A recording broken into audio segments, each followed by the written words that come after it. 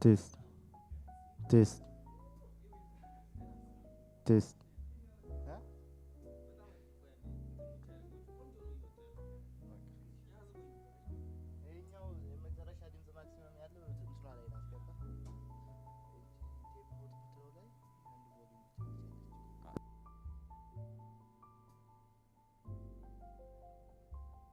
Test,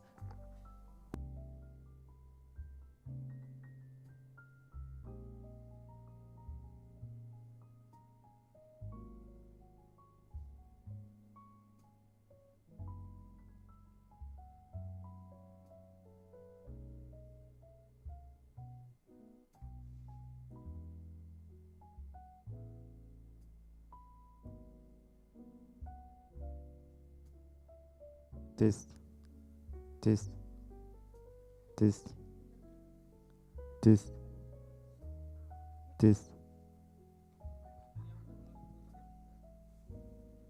Internet governance for Caucus Room. Test one.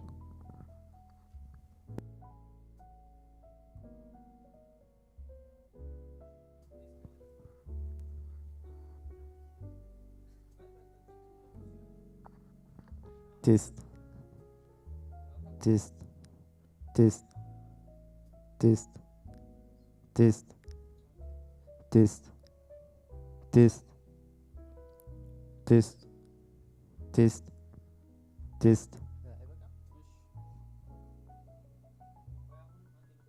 test,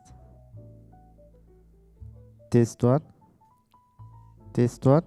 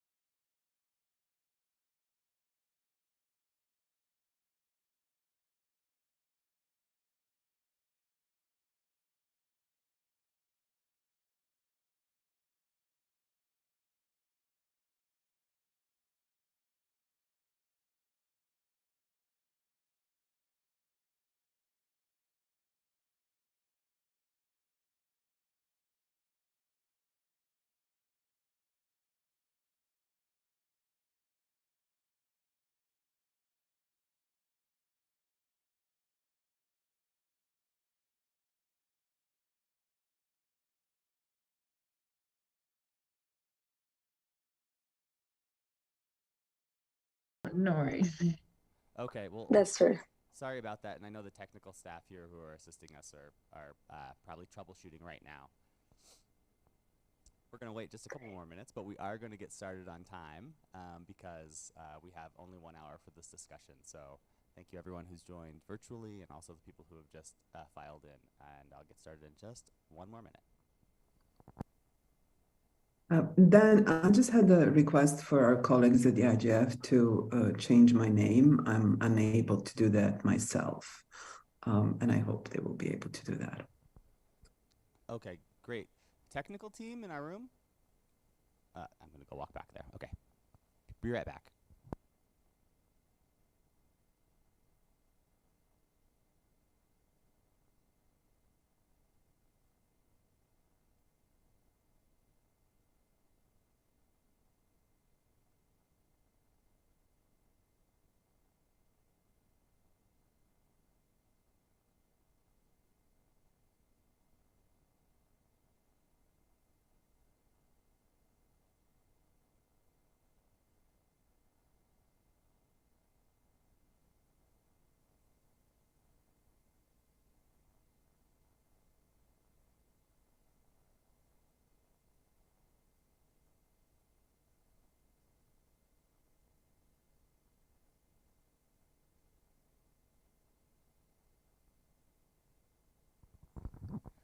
Hi.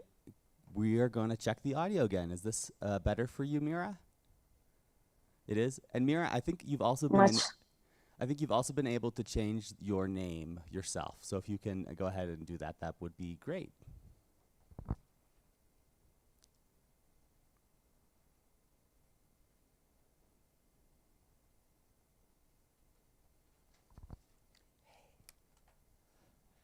Great. Good morning, everyone. We're going to go ahead and get started. It is now 9:30 here in Addis. My name is Daniel O'Malley. I am the Senior Digital Governance Specialist from the Center for International Media Systems. And it's my honor to be moderating this panel, Move Fast and Fix Policy. So oftentimes we hear from Silicon Valley, move fast and break things, but here we want to move fast and fix things. Over the past year alone, 48 countries have proposed laws or new policy directives aimed at regulating social, economic, and political engagement online, according to research from Freedom House. This is everything from content moderation to data protection, disinformation laws, and it seems that change in the digital policy landscape is accelerating as governments and policymakers are compelled to develop and implement laws as quickly as possible. We see this in the UN system as well, with the focus on the Global Digital Compact, the UNESCO's regulatory framework. So there's a lot of interest even at the multilateral level on these issues. However, the rapid pace of change can pose challenges to robust multi-stakeholder engagement, as that input becomes increasingly difficult for diverse stakeholder groups to provide meaningful input at the national, regional, and international level quickly. This is exacerbated by the growing range of digital policy proposals, as well as the fact that even small changes in one policy area can have ripple effects in other seemingly distant areas. So my institute works on media development and digital media sustainability, and we see changes to content moderation can have broad impacts on how media outlets work, for example. Now, moreover, the policy discussions that we are having are often dominated by typically two stakeholders. Governments have a really big role in this, particularly the active governments in this space, the US, EU, and then also big tech. And so without broad-based multi-stakeholder engagement, there's a higher chance that new policies will be poorly conceived or, in a worst-case scenario, infringe upon internationally recognized human rights, and also might just not accommodate the context in which these policies are eventually implemented. So the goal of today's panel is to first identify the problem and how it impacts different sectors, but then more importantly to think about what success stories already exist and how we can improve an inclusive and democratic policymaking process. Now, this panel has been organized by the Open Internet for Democracy Initiative, which is a joint project co-organized by the Center for International Media Assistance, the National Democratic Institute, and the Center for International Private Enterprise. And the goal of this initiative is to foster a democratic engagement from all sectors of society in the digital governance process.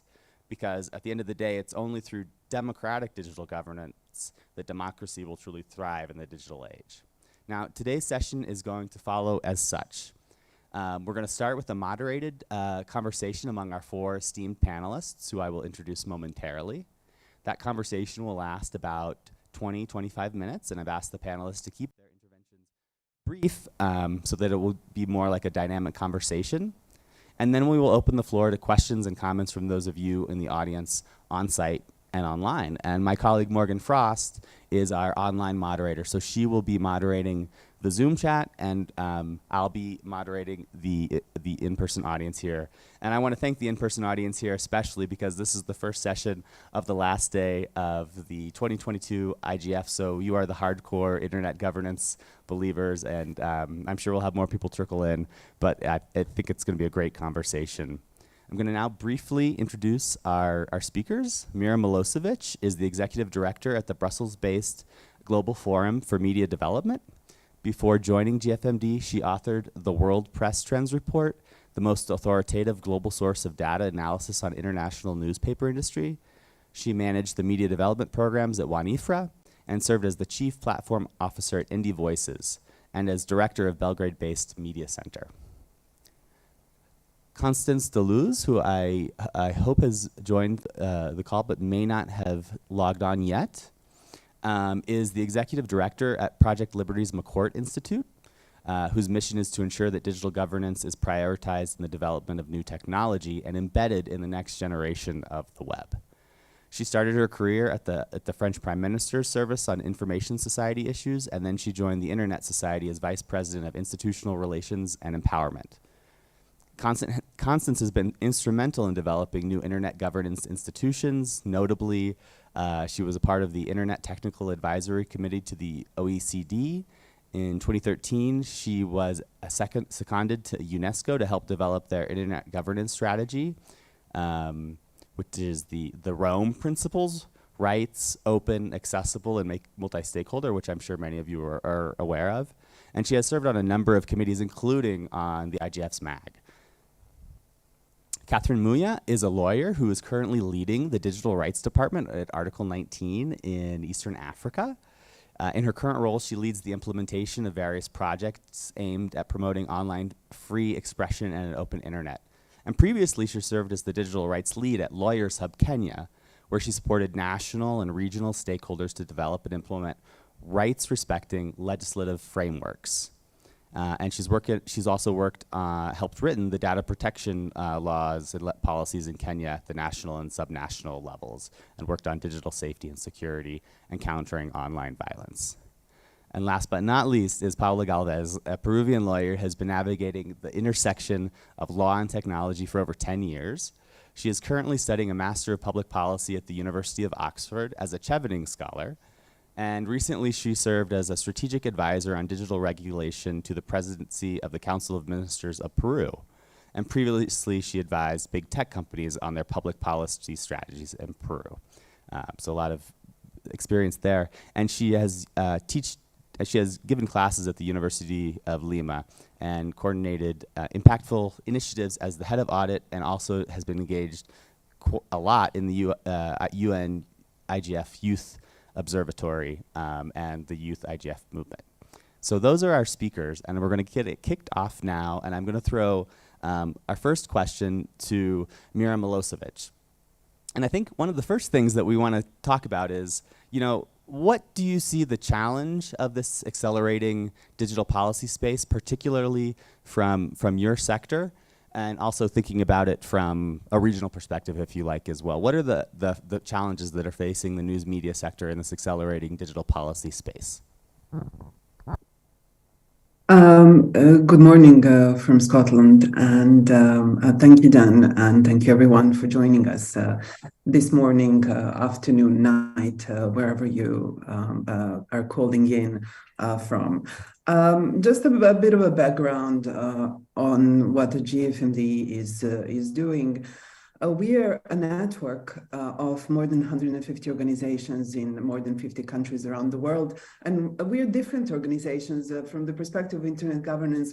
We have small fact-checking organizations. We have policy organizations such as Article 19 here with us today. And we also have organizations that promote press freedom and media development, support to journalism all over the world, such as investigative journalism network. So we have different policy interests and different also advocacy targets and goals within our own network. We are seen as a neutral partner to all of our both members, but also partners that we cooperate with around advocacy and policy. And that gives us a really privileged role in many processes. For instance, in the European Union, we facilitate something called EU Media Advocacy group and exchange, where different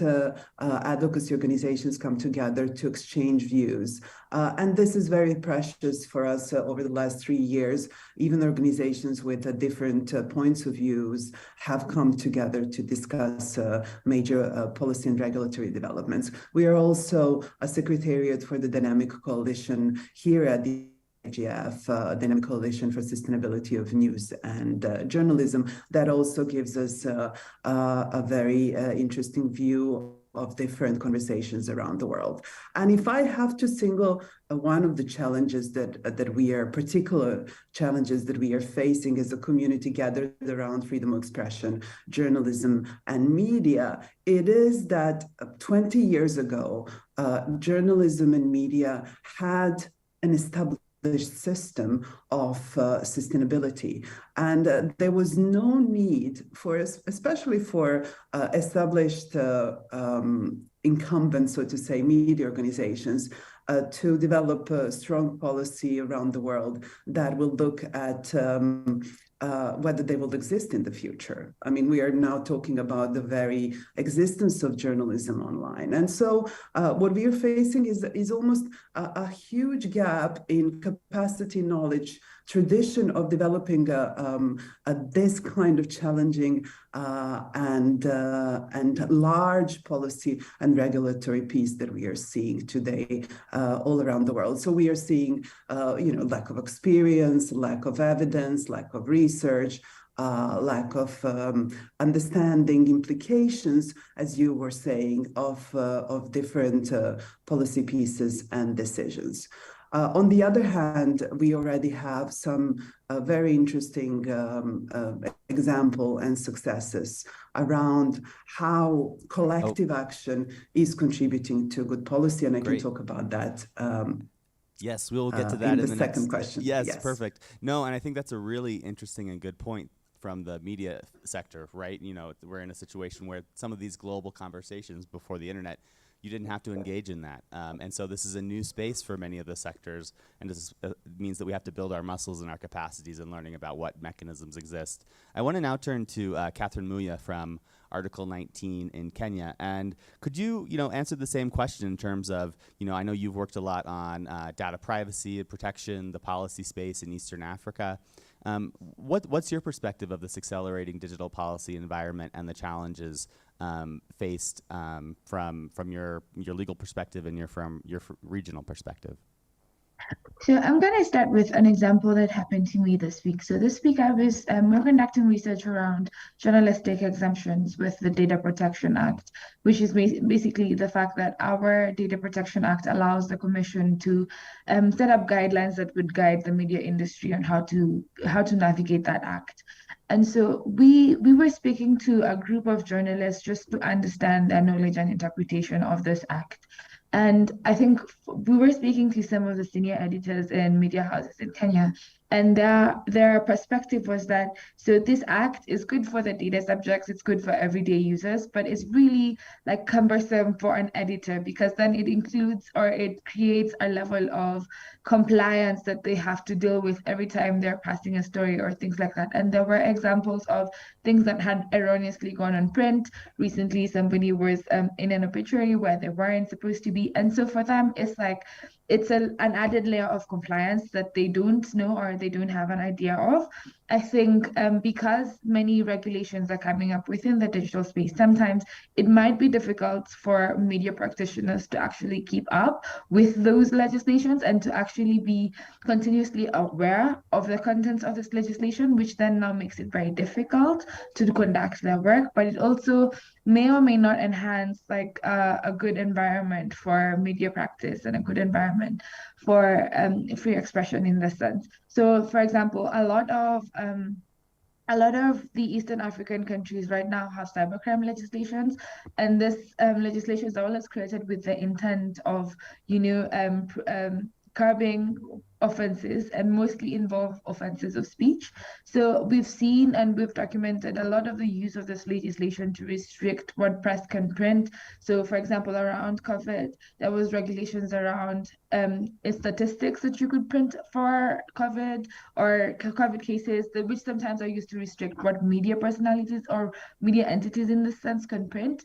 And then also there's the criminalization of publications. So with the offenses, it becomes very difficult that you might actually print something and it becomes like a liability for yourself, especially because in the media space, you might have people who are within an institution and freelancers.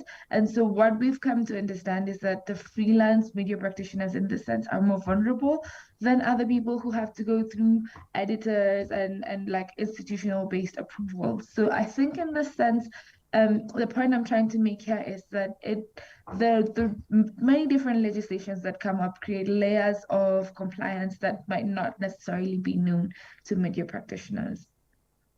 Great, thank you, Catherine. And I think it's really good to bring a concrete example of what this means. And I think we see this a lot with cyber crimes, which are often developed from certain sectors of government, but not thinking about other sectors of society, which is just another example of why multi-stakeholder discussions and inclusion of different voices is important in developing this policy.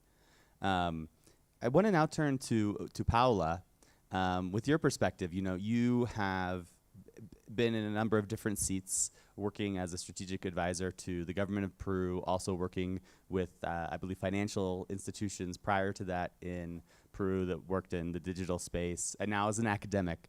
So, from these different vantage points, how do you see this current environment, and what is this environment? How are things taking shape, particularly in the Latin American context? Sure.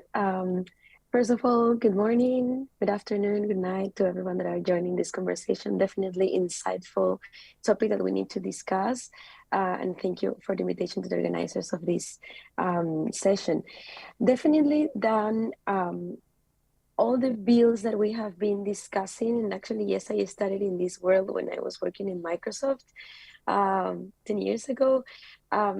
They are very different, and I can see the approach of the government, and even in the Congress, it's different. Unfortunately, I cannot say that the teams involved in preparing these drafts, in working on the regulation, have more knowledge on the digital ecosystem and how it works and how they are embracing multi-stakeholderism. Unfortunately, I don't see that yet. And I can even speak because I've been working in the Peruvian government until September this year. And it's difficult to change the cultural mindset when they consider that the government has the only view, even though these topics are so new and they're evolving so fast, right?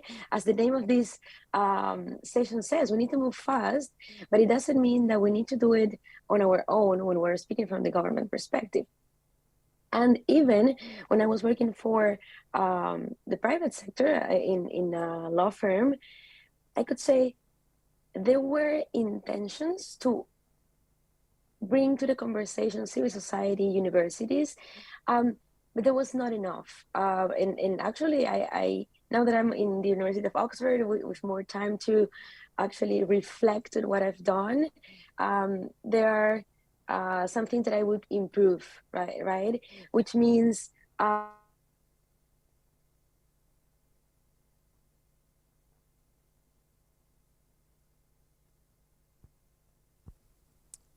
I think we may have a challenge with Paula's audio. Are we connected with the other Zoom speakers? Yeah. Okay.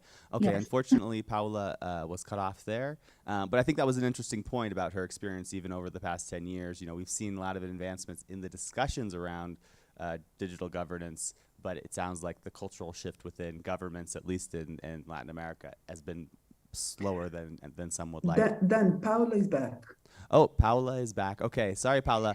I'm so sorry. No, go ahead. Even in the UK, we have these problems with connectivity. I will wrap up briefly, Dan, so we can move on.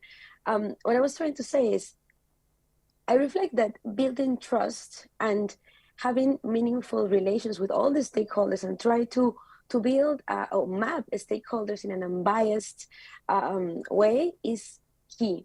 And I didn't realize that first. So when we try to approach stakeholders or try to build work on roundtables, workshops, that's very practical. But first, we need to do a step backwards and say, okay, how am I building trust with my stakeholders? And in parallel, how to look in new stakeholders or at the underrepresented ones. Because, for instance, in my case, I would always invite two of the typical NGOs, but there are more. And actually,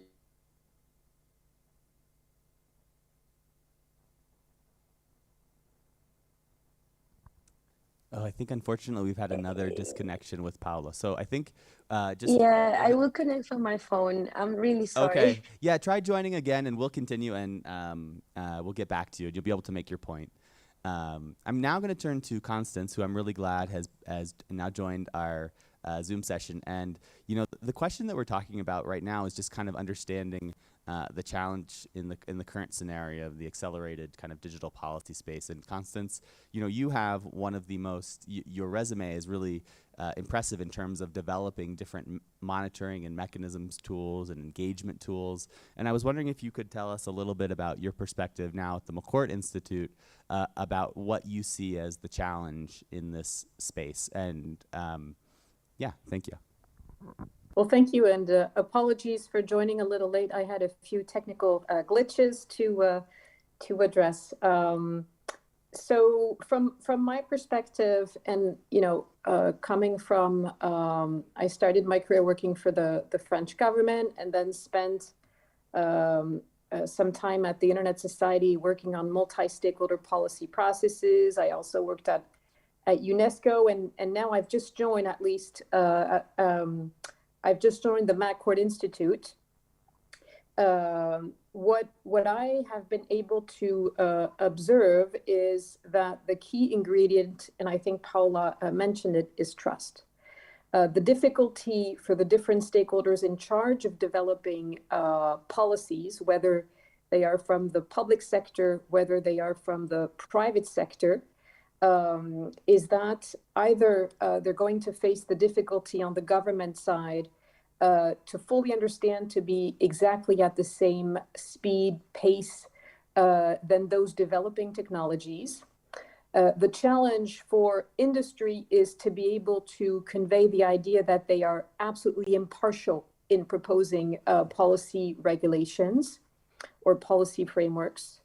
And hence, the conclusion I would reach is that it's important to have structures out there who are perfectly inclusive when it comes to having representatives from civil society, consumers associations, youth, academia, but also, and Paula mentioned this, the importance of having representatives from maybe other countries than the usual suspects, countries who have individuals who might be, you know, the next leaders of SMEs in specific tech markets, and so on and so forth. The importance of offering impartial platforms that are scientifically backed up, so they're able to produce rigorous work, and who therefore are able to offer a forum that is providing trust and comfort to all stakeholders who can come together. The Internet Governance Forum is an excellent example. It's under the auspices of the United Nations, but the decision-making process is fully multi-stakeholder. It's open, it's bottom-up, it's grassroots, and it has technical industry policy leaders at the table. And I think that's why it's very interesting to see the development of these best practice forums, recommendations that are progressively coming out of the Internet Governance Forum. At the MacWord Institute, which is still a quite new organization, this is our goal. It is to work in partnership with academia. We have founding partners Sciences Po in Paris and Georgetown University in the US, and we will be expanding progressively the set of academic partners we would like to work with. And based on the findings of this actionable research, practical research that we are supporting, our goal is going to be to engage a wide set, a multi-stakeholder community to reflect on tomorrow's policy, but also technical governance when it comes to Web3. So to wrap up, I think the key ingredient is obviously going to be trust. And it's important to participate to support, to create some impartial platforms, such as the Internet Governance Forum, such as the MacWord Institute that we are building in partnership and under the auspices of a broader project called Project Liberty. But there are other multi-stakeholder platforms out there.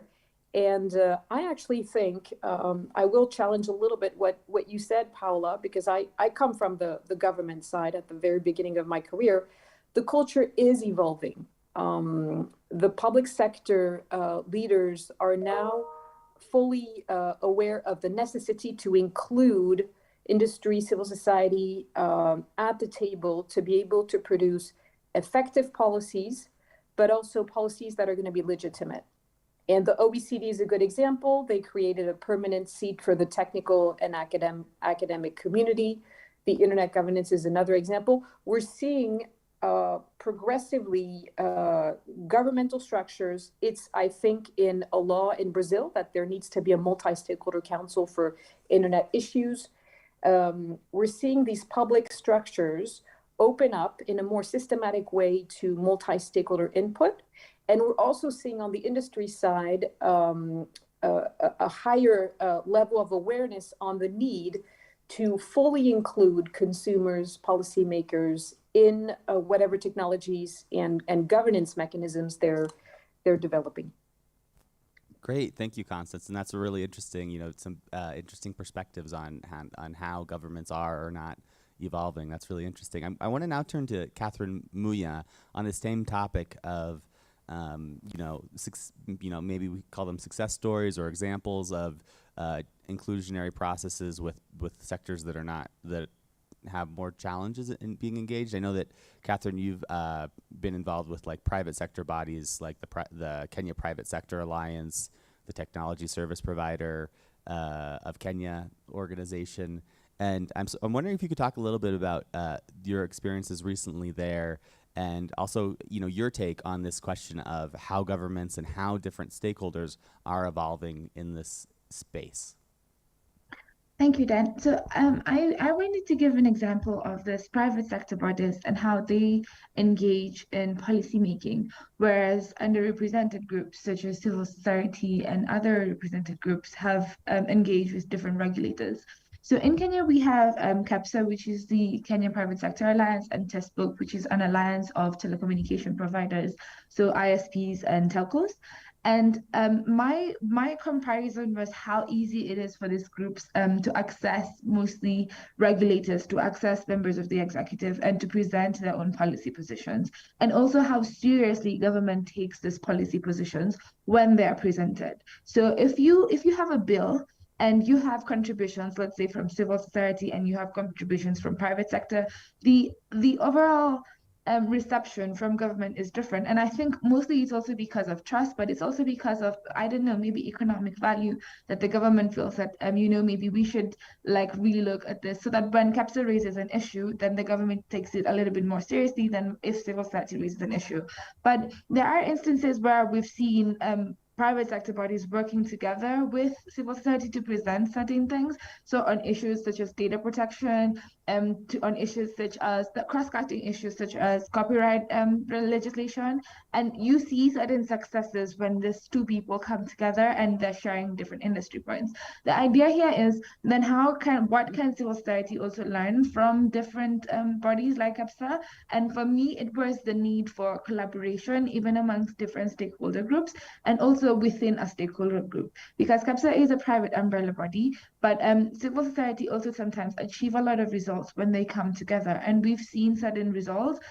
So, for example, in legislation or challenging legislation such as the Huduma Bill in Kenya, and really just engaging the government and getting the government to listen, because they all work together as stakeholders and more or less exploiting their different strengths, exploiting the different strengths of different organizations.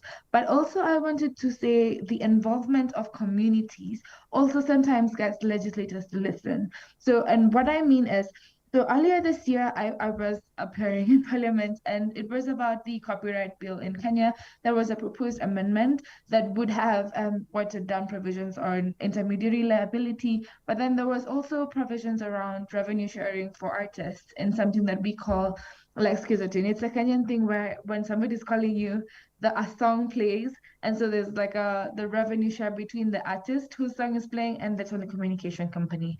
And so what I noticed that really moved legislators is the fact that these artists came together and they were able to demonstrate to the legislators how this legislation was affecting them. And because they were the particular community that was being affected by this legislation, they were able to really move Parliament to the part that that amendment was really passed with very minimal objections. So what I learned from this is that even as you are members of a certain group doing certain work, it's also really important to bring the particular stakeholders who might be underrepresented, who do not have that capacity, but just bring them in to sort of voice their own concerns about certain legislations, which obviously sometimes leads to better results. So those were a little bit of my takes on events. Great, thank you, Catherine. And I'm going to turn next to Mira, but I just want to remind the audience that we're going to opening up for questions. So both audience on site here in Addis, as well as our participants online, please start to ready your questions. Mira, so I know you are already interested in telling us about some success stories. I thought the example that Catherine just mentioned was really interesting. It does seem like it's, once something's happened, you can bring a community that's been affected and advocate for change. But, I think one of the things we also need to think about is how do we proactively think about these to mitigate, even if they're minor challenges, in advance. And I think about, the work that you and I have done on media is a lot of these things, once they're in place, they're kind of hard to undo, even if they're a very sympathetic community in terms of the community that's producing high quality journalism. So I'm wondering if you could talk a little bit about some of the success stories and lessons learned from your experience working in this digital governance space. Yes, thank you, Dan, and thank you to my colleagues who have mentioned some really important points, and there is a lot to unpack. Just linking to something that was said around mapping and looking who's out there and those kind of coalitions of civil society or other types of stakeholders that come together in certain situations. So one of the big learnings that we've had over the last couple of years, especially with the EU media advocacy group, that it's very important to create a space for different stakeholders to come together on a permanent basis. So it's not enough to come together when something happens and just do it last minute. And so having this space that gathers around different subjects and creates this trust over time even between stakeholders that have different opinions. So what are we facing? For instance, we had a successful example of ads tracking, anti-ads tracking coalition in Europe. And it was successful in terms of managing to get their policy attitudes into the Digital Services Act. And Europe is the first region where tracking will be limited. And there are areas, especially around minors, where this is going to be implemented almost fully. But at the same time, there are media organizations that were against this. Thinking that this will limit their ability to earn money. And so it was very important to have a space where you understand media associations that came together and said, this is the argument that we have. Now we have a similar situation around the European Media Freedom Act that is being drafted in Europe. And it's really important for us to have a space where different organizations like digital rights organizations come and say, well, we see this as a media exemption as a potential backdoor for misinformation to come in. And then big media associations are coming and saying, well, this is the first time that press will have statutory regulation in Europe. And this can be a dangerous precedent for governments that are not friendly to journalism and media to establish regulation of the press that traditionally in Europe was always self-regulated. So there's so many nuances and details, even within the smallest pieces of regulation that are coming in. And we need to understand that having these spaces first to have different stakeholders with different opinions, where they can safely and with confidence discuss these issues, very important. This takes time, resources, energy, and persistence. Then the second thing is to map and know where these expertise live regionally. And so if you come from other region, to know that, there is fantastic case coalition, a coalition against SLAPs in Europe that also can give, for instance, different experiences to our colleagues around the world. Then finally, of course, for all these multi-stakeholder processes, not only to open the space to civil society, but to empower it, to give it resources, and also to understand that civil society as well comes with different shapes and colors and traditions, and that we need to listen to all these voices to be able to create a policy and eventually some pieces of regulation that work both for users, both for media and journalists and other parts of our societies.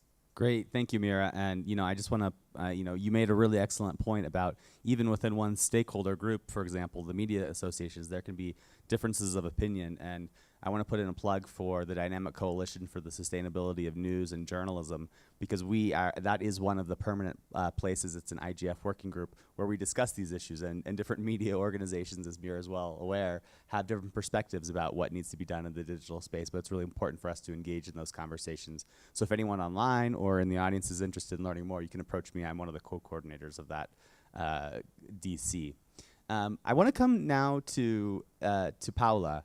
And I know you have a lot of experience working from a government angle, working with civil society, and that you have ideas about like what works and how to build trust.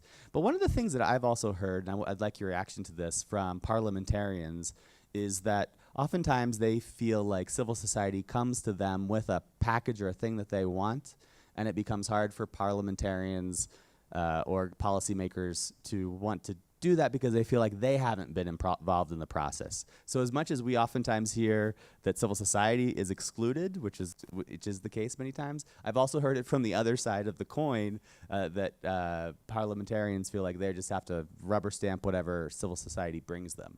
You have a unique position there to think about that. So I'm wondering about your experiences on what works, and then also on that question of because it's really important that we work with like-minded human rights respecting parliamentarians and governments. Definitely. Thank you for the question. Actually, in Peru, we've had the most proposals from the Congress rather than the executive branch, but where I was serving. But it was my task to discuss with the congressman and their team how to better improve these proposals. And I didn't have this reaction, to be completely honest. However, they would like their proposal to be as it was drafted. However, the multi-stakeholderism they understood was important, and actually the digital transformation system in Peru is approved by a law that establishes that these conversations, that the approval of these regulations must be done under a multi-stakeholder approach.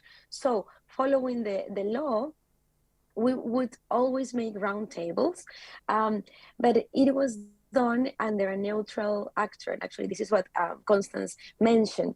In Peru, what we did was held these meetings in a university. So academia was the host of the meeting to discuss some proposals. And when I was discussing with several civil society NGOs, they would say that they felt more comfortable in that place rather than in going to Congress, because it would imply that for them sometimes they were looking for specific opinions, but not what really the NGO could afford, could complement to the regulation. So actually it worked very well. However, to bring more NGOs, or even the small ones, I remember once I wanted to have the voice of LGBTQ plus community, which were not always included.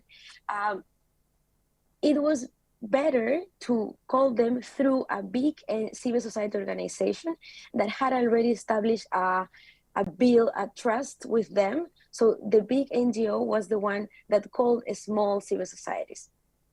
Also, for having SMEs in the table, which for me was very important, I would call it's called the Peruvian SMEs Association, and they would call to other small chambers, because it's a matter of trust. Actually, that's how I will resume it. How can I summarize it? If you build the relationship engagement with them, they will come and they will share their insights. I would say that most of the bills in Peru were not approved because the crisis in Peru makes sometimes that these bills take a lot of process, and then it changes the congressional term. But these discussions also help for the next bills to be presented.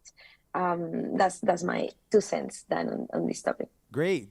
Thank you, Paula. That's really interesting. I also think that's interesting about that point. I never thought about, how you can have larger, more well-established civil society organizations reach out to the lesser established. So that's a part of a process, and that could be addressed. I want to now turn to Constance, because you have so much experience building these kind of neutral mechanisms. And I was wondering, we have talked a number of situations about Europe, and I was wondering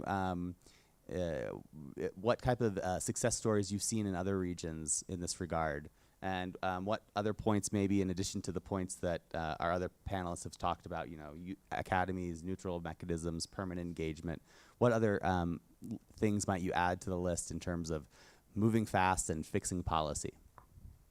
And then we'll be turning to questions. Thank you for the question. I was very intrigued to see over the years that some of these open multi-stakeholder processes actually were put in place in countries where the digital economy was not necessarily the most rapidly developed. I mentioned Brazil previously. We've had the example of Kenya. So just to point to the fact that you have very inspiring examples of agile and inclusive mechanisms who stem from different places in the world. And it's sometimes a good source of inspiration, I think, and a good example setting for some of the most developed digital economies of the world. The second aspect is, I think, the cultural change that we've been talking about. I'm convinced it's in motion, and I've seen it because 20 years ago, laws were not developed in a systematically open multi-stakeholder fashion. There were no institutionalized channels for civil society to come and share concerns, thoughts, for industry to come in a systematic way. And now these platforms, these channels, these fora are multiplying, whether it's at the national or international level. And I think that's very good. And I think it's ongoing effort. It's something we're going to have to continue nurturing, asking for, improving. One aspect I would highlight, and that I don't think was mentioned yet, is that it's not enough to simply open channels of communication, to have good policies, good governance mechanisms, good technical governance stemming either from industry or governments. It's very important for the different stakeholders to actually be educated, to be equipped with the knowledge that's going to be necessary to fully understand what's at stake. And in this regard, the different platforms, impartial, that we've been talking about, Internet Governance Forum, MacPort Institute that we're building today with Project Liberty, but there are others out there. Internet Society that has done a tremendous work over the past 25 years. In addition to that, I think these organizations, in parallel to facilitating inclusive processes, asking for open channels, highlighting the importance of multi-stakeholder dialogues for technically and scientifically grounded regulations, it's important that we also concentrate some of our efforts and resources in empowering people very concretely through e-learning programs, through fellowships, through briefing sessions with parliamentarians, any action that can equip, from a knowledge point of view, those who need to make decisions tomorrow, I think is going to be equally important, in an impartial way, of course, is going to be equally important to opening from an institutional point of view, the possibility, the channels for different stakeholders to contribute. Otherwise, all of our multi-stakeholder processes are going to be simply cosmetic. So for me, it's very important to advance on both fronts, empowering individuals, and we could also talk about how to reform educational systems for youth. That's equally important than actually equipping policymakers or parliamentarians. And in parallel, of course, continuing to open up these multi-stakeholder channels. Great, thank you, Constance. And I'm glad that you're seeing positive movement in this space, and I fully agree with you that we need to make sure the stakeholders aren't just present, but also informed and being able to engage, especially as there are more of these processes out there. It can also be a lot of time and energy, and so we need to dedicate resources and capacities to that.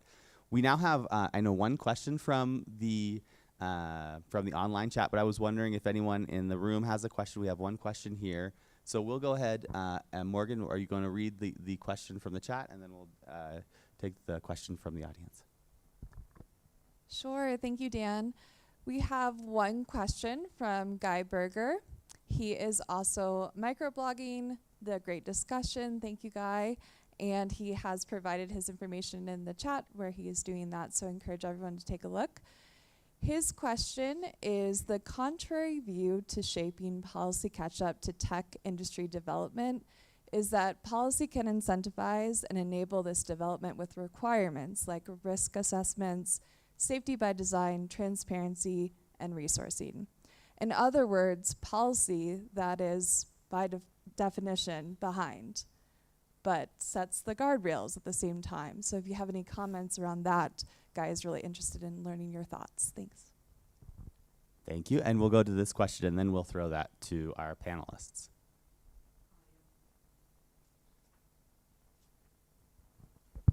Hi, Helani Galpaya from Learn Asia. Policy is about in the initial making of the policy, whether it's reactive or catching up with what's going on.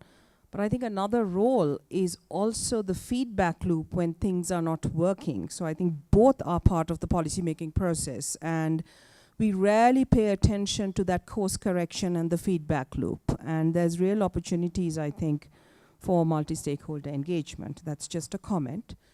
The question really, I mean, I came to this session because it was nicely titled Move Fast, Fix Policy. So there's been a lot of nice stuff about the process of engagement. But what is the answer to speed, actually? We do need to get that done fast. And I personally don't know of one. I mean, we work in policy windows, and the only solution is to have built up a long-term cadre of people, at international level, local level, who can engage when a sudden policy window opens up. So there's a speed element there. And to having done the research so that you have your guns lined up when the window opens and you go. That's civil society, that's trained people, that's government with capacity, the networks to connect, all of that. So that's certainly one part of the solution. But how do we address the issue of speed? I really haven't heard anything about speed from the panel. Thank you. Great, thank you for both of those questions. We're going to take those, and I want to see who on our panel would want to address the question from Guy about how do we build things that aren't just the guide rails once things go wrong, this intervention about the feedback loop, as well as speed, which is important. How do we address that? Any takers from the panel? Mira? Yes, thank you, Guy. And I haven't caught the name of our colleague from Learn Asia. Helani Galpai. That's Galpai. Thank you for the question. I think excellent one, and I think they're connected actually. So to Guy's question in terms of catching up. I think that we are not only catching up, but we are participating in policy and regulatory framework that I think is mostly set up by the big companies. What do I mean? Is all these conversations and what we are putting in motion are not fundamentally challenging the systems and architecture and also the business model of the platforms in place. And so there are bits and pieces that are being done. And so in terms of risk assessments, I think they're crucial, and safety by design, of course. But then when it comes to transparency, it's also very important to look behind the transparency reports and what is meaningful transparency for different groups. For instance, in terms of journalism and media, transparency that we are getting from platforms at the moment is not meaningful because we can't disaggregate transparency reports around certain groups, and then you will have our colleagues from Online Coalition Against Online Violence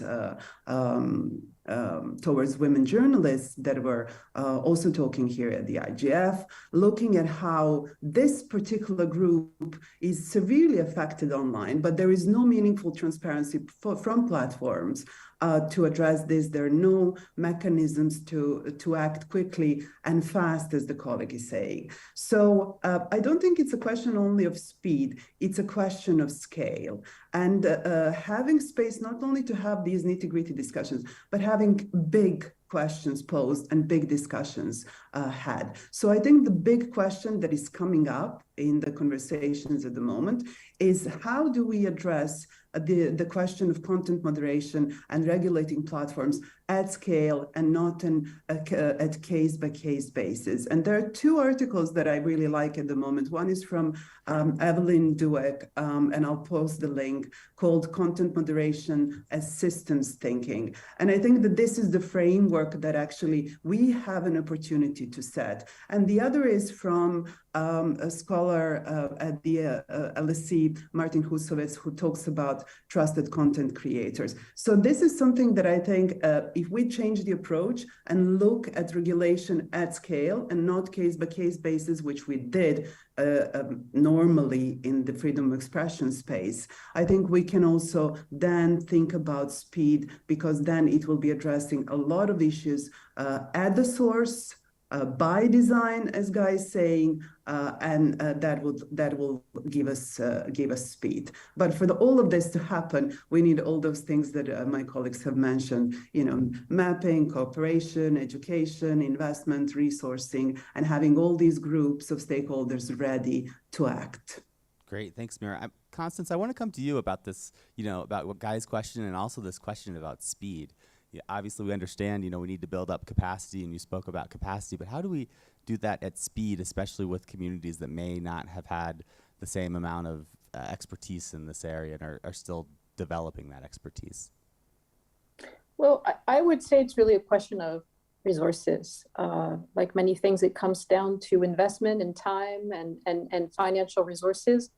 Organizations like the MacWord Institute, but also I've seen this at the IGF or around Diplo Foundation, have been training hundreds, thousands of individuals, whether students, policymakers, industry leaders who actually design policy through technology. And this is something that needs to continue, but to address the question about speed, and this is, the example that my colleague was just describing. It's post-regulation. It's actually about, okay, once we have regulation, do we have the right transparency guarantees, mechanisms in place to verify that platforms, different players, industry, but also beyond, are complying with law? And can users who are not necessarily educated from a tech perspective or even a regulatory perspective, do they have a mechanism? Do they have an impartial party to go to for help, assistance, and verifying that the way they've utilized a service or consumed information through a platform or interacted with some sort of digital service, is it compliant with law? And here, I think it's going to take a bit more time and probably additional resources to equip the ecosystem with those impartial third parties, go-to people who can be a resource to consumers, internet users, and who can also provide a channel of trust for these different individuals. And that, from my perspective, we've seen some attempts, but from my perspective, it's probably going to be one of the next priorities for the different players in this field. And the nonprofit sector will have a role to play. Academia, impartial organizations, civil society is going to be key in that conversation to back up internet users and ensure that we actually co-create, co-design a space where not only regulation is developed in a multi-stakeholder fashion, technology is ethical by design, but also, I would say, in a post phase, in a phase 2, compliance, accountability is also equally trustworthy. Great, thank you. We're going to add one more question. We have one more question in the audience, and then I'm going to pass it to Catherine and then Paula to respond to all three. Thanks. So it was mentioned that how Excuse me, could you please introduce yourself, name? Sure. So my name is Masai, and I'm from Center for International Private Enterprise, Ethiopia. So like it was mentioned that how governments are evolving, but in my opinion, like it depends on from where and which angle we are looking at. Like for example, like in Ethiopia, there are visible and commendable change, like openness from the government side to sit and discuss with the private sector, civil society organization when it comes to policies and stuff. But the problem is like when it comes to changing or putting policy into action, there are huge gaps. So so my question, like, goes to all the panelists. What do you advise, like in strategies now you can share, like the private sector, the civil societies should follow to push government to put their words into the immediate action. Thanks. Great, thank you. And unfortunately we're running out of time, so I'm going to pass this to Catherine and then Paula to answer these three questions, and try to be brief as we only have a couple more minutes here in the conference room. Okay, I was going to give an example of the speed question, mostly because I've seen it work in our context. So one of the examples I would have given around speed is when the stakeholders are pushing for regulation and working together with regulators. So the example I have is, for example, in Kenya, we have regulation around community networks, not really related to media, but access to the internet. And how we came about to having this regulation is it was really like an industry-supported push from civil society working with others, learning across each other, and then presenting it to the regulators, and the regulators allowing the space for the development of these regulations. So really, it makes that policy-making process really easy because it comes from industry and academia-led research that's presented to the regulator, who then says yes. But then the other point I wanted to make is cross-learning and cross-collaboration. So for example, I once gave a talk about our infrastructure regulations to the Namibia IGF and the Namibia Regulatory Authority, the Communications Regulatory Authority, and they were really keen on taking it up and pushing it because I presented all the advantages that we have from our own different regulations. So that's the way in which when you present evidence-based cases, and then it makes the policy making really quick and really fast. But then again, and so that goes also to the second question in terms of the implementation. Really, sometimes regulators want evidence case and like seeing how much you can benefit from this policy to push and drive the implementation. So I guess that those examples more or less answer the both questions, but then it also goes to promoting collaboration and, as my colleague said, multi-stakeholderism, just to push for these things and to push for the implementation.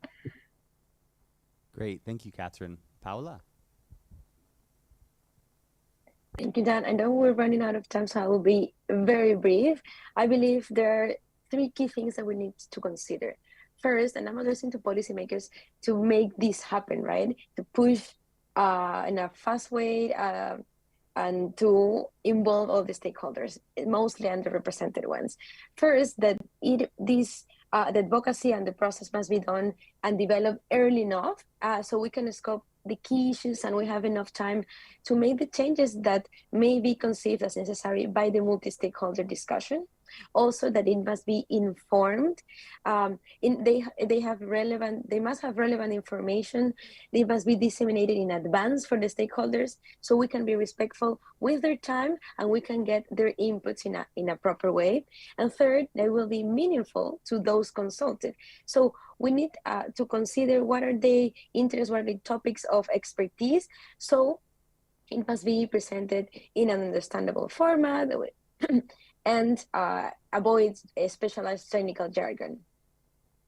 In terms of the SMEs or civil society to be prepared, because capacity building is so important, I would encourage that they are always connected with universities, with academia, because they're always open to share papers and as Mira said, or share, there are always information online, but it's important to contact people and ask for resources because I've seen here in Oxford that they're always open to share.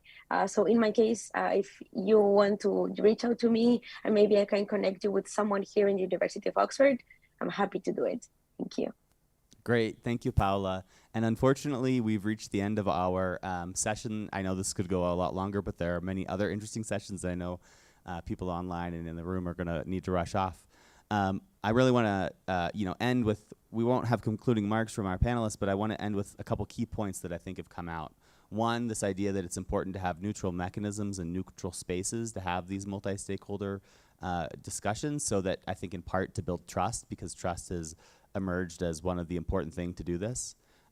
Permanent engagement is important. We can't just one-offs every here and there is not going to build trust either, and it isn't going to build enough of the knowledge and capacity that we need, especially if we want to do these things quickly.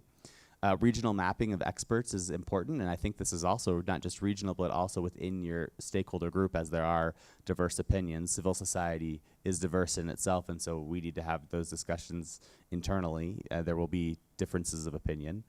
It's not enough to open channels of communication.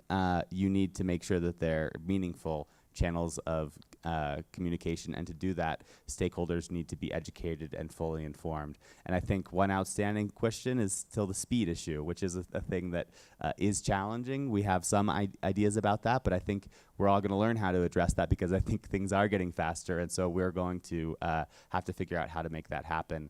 I think it will be really important. The digital governance space is increasingly important to our economies, societies, democracy worldwide. So it's really been a pleasure to have this panel, have the speakers talk with us, because it gives me hope about the future and what we can do to build together as we build networks to improve the digital governance space. So let's please give a round of applause to our speakers for their time and generosity with us.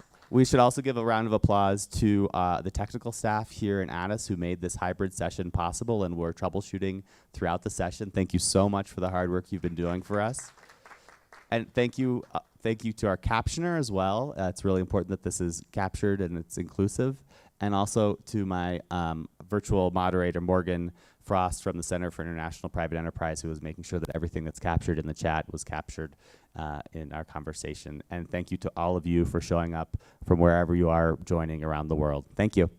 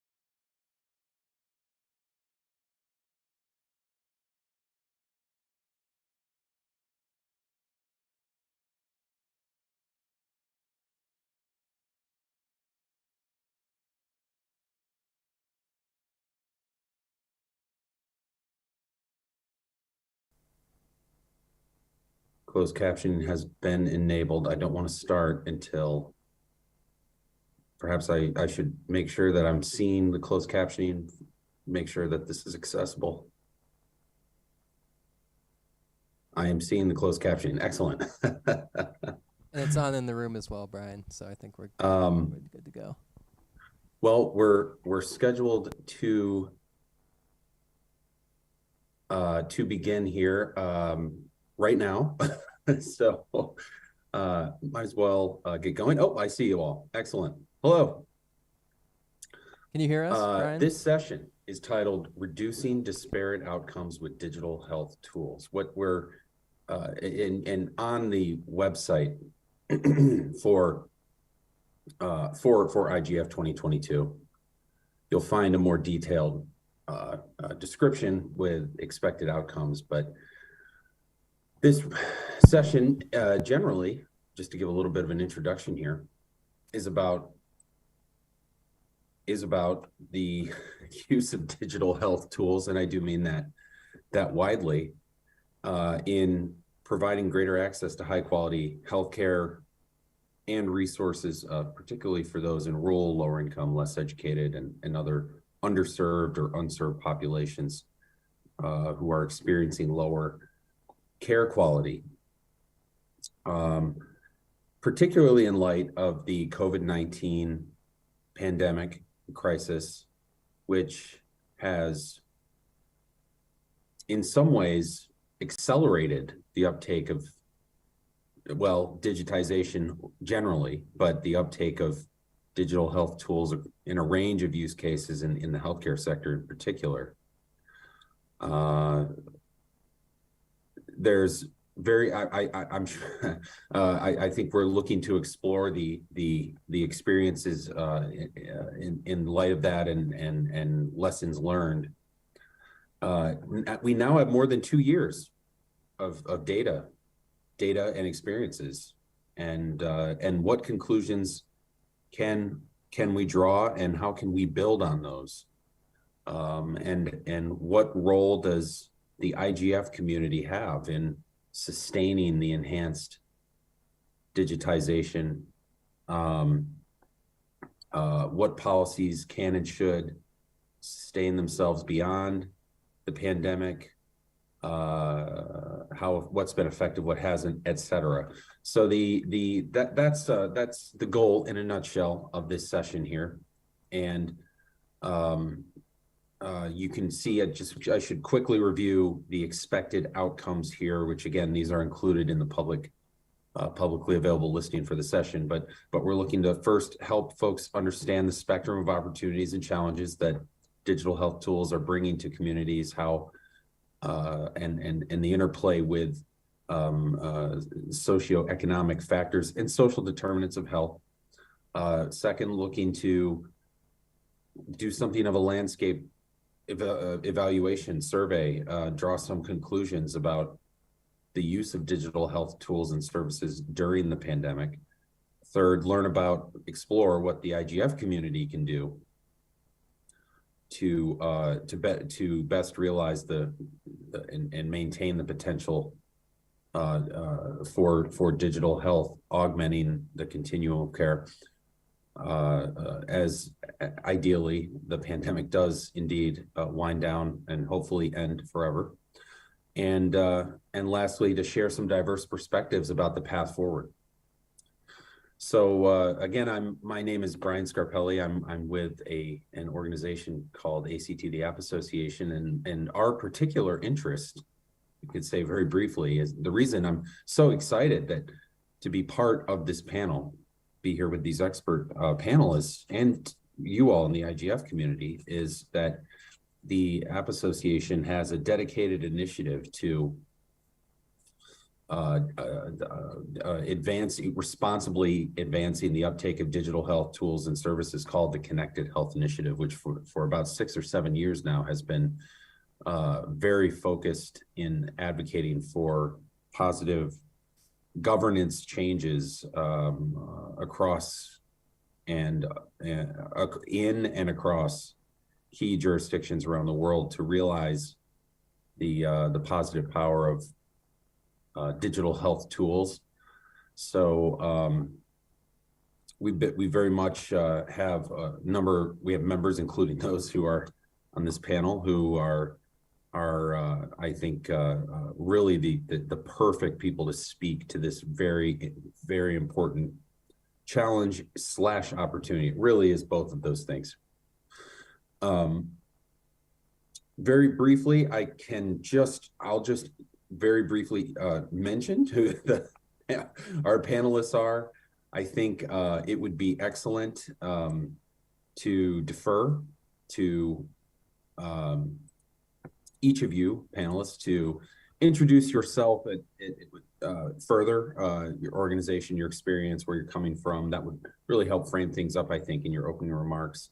But our expected format here today is to have each of our expert panelists do exactly that, introduce themselves, provide some opening framings, perspectives, remarks, and then we have lots of questions. I have lots of questions to ask, but ideally we'll have engagement and interventions and questions from you in the IGF community, be it the people in the room or the growing number of participants that I'm seeing already, which is great, on participating virtually. So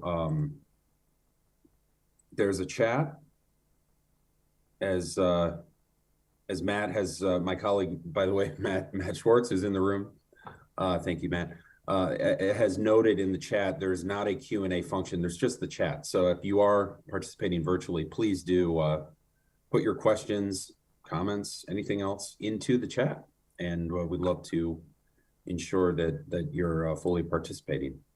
So the panelists we have here, Svetoslav Vizitu, Elena Melanina, and Betsy Furler are all, I think, like I mentioned, not too much in anticipation here, build up on my part, but I think all have very unique and important perspectives and experiences from where they sit. So I guess if it's okay, Svetoslav, I'd love to turn it over to you to start, to provide some opening remarks and introduce yourself, and then Elena, and then Betsy after that. Hello, my name is Svetoslav Vizitiu, and I'm representing the Velo. Is the startup based in Europe, in Romania, and we are helping the families with overweight and obese children. And we also already signed with Minister of Education in Romania, and our program is quite good making now in Romania, but meaning all the schools are making this fun let's say lessons, and that's what we're doing now. It's a short introduction. Good morning or good afternoon to everybody. My name is Elena Melanina, and I'm data director at the European organization representing patients living with rare diseases. We do not work directly with patients, our members are, and we do have members in more than 71 European countries for the moment. And rare diseases, basically, you can find the variety of definitions of what it is, but basically it's the condition which is more rare than chronic diseases, more rare than anything else we're used to. So there are quite many challenges for this specific group, and there is not so much data available, so sometimes it's just 5 people in one country having that condition. So we do work quite a lot on data uses for research. We also do quite a lot of advocacy for different social rights and all kind of issues people of that group face. So I'm looking forward to have a discussion with you today, and thank you for coming. I'm Betsy Furler. I'm from Houston, Texas in the US, and I am the founder of a software startup called For All Abilities. We work with employers, helping them help their employees with or without a disclosure of a disability. I'm also a speech therapist and have worked extensively with people of all ages and abilities, and I have a lot of lived experience in the healthcare industry, both professionally and personally.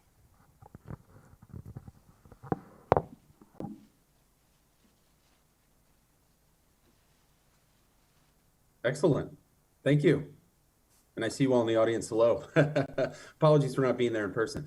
Okay, excellent. Well, I think just some opening questions that I hope will, first of all, I'd love to hear from any and all three of you, of our expert panelists on this question here. But also I hope that this starts to provoke some thoughts from the community here.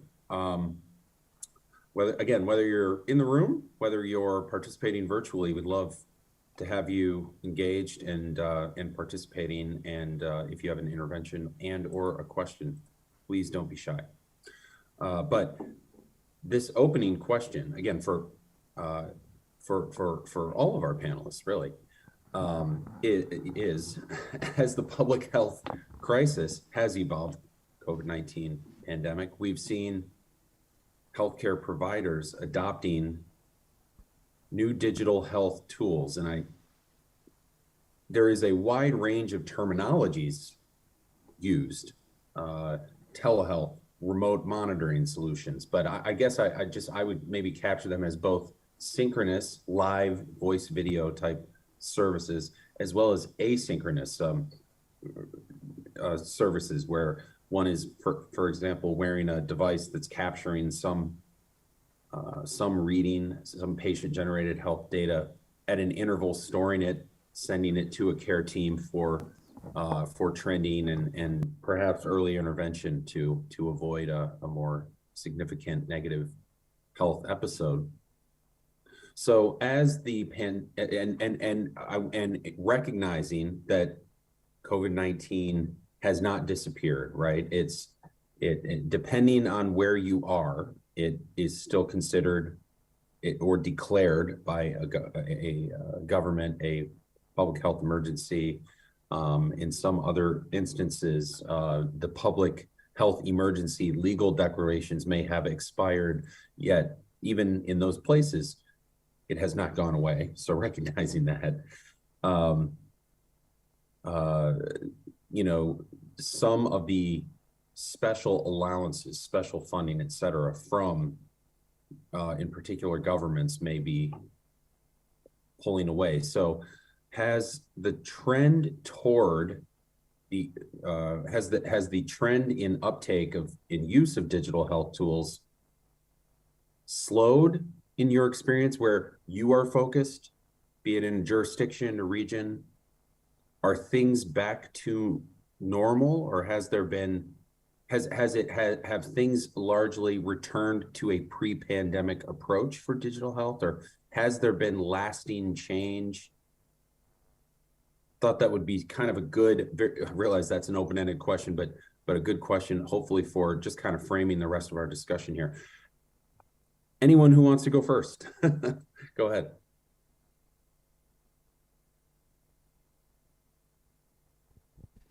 For example, in Romania, we have, like you're saying, a back to normal. We use a lot in the pandemic and COVID, the telemedicine. But now, let's say everyone is back into normal. That meaning also the doctors don't accept it to have a telemedicine. But for my opinion, it's back to normal, and it's it's not okay. But many private sector, the good thing that they are still working on digitalization. I'm sorry. They are still working on digitalization, but meaning they are making more software, making more access for their patients, and they're working good in that direction. It's my opinion. Yeah, and I can adapt probably from the European perspective. indeed, we have seen a super rapid change in appearance of different types of services, monitoring, calls, whatever, during COVID-19 times in many European countries, because it was kind of necessary at that time, because you couldn't go to the doctor just like that. So the first preference was online in many countries. Now I also share Svetoslav's view that it's slowed down, but not because people don't want to use it, but because we realized probably some drawbacks of these services. And for instance, one of them, and it's a big question for telemedicine in Europe, how to make it equal to on-site services, is that people do not have the same rights when it comes to telemedicine and going for a physical visit to a doctor. So for instance, if it's very, very clear in terms of reimbursement how your insurance covers your normal visit to GP or any other specialist, in many countries it's not really obvious what telemedicine service is and whether it will be covered by insurance. Also in the EU, there is a right to seek healthcare in another country, not the country of your residence, but another country of the European Union. Meaning, for instance, I'm residing in Belgium, but I can seek healthcare provision also in my home country, even though I'm paying my insurance in Belgium. I can go back to Lithuania, where I come from, and be reimbursed by the Belgian system. It's pretty straightforward, again, for GP visit, for instance, if I want to seek the reimbursement. Usually it's not GP service, but it will be a specialist care, which I seek in another country. But in case of telemedicine, the thing is that in some countries it will be recognized equally to the same physical visit, and in some it doesn't. So it creates a big legal mess, and it's not always clear also in terms of liability, because in some countries the doctors or healthcare professionals, such as nutritionists, it can be different classifications. So in one country it will be classified as a doctor, in some it won't be. So it also really, really depends. And all these legal questions, they are not harmonized. And this is one of the reasons as well why this service is slowed down, because there is no rapid need. And now there is a big, big need also to find out how do we regulate it, and what rights do we provide to people when it comes to telemedicine. And it's not an easy question to find an answer to, I must say. Thanks.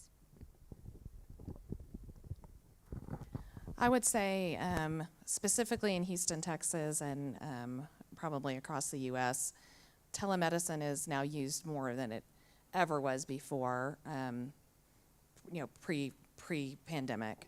It's lessened since the pandemic has kind of started fading away a bit. But if we're looking at pre-COVID and now, definitely there's a lot more use of telemedicine, and I think it does really level the playing field in some ways for some patients, especially those patients with the rare or more severe diseases where they might need a very specialized subspecialist that may be far away from their residence. Specifically in Houston, Texas, we have severe traffic, and it's a very, very large city. And a lot of times patients aren't able to physically get to the location of the doctor that they want to see. So telemedicine has really opened that up, and it is still being used pretty frequently, I would say, in Houston, although a lot of people are going back to in-person visits. In the speech therapy and therapy industry, it's also being used very, very heavily, and I think that's really opened up so many opportunities for people to get to the special therapies that they need to get to, which they often attend at least weekly or maybe several times a week. And it really cuts down on the amount of time each of those appointments take when you don't have to factor in an hour or two of traffic. And Brian, I'd like to ask you, actually, you've been tracking it very closely in the U.S. Mm-hmm. There's already talk of the public health emergency maybe winding down in the next couple of months. What risks do you see there in terms of uptake? Yeah, that's a great question, Matt, and I can just as a brief snapshot of the approach for the United United States has been essentially that indeed the government has declared a public health emergency, capital P, capital H, capital E, which has been in place for over 2 years at this point. And the significance of that legal declaration has been to that it permits the government to set aside a wide range of legacy legal requirements that have long restricted the uptake and use of different digital health modalities. And as time has gone on, even before the pandemic, I have argued, and many of those restrictions have had less and less of a connection to serving the public interests.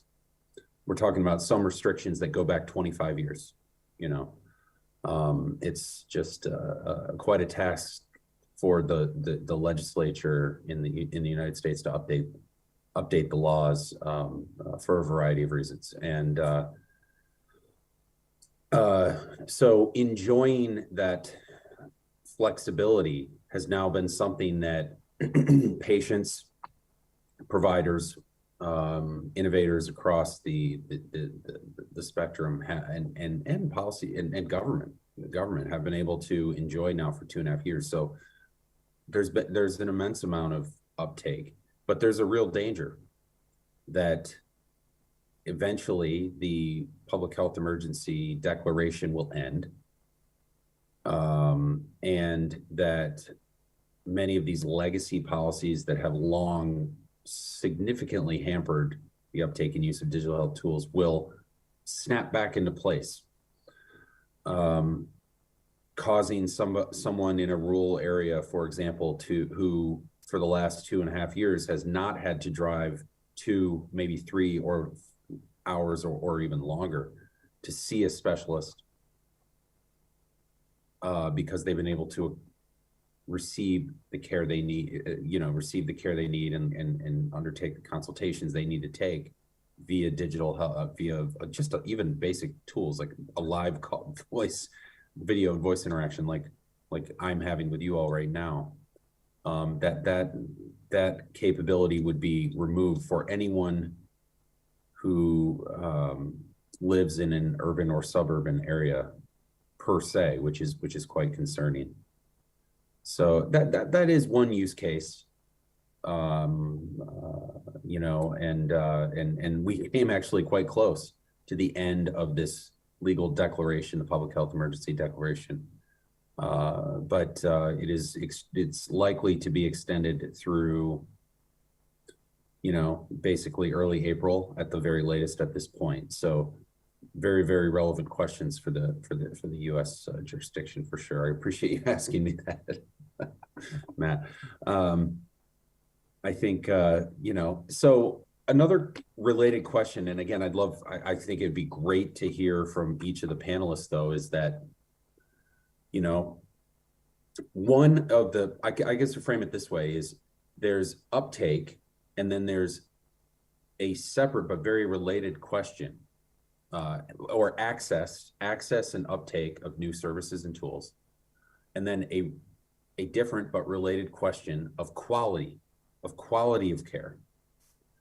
And one criticism that I have seen with enhanced access to digital health tools from some, this is not a view, and by the way, I'll be forthright and say it's really not a view that I largely share personally, but it is part of the conversation. So it's probably worth teeing up, is that that the rapid increase in access to digital health tools and services has not necessarily brought with it enhanced quality of care. And like I said, I tend to generally disagree with that. Inevitably, there probably may be maybe interactions that don't reflect an enhanced quality of care through digital modality. I think that's inevitable. But why generally, I'm curious though, what what your all's view on that is. Do you have concerns, et cetera, with quality of care in this new, far more digitally enhanced and connected continuum that's been brought about relatively rapidly due to the COVID-19 pandemic? Again, whoever would like to go first.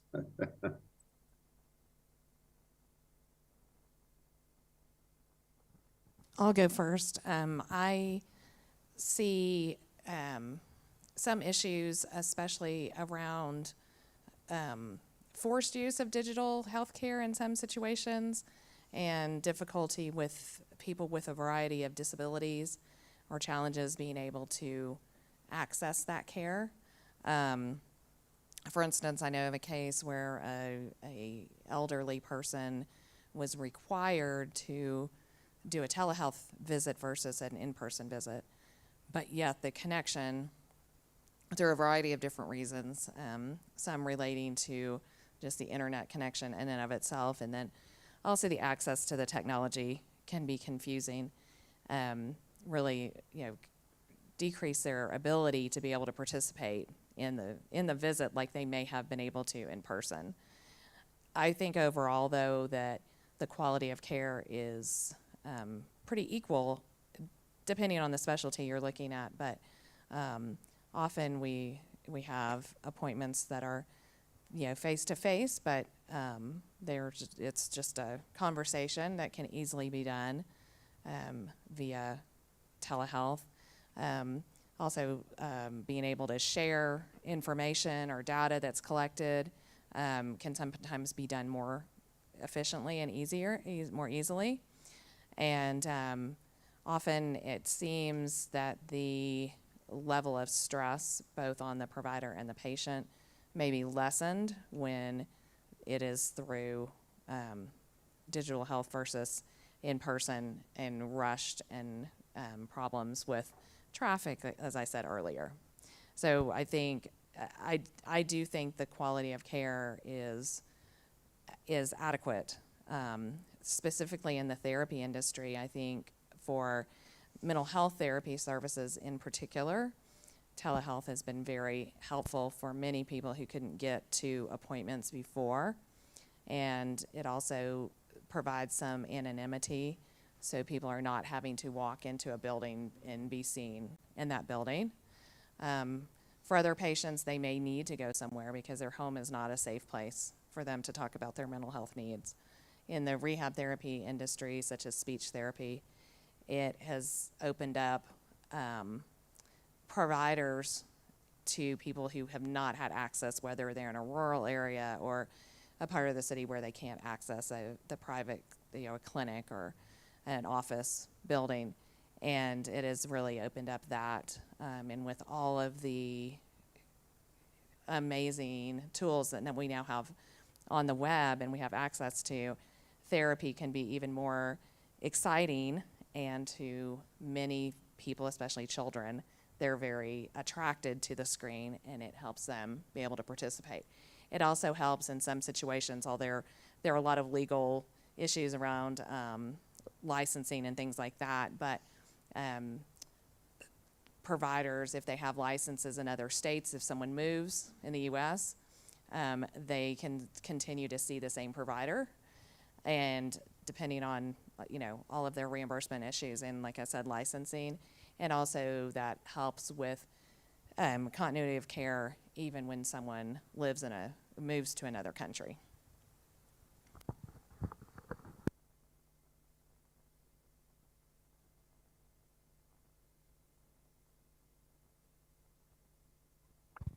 Yes, also I want to add that between them, they're quite similar now with telemedicine and normal appointments. In my opinion, there are benefits, for example, when you want to reduce the time also in the hospitals. Also the time, let's say 90% of the ambulances when they come for nothing, because many guys like people's accessing because they are shocked or they don't know what to do, and maybe in this direction telemedicine also will help and reduce the real problems in the hospitals. Then it can happen. But also for my personal, I used telemedicine in the COVID, and it's quite good because like I don't want to lose 1 hour or 2 hours just only to arrive to the hospital, not only wait to the hospital. And this is quite very good. And sometimes it's really just simple checkpoint. And if you feeling that is need next level, then you can go in the real life and to check with a doctor or with some person. Like you also said, the nutritionals in many countries are just simple, let's say normal advising, but in many it's just medical. Yeah. I'll try to answer to this question a little bit wider, not only focusing on telemedicine, but also bringing up the quality of digital tools we use. There is actually an interesting study which compares online psychotherapy effectiveness to in-person psychotherapy, and it's equal. So the effectiveness of online or in-person mental health services are exactly the same, and there have been some studies done, so it also contributes to the opinion that these services, in fact, telemedicine could be as effective, as efficient as in person. Of course, probably we're not speaking about surgery or some, serious, more serious interventions in that regard yet, at least for the next years to come, but who knows what the future will be. I think, yes, so it has a lot of potential, and I have a patient story actually, which is, I wish it would be different, but how in that sense, digital health tools could be helpful. So the person has a rare condition, and he was hospitalized very urgently while he was on holidays in Italy. And originally he comes from Denmark. He has condition for his entire life, so he perfectly knows what is happening to him, and he has like a lot of data about him, all the needed tests and everything.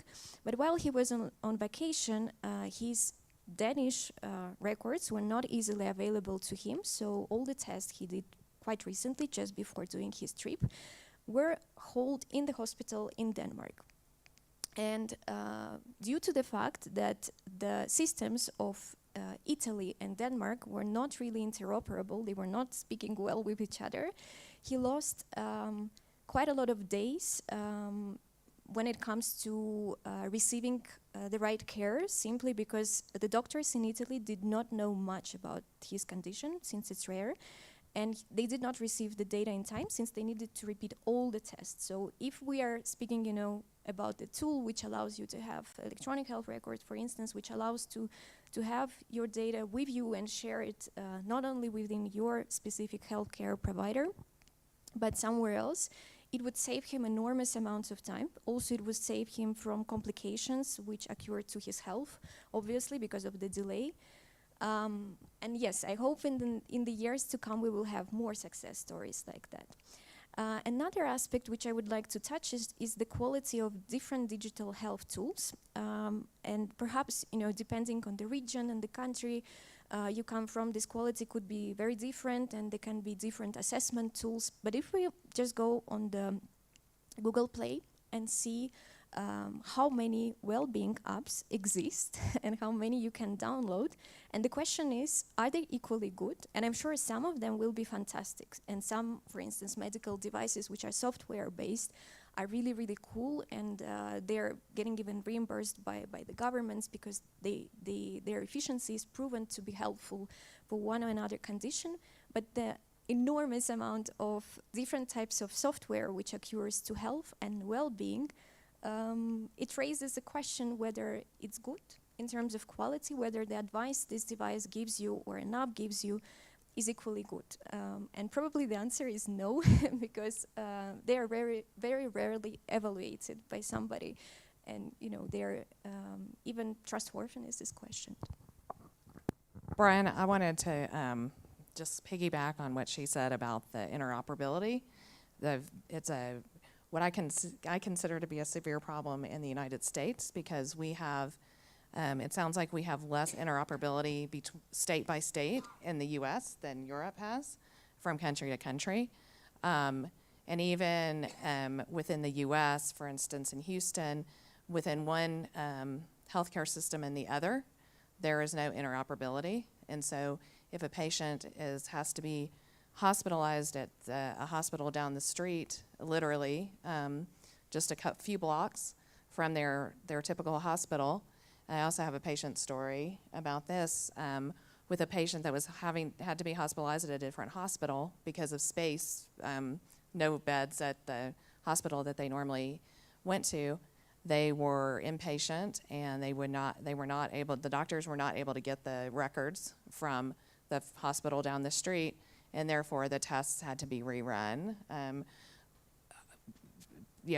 Making a financial burden, a burden of time, stress on the patient, and additional time before the patient got the care they needed because of the lack of interoperability.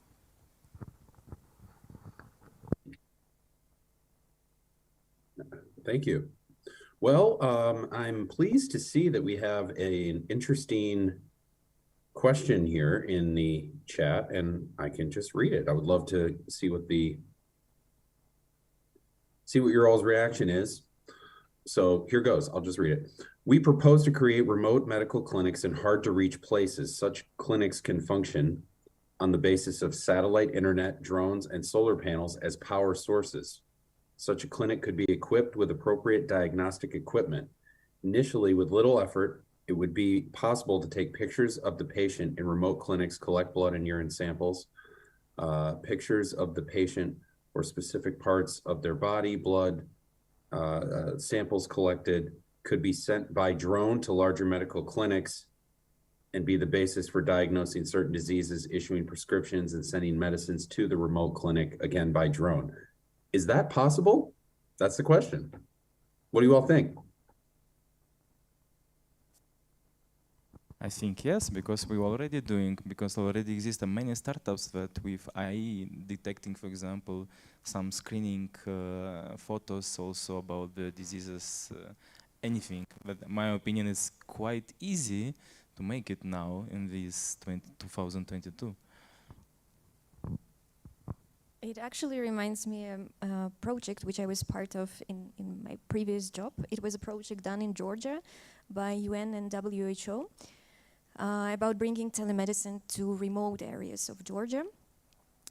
Because of the geographical location, it's very mountainous area, so sometimes it's very, very difficult even to reach with the helicopter.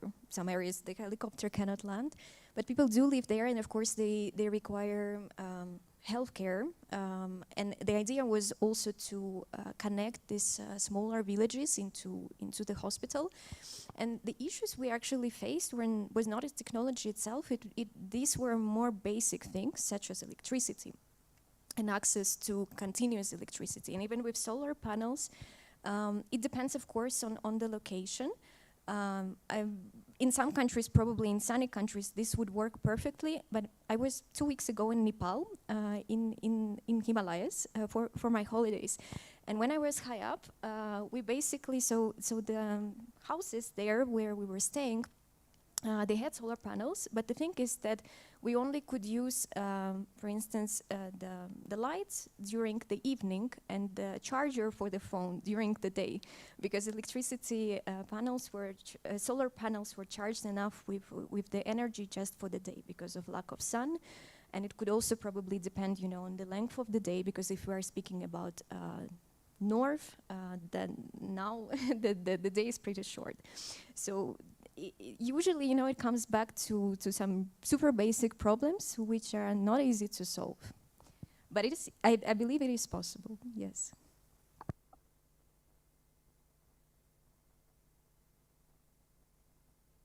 Great.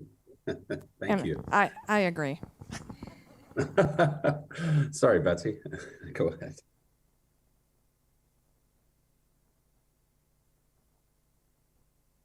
Oh, I don't have anything to add. I just Oh, agree. got it. I Sorry. just agree to what they have to say. I think it would be wonderful to pull off something like that, and probably be helpful in all countries, including the U.S. There are places that aren't getting health care at the moment.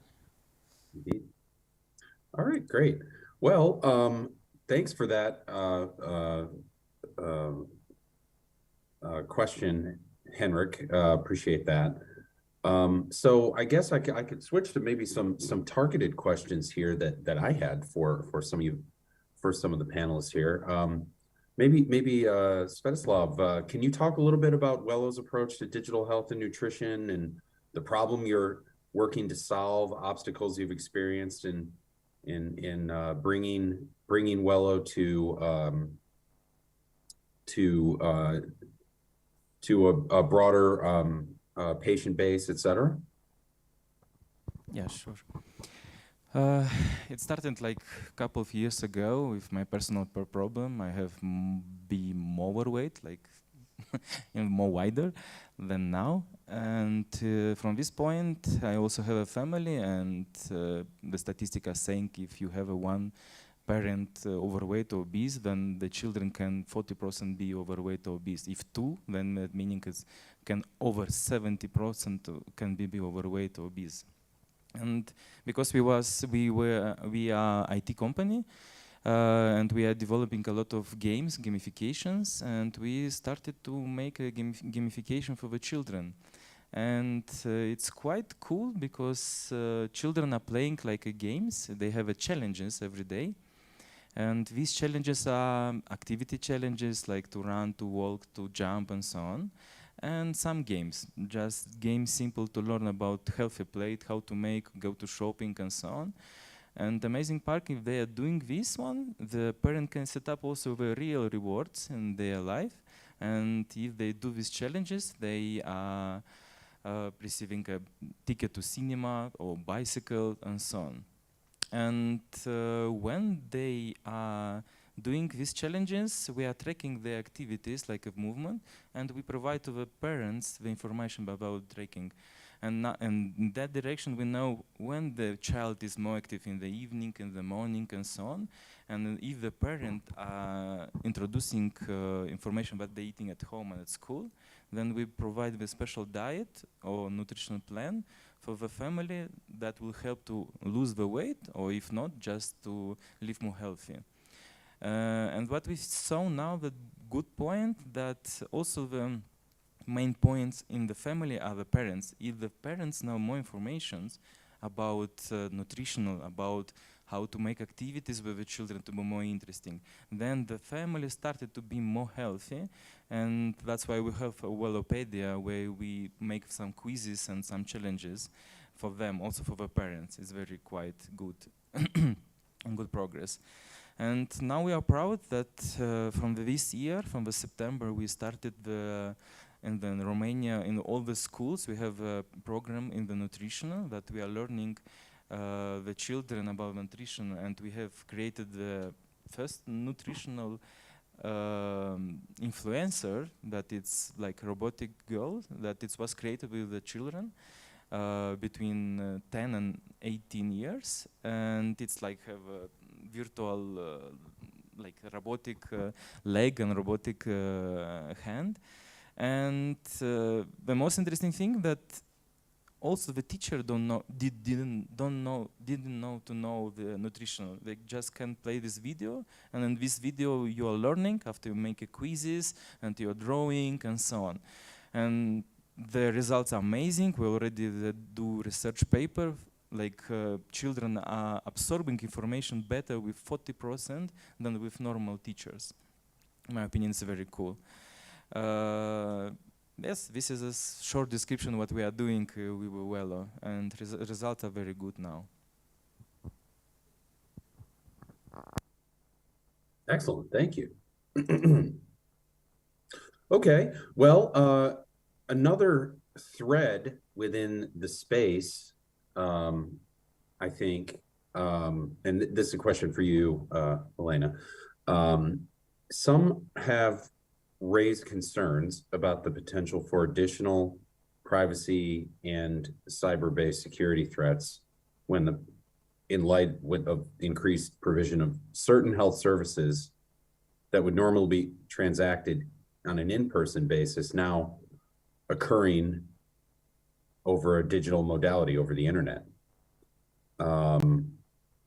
In fact, sadly, I think one development that many is probably generally known and elsewhere outside of the U.S. is a recent court ruling related to reproductive health and access to reproductive health for women, which has really brought those concerns to the fore. And I'm curious about whether what your take on this particular question is in light of that decision, and your experience in Europe, and if you have any recommendations about how to ensure that patients can retain strong privacy and security assurances as more and more care moves to virtual online. Thank you. That's a very important question, actually. And unfortunately, we still have a mentality that these things happen either in science fiction movies or not to us. But in fact, privacy risks and security risks and also informational harm risks are super high for each of us. And what happened in the US actually is the perfect and sad example of how this can cause damage. I must say, in the EU as a totality, some countries are super advanced with electronic health information, but some are not really. So there will be a lot of changes in the upcoming years because there is a general direction of that we are all moving into digital healthcare in a way.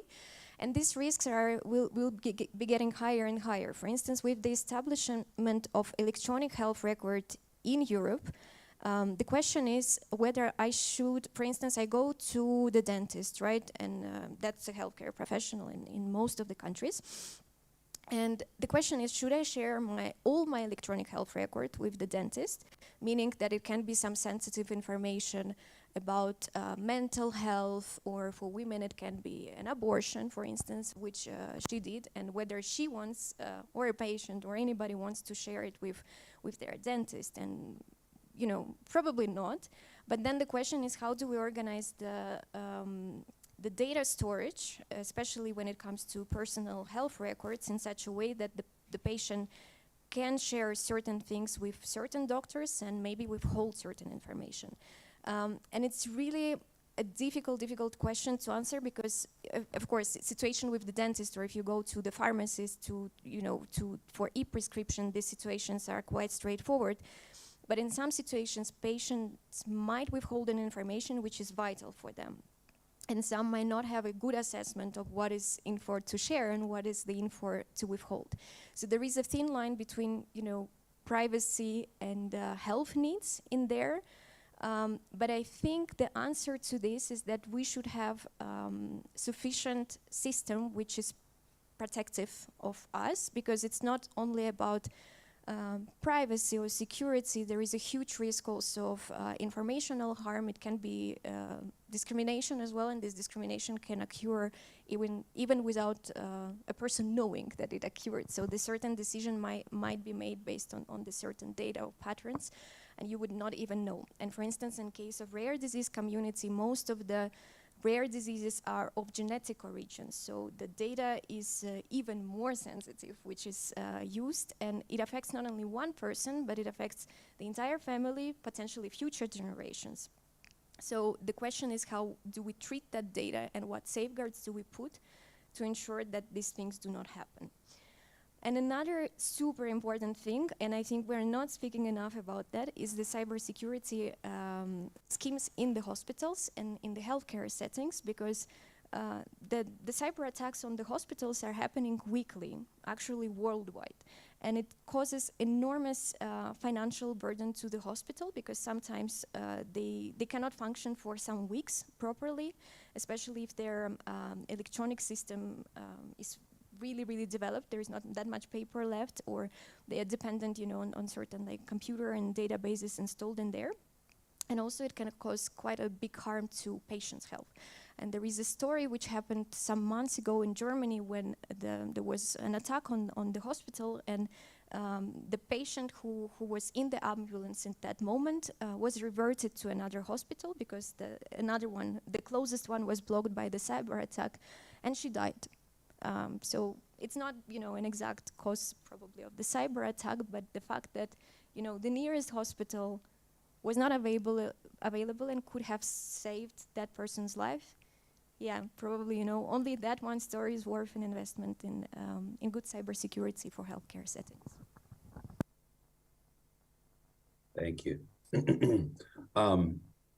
Betsy, if I could turn to you for the next question. I know yesterday for another session we were part of together, we chatted about the need to make sure communities with different abilities are able to access in particular digital health tools. So I know you've spoken to this a little bit, but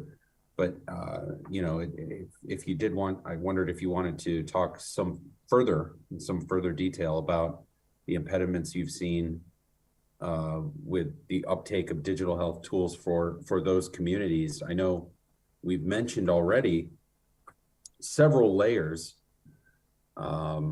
Some seem to be infrastructure-based, broadband availability.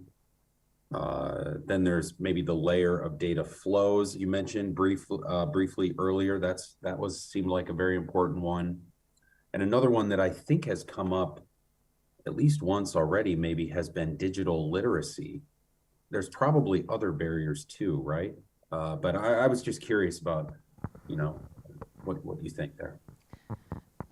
Well, first of all, digital health tools, just like all digital tools, need to be made so they're accessible to all people. And people with disabilities are often the group that gets left out of the conversation about that, whether it's from a design perspective or it's from a physical access perspective. That accessibility of these tools is vital, maybe more than any of the other digital tools, because it's your health and your life that is at stake here. I think it also is the digital literacy issue around some of the people who need health care the most and are the biggest users of health care are the people who struggle the most with digital literacy, whether they're our aging population or people with disabilities who haven't had the access to learning about learning their digital literacy due to less of access to those type of devices, or they're people who haven't had experience due to economic struggles. So I think that the digital literacy is very vital in this because those are the people who need that medical care the most, and they're impacted by it the most as well. It also goes to how is someone going to communicate through the digital tools if it's a Zoom or a telehealth video conference type appointment. Do they have access to captioning or sign language interpretation that they might have in person if they went to the hospital or clinic, but that may not be easily accessed or thought of during the making of the appointment? If there's someone who's nonverbal who is using a computer or a tablet type device to speak for them, is that able to be heard over the device? Hearing impairments also come into issue there, especially hearing impairments where the person does not sign. So signing may not be helpful for them, but they, for instance, someone who is older who's using hearing aids, and then there's another layer of complexity around the tool because the hearing aid has to be connected to the device that they're using for the appointment. Otherwise, they may not be able to hear the physician. So there are lots of issues. I think it's so important to think about this disability access problem or need when we're thinking about healthcare. And by making the products very accessible, thinking about disability, it also makes it very accessible for all the rest of us, because we all have our own patterns and changes throughout our lives that make especially cognitive accessibility very, very important. For instance, I'm jet lagged. I'm 9 hours different, and I know Brian is like, it's 3 o'clock in the morning or something. And being tired, not getting enough sleep automatically makes us less able to cognitively work through any problems. And often tech is one of those things that when we're just simply tired, we have difficulty with. If we're ill, we often have more cognitive issues. Someone with existing cognitive issues, they'll be greatly exacerbated when they're sick. Even though those of us who don't have those issues on a daily basis, if we're sick, we have COVID, the flu, even a cold, or some other simple illness, it may be much more difficult for us to access the digital tools due to the cognitive accessibility. Great, thank you. Well, just looking at our time here, I thought and Matt and I have been keeping an eye on the chat here. I don't think that there's any further interventions. There's maybe a final question for each of the panelists here, and food for thought for the audience, the IGF community, the audience that's participating both in the room and virtually as well. But looking towards solutions, looking towards next steps. If you were able to wave a magic wand, what's one or several changes? And they can be technology based, they can be policy based, whatever you like. But what's one or several changes that you would like to see that would make the most meaningful advances in helping underserved and unserved patients better harness the potential of digital health to improve their outcomes?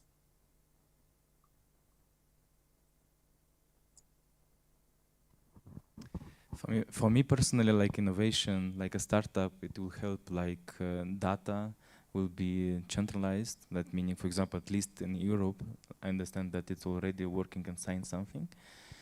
And if it will come, then exactly like cases like this one, when you go to another countries, when you go to another hospital. Also, I don't know, I'm not paper guy, and I'm losing all papers. For me, everything electronic will be most amazing. Also for me, like a startup, when I can read something, for example, about the children, about the family that have some issues, I don't know, maybe some allergies, that will help a lot also about the diets. And for me, my perspective, it will be the best scenario if we will have the common database. Okay, I agree very about the security and privacy. If user or family it's agree about to share it, then you can use it in some limits, let's say. And but this database, I'm pretty sure it's about the policy. Without any policy of the government, it will never happen. And each government, it's quite difficult, let's say. And it can be started with, for example, in Europe, by Europe, because the European Union, and after with the bigger states, and after more smaller countries and more difficult countries that can be accessed. This is my dream, and it will be cool to have it.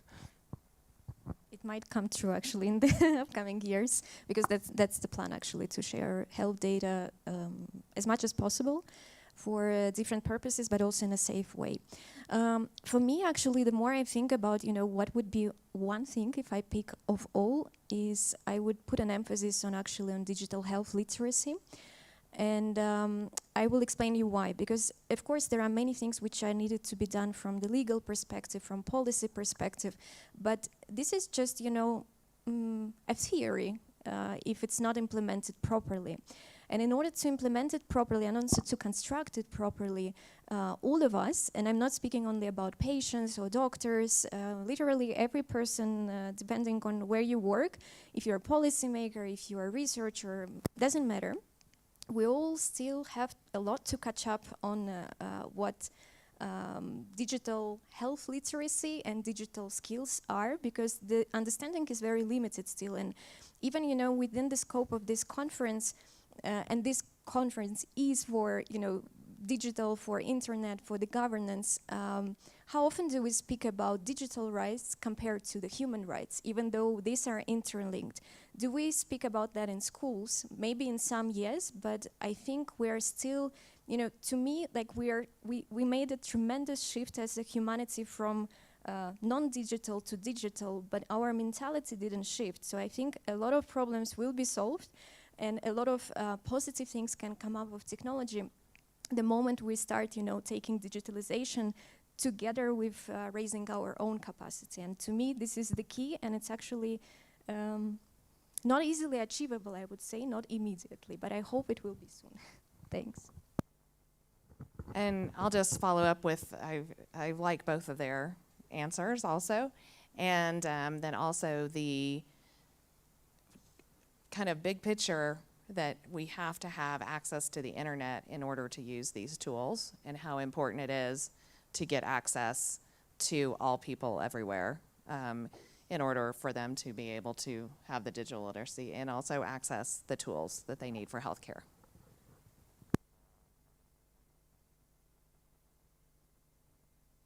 Well, excellent.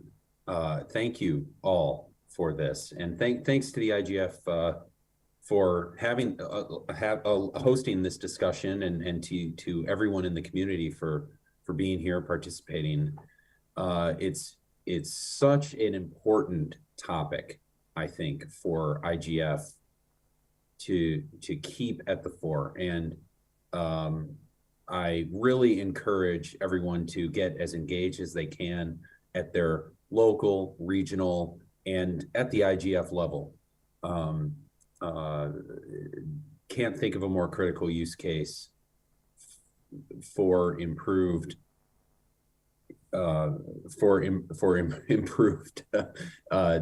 digital health. I'm sorry, for improved digital infrastructure, literacy, data flow. I mean, at all the different levels than the healthcare sector. So, very important discussion, and I'm honored to be a part of it. Again, I hope everyone has an idea, if you didn't already, about why I'm so excited about this topic. So appreciate the expertise from all of our panelists.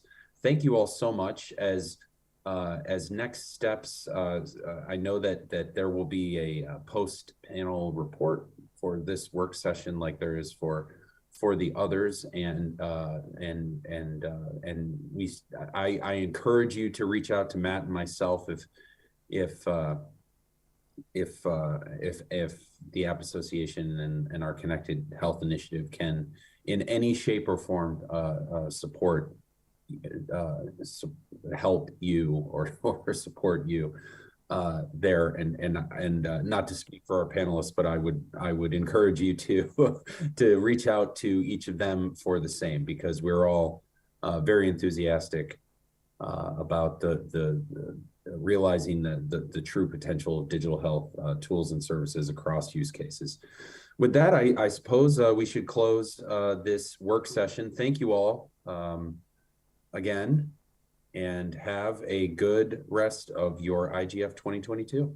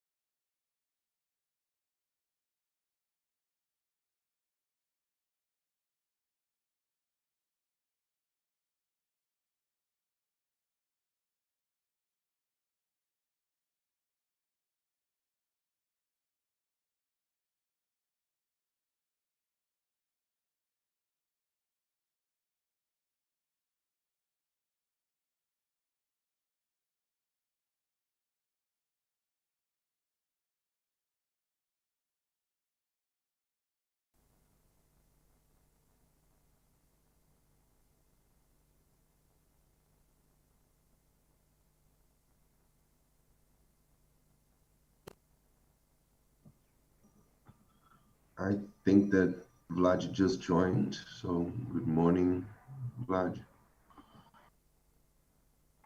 Hi, good morning.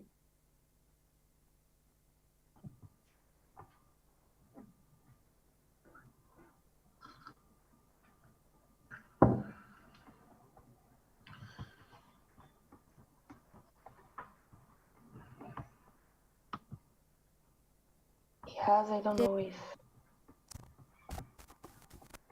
we can start.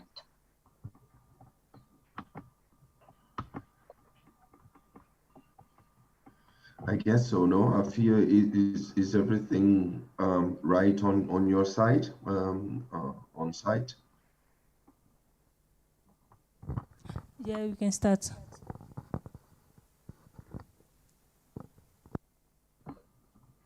Okay, so Hafa, I'll make a quick introduction and pass it over to you so you can give the initial overview. Good morning, good afternoon, good evening to everyone who is joining us. My name is Paulo. I'm head of digital rights in Article 19 Brazil and South America. Very happy to give you guys welcome to this session of the IGF 2022. The idea of the session is to discuss who is being left behind by multi-stakeholderism and internet governance.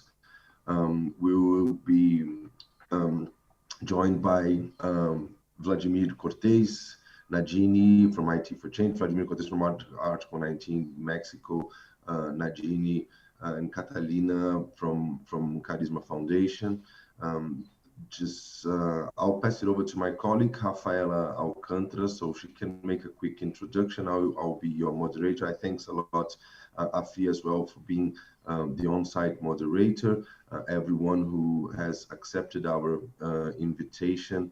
And because of the different time zones, I especially thank Vladimir and Catalina Moreno for being so early in the morning, joining us from Mexico and Colombia. So thanks a lot. I guess I'm sure this will be a great session. And without further ado, I'll just hand it over to my colleague Rafaela for a quick overview of the session, and then back to me, and then we can pass it over to our speakers. So welcome everyone, and thanks a lot everyone for joining. So Rafa, the floor is yours. Yes, thank you, Paulo, for the introduction. I would like to say how much we appreciate your attendance today, your online and on-site attendance. I think that I will share a few thoughts on the idea of the session. Firstly, it's relevant to highlight that the session is connected to our activities that Article 19 has been carrying out together with the different organizations. With these activities, we try to approach the engagement of groups that, although affected by internet governance policies, are not necessarily engaged in shaping internet policies because they have different duties, mandates, or face obstacles to do so.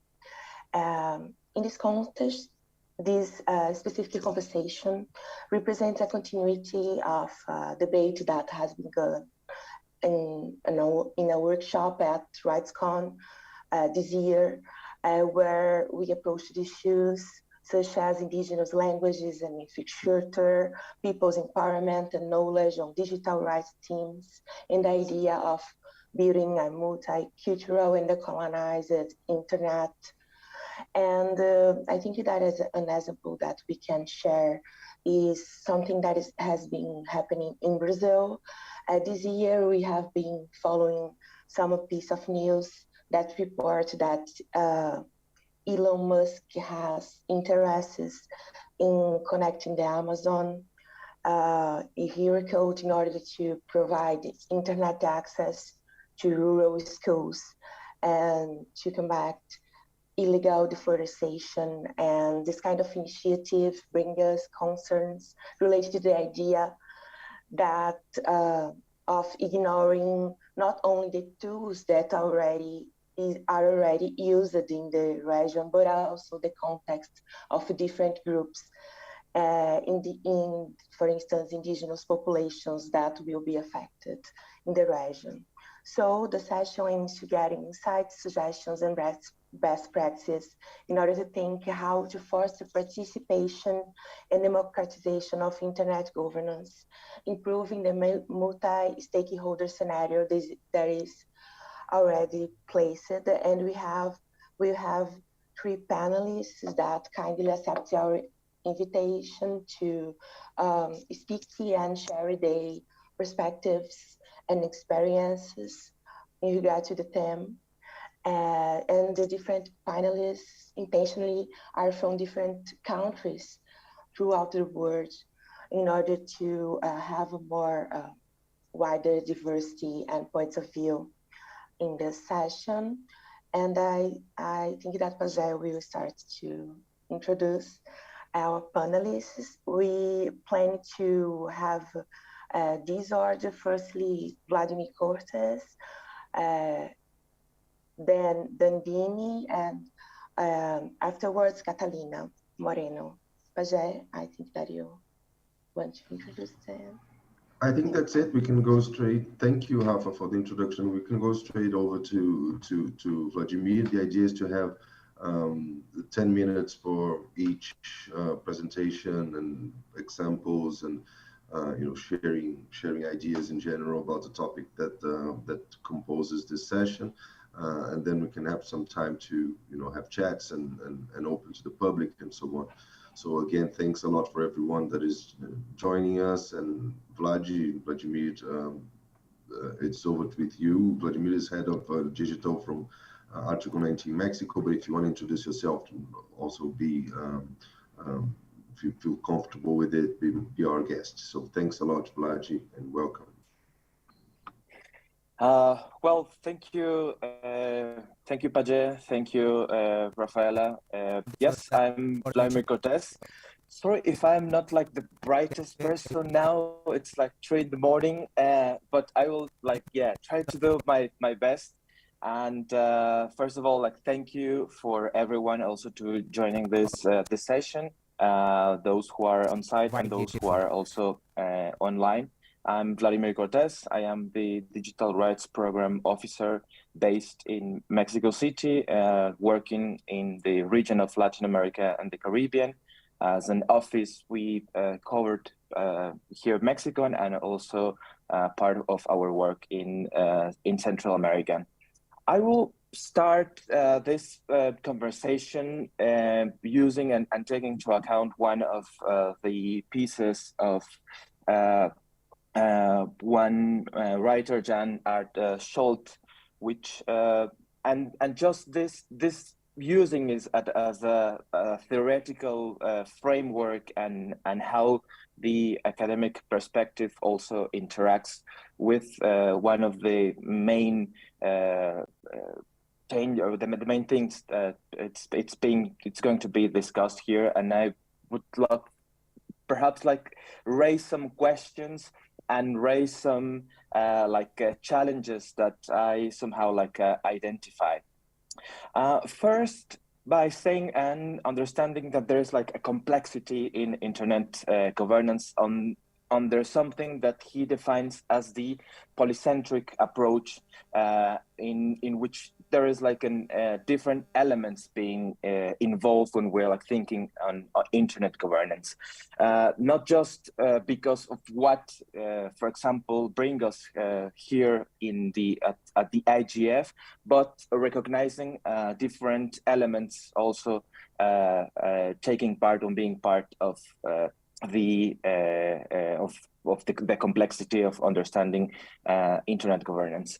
First, different elements such the transscalarity of internet governance, the transsectoriality that we already it's being placed with the different sectors of the private sector, the academy, the technical community.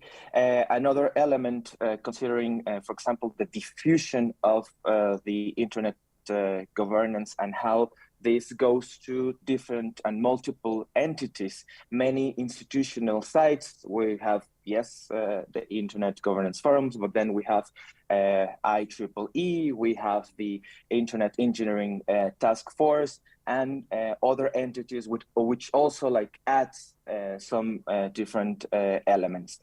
Another characteristic of what he describes at the Internet governance complexity is like the fluidity, how it's like very highly changeable and during the time, how it also like recognizes different ways in which Internet governance, it's constantly changing. And another two elements which I think it's also like relevant when we are like thinking first of where we are like being placed. One is the overlapping of mandates, how sometimes like different aspects of regulation, and when we are thinking about Internet governance, puts like in different institutions. It could be at ITU, it can be at ICANN, it can be like at different places. And finally, the ambiguity of hierarchies and the absence of a single and coherent supreme authority. I think when we start like dividing and looking these different elements of Internet governance and these different characteristics, it's like first not thinking as an unite block or as a monolith, which somehow like give us a first like flat place to act. On the other hand, one of the challenges that must be considered by this when we are like having this first characterization, it's how Internet governance cannot be achieved only by states, but a broad and complex regime of multiple actors. However, and here comes like some of the particular questions and what bring us also like to this discussion.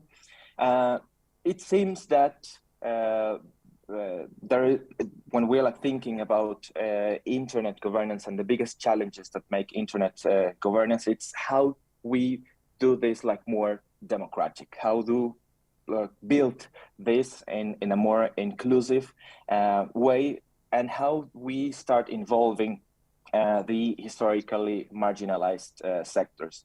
That is like even in approaches that involve multi-stakeholder participation, and sometimes this also can be like super like romantic way of seeing Internet governance. And I think at least from civil society and civil sector, it's always like a way of thinking that the different spaces can really be open, but sometimes just like to problematize how in real we are like thinking of this as a democratic and as a very inclusive perspective.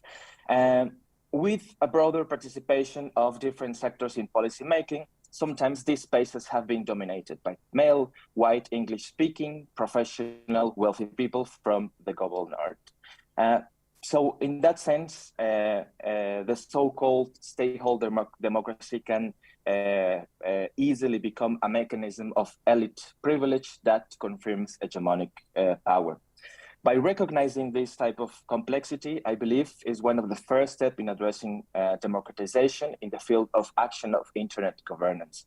Identifying these areas of opportunity to generate greater involvement of participation of different stakeholders, in particular for non-professionals, for people of color, women, youth, not English speakers, people with disability, and others who are rarely being heard in many arenas of Internet regulation.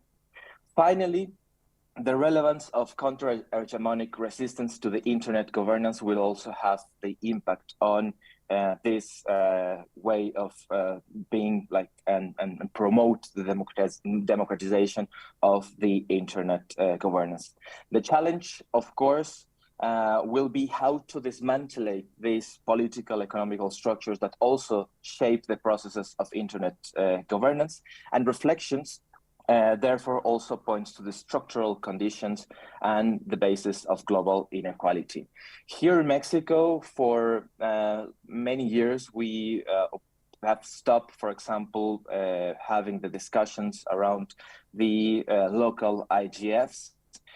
This means first, like there are like no even like debates. Even when we are like thinking in a more broader way to discuss like different elements and topics that relates, for example, to digital divide, that relates to the power and the monopolies and the digital markets and so on. And so from the beginning, it's like if we are not having this type of discussions, then the second phase is like how do we start also like involving those, for example, local projects that are like also like being relevant, and how do we start like thinking of expanding this type of discussion, which sometimes and also like to address on this can get a little bit harder to like starting understanding like the as I was like mentioning at the beginning, the complexity. So that's perhaps like something for the first moment, some of the reflections, like taking into account how we start thinking and start like creating different paths and different ways of expanding more from the local, from the regional, and from the international perspective. And I know that at the IGF and different and in other also like scenarios and fora, there have been like different efforts on this, but it's still, I think, a way to really thinking on that this is going to promote some kind of democratization and the inclusivity of like different groups that already and historically have been marginalized. Thank you. Thank you so much, Vlad, for giving us an overview of internet governance bodies and also for offering us your perspective and relevant perspective in regard to the asymmetries and gaps that we have in participation with the comparing Global North and Global South participation.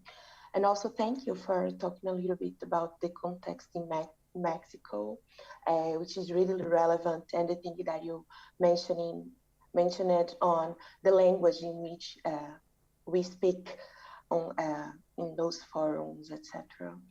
And I think that we gave us a lot of food for thought to start this session.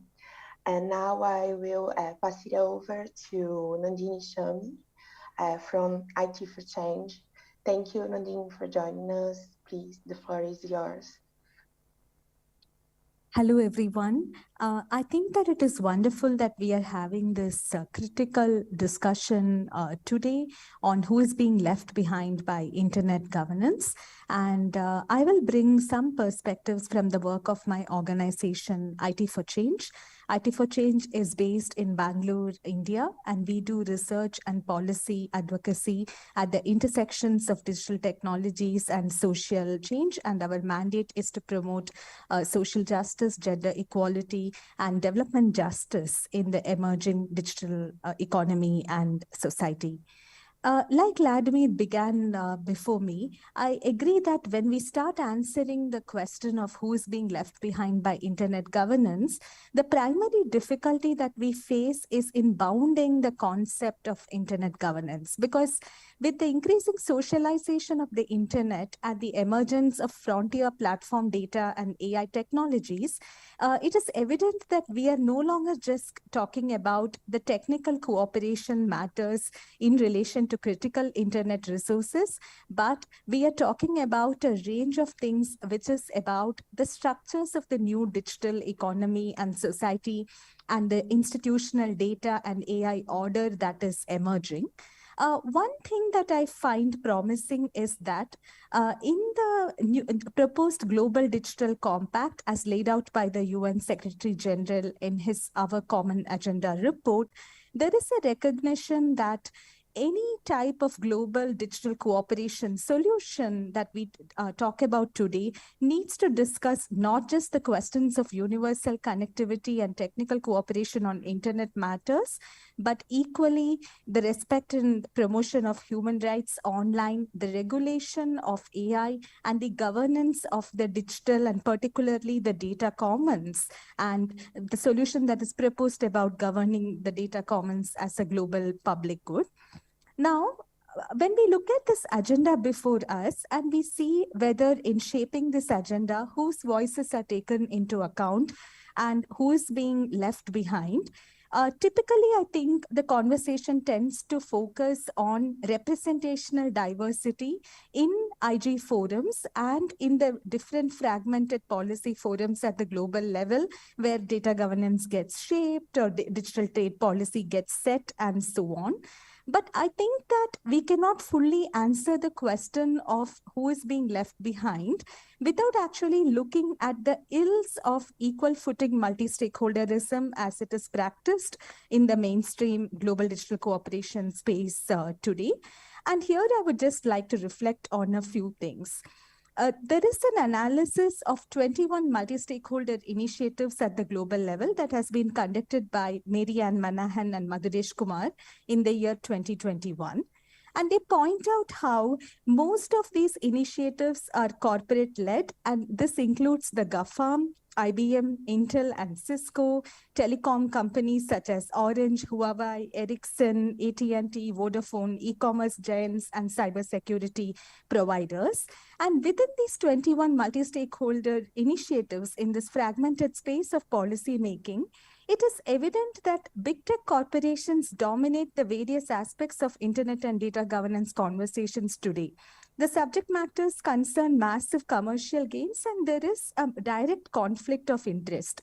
Even more worryingly, none of these single MSIs has focused on the contentious issues of binding rules for data, especially how to govern cross-border data flows, which is the challenge of our time. And this is quite unsurprising, as any conversation around this will challenge the heart of data extractivism and digital neocolonialism, on which the edifice of big tech power stands today. What is problematic is that even as the ills of equal footing multi-stakeholderism, the evidence abounds all around us, when we look at the proposals in the SG roadmap for digital cooperation, we find more of the same in the solution. For instance, in the SD's roadmap for digital cooperation, the proposal for a new strategic and empowered high-level multi-stakeholder body that has also come back in the shape of the IGF leadership panel, which is attempting to set a stratification in the categorization of IGF participants into different status-based categories. This actually undermines the forum's original goal of encouraging bottom-up stakeholder participation. And civil society coalitions such as the JustNet Coalition from the Global South have pointed out the risks in these developments of a particular capture of the internet governance space by powerful elite corporate voices and agendas. And I think the biggest problem leading to exclusions of those who are at the margins from internet governance today is actually the problem of corporate capture of multi-stakeholderism and the gaping democratic deficit at the global level, which we need to actually find solutions to. Now I come to the question of agendas, because we can't actually understand who is being left behind without actually looking at which agendas are getting left out or excluded from the table. So point number one, When we talk about digital inclusion, most of you may have read about this proposal for the digital development tax that is supposed to enable connectivity for all, because the idea is that a fund is created with big tech companies' contribution and there will be universal connectivity. But the real question we ought to be asking is, we are not interested in just connectivity to bring more and more users for big tech companies, right? We want meaningful participation in digital economy and society. So how can workers, how can farmers in the global south pursue new platform and data and AI solutions that they own, which are embedded contextually in their local economies and run in a public cooperativist model for their own ends? And how do we have such democratic development of the next generation digital innovation that is people-centric and not big tech-centric? I think we are not having this critical conversation, and we have to put it back there into the conversations in the Summit of the Future.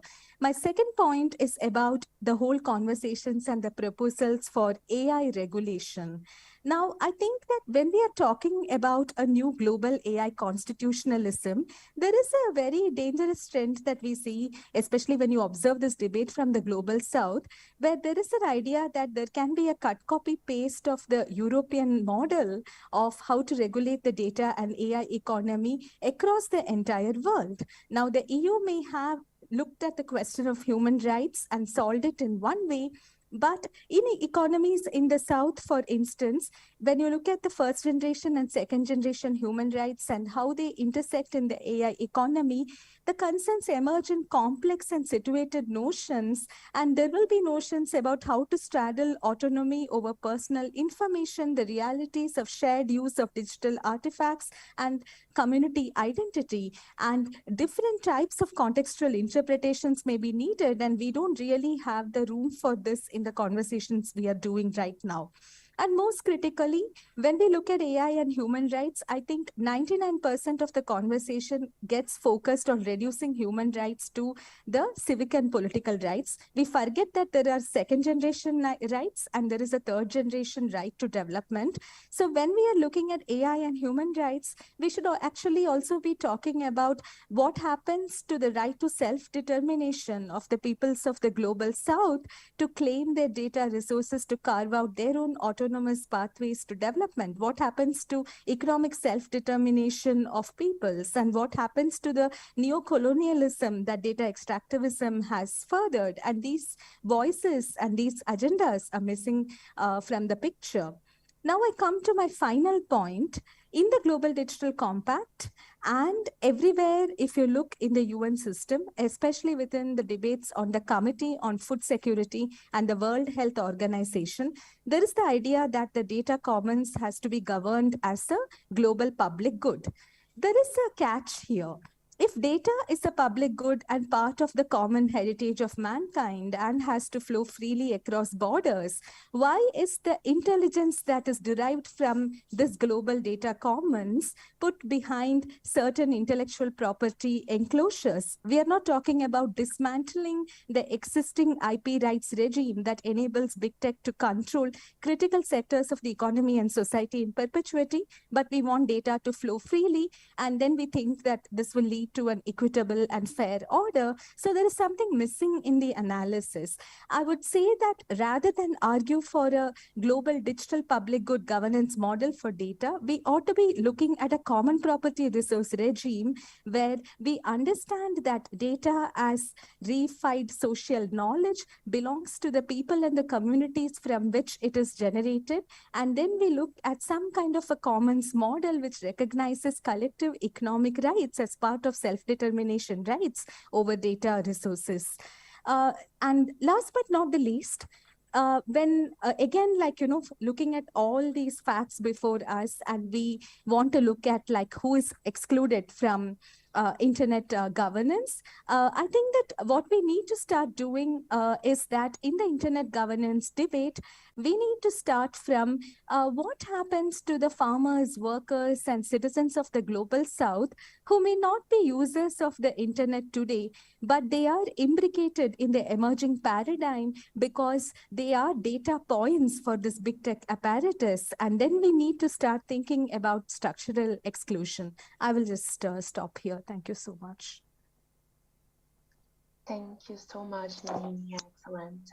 I think that you have addressed such important topics that are related to the subjects that we are debating today. I think that your approach connects a lot to Vladimir's approach.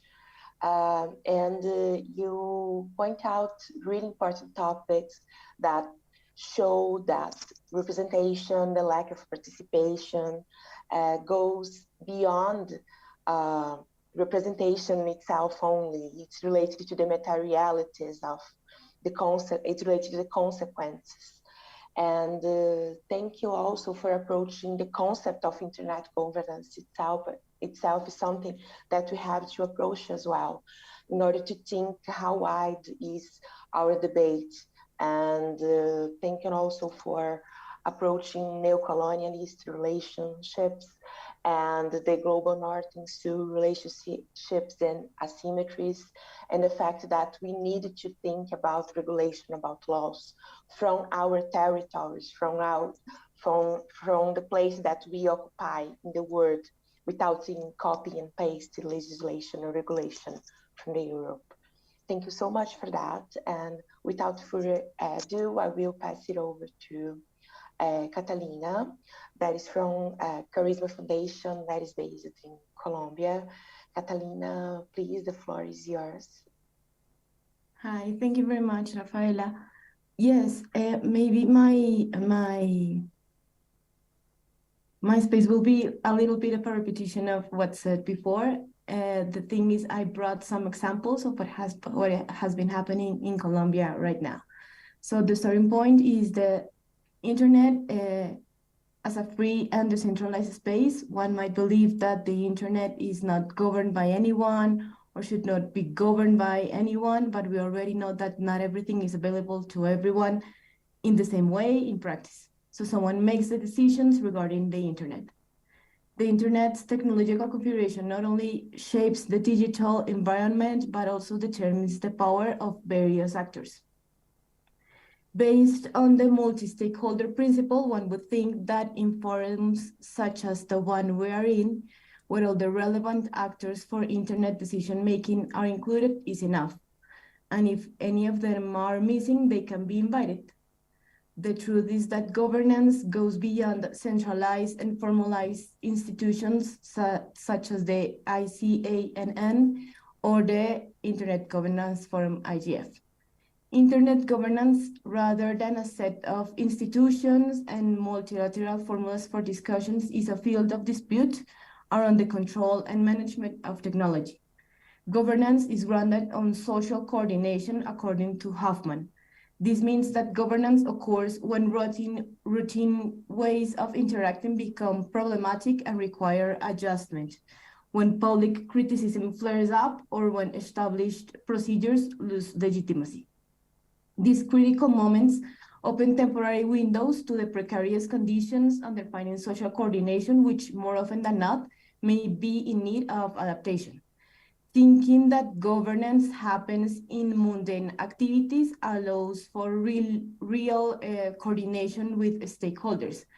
For example, agreements can be reached on the expectation of privacy to be respected by local governments, or on the legitimacy of the moderation of certain types of content by social platforms in times of elections. Internet governance should address issues such as the protection of online privacy and the anonymity of users, the role of private companies that control the internet infrastructure, the roles of states, the responsibility of intermediaries, and of course, freedom of expression. Despite being a tool with huge capabilities to enable the exercise of rights, It can be affected by the development of policies that do not take into account its particular characteristics and the point of view of multiple actors. What has happened in Colombia regarding internet governance, what we've seen is that voices and viewpoints of populations directly affected by them do not participate in the debate about digital policies. The government has developed, for example, the first example I brought here is that the government has developed communication surveillance systems and laws. The police have the ability to intercept internet and telephone communication signals. Colombia's security forces and intelligence agency also have direct access to mass internet traffic surveillance capabilities, with the ability not only to capture users' communications traffic, but also to take over the target's device, control it, and find everything there is in their vicinity. This technology has been used to monitor the communications of journalists investigating police corruption and human rights defenders. As a second example, there's also evidence that during the protest in the previous years, when the army and police arrived to control the places where people gathered, the internet signal was shut down. The outages prevented people from reporting excessive use of force and calling for help through social media. An administrative regulation allows the use of signal jammers to ensure public safety without any judicial supervision or prior authorization.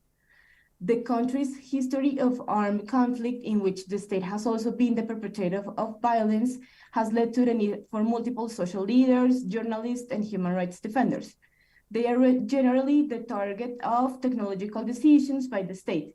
Despite this, they hardly have any voice in internet governance decisions in the local scene. Traditional human rights organizations lack a specific and technical training on digital rights, so they would not have a maybe technical voice to express if they were to go to these spaces. Both cases that I just mentioned are now in the hands of judges, the Inter-American Court and the Constitutional Court of Colombia, waiting for a decision. My third example would be like the digitization of the multiple state services after the COVID-19 pandemic. Right now, we saw that the debate in Congress on the permanence of digital justice only took into account the vision of lawyers and judicial officials who can easily connect to the internet and who have equipment to do so. No one took into account the people who do not have any internet connection or knowledge of technology. In an investigation, we saw how notifications to attend a hearing arrived a day before to indigenous communities who did not have any energy in their places or speak Spanish. Some decisions were made in the debate to address this digital divide, but they were not the focus, despite being in a country with profound differences in access to internet. As a last example, I would like to mention the way in which traditional human rights organizations interact with social platforms. For the organizations, they are a space for disseminating their work. However, in a research we did recently, it was shown to us that due to the political content they publish, they constantly suffer of content moderations, undue content moderations. In addition, they also suffer shadow banning, and they did not understand how content was being less or more visible in some cases. As a response, like I told you, I want to focus on my local context. I believe that to meet these challenges, civil society must raise with stakeholders, platforms, and state the cost of making decisions behind the back of public interest. It must seek avenues to challenge negotiations. It must litigate changes and mobilize people to demand them. This bottom-up perspective focuses on the mutual adjustments we make in our daily life, in our daily social life. Instead of centering on laws and regulatory structures and enforcement measures, governance as a coordination highlights the day-to-day practices. First of all, traditional organizations must be aware of the challenges of digital environments in their work and daily lives. Although most of their work takes place in territories, what happens on the internet also matters. Civil society must be attentive to legislative and judicial and administrative developments that affect the internet in order to seek effective participation and consolidate its place as an interlocutor with relevant authorities in the creation and implementation of policies. This in turn should go in hand with advocacy actions based on research and in line with local needs and international debates on the internet. Civil society must also promote and expand local, regional, and international support networks to amplify its voice in the defense of human rights in the digital spaces and pool efforts and knowledge on issues shared among countries. Authorities also have some obligations. They should develop and implement models of participation that take into account the views of different groups interested in the internet, such as civil society, academia, and technical community. Broadening the discussion to these groups will increase the legitimacy of the policies to be implemented to regulate internet. As I said before, some internet governance issues are being decided by the judges, so judicial capacity should be strengthened, especially in relationship to understanding the internet, so that a line of judicial interpretation is consistent with international human rights standards applicable to the internet. That would be all. Thank you very much. Thank you so much as well, Catalina. I think that you shared some specific topics and approaches that help us a lot in thinking about the subject. Thank you for sharing the context in Colombia. I think that it is really important to get to know the scenario in the country, especially considering the social protests that you have mentioned that were carried out over the last years in the country.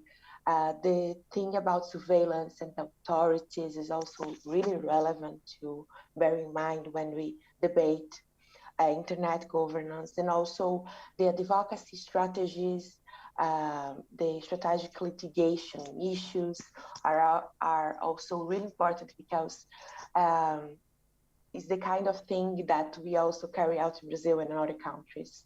So thank you so much for sharing this. I think that all interventions, all the topics that you as speakers have raised are complementary and really important to have a wider perspective and debate on the subject that we have been trying to address today. And I would like to ask Afi, that is kindly helping us on site. I don't know if we have some on-site intervention right now, because we would like to debate a little bit with attendees. If attendees would like to raise questions or share best practice related to engagement of different groups, internet debates, will be more than happy to listen to those inputs.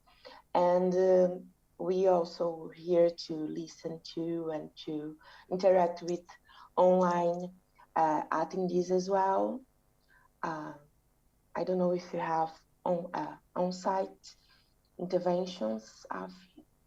Yes, I have one. Yeah, great. Please go ahead. Thank you. Joseph Knoll from the University of Oslo and the Basic Internet Foundation.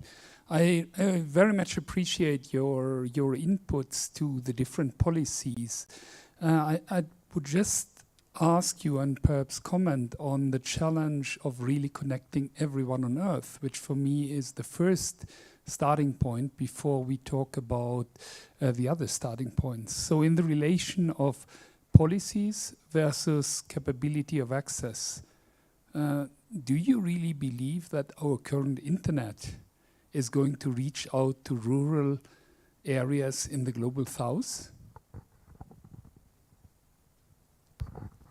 I have another one.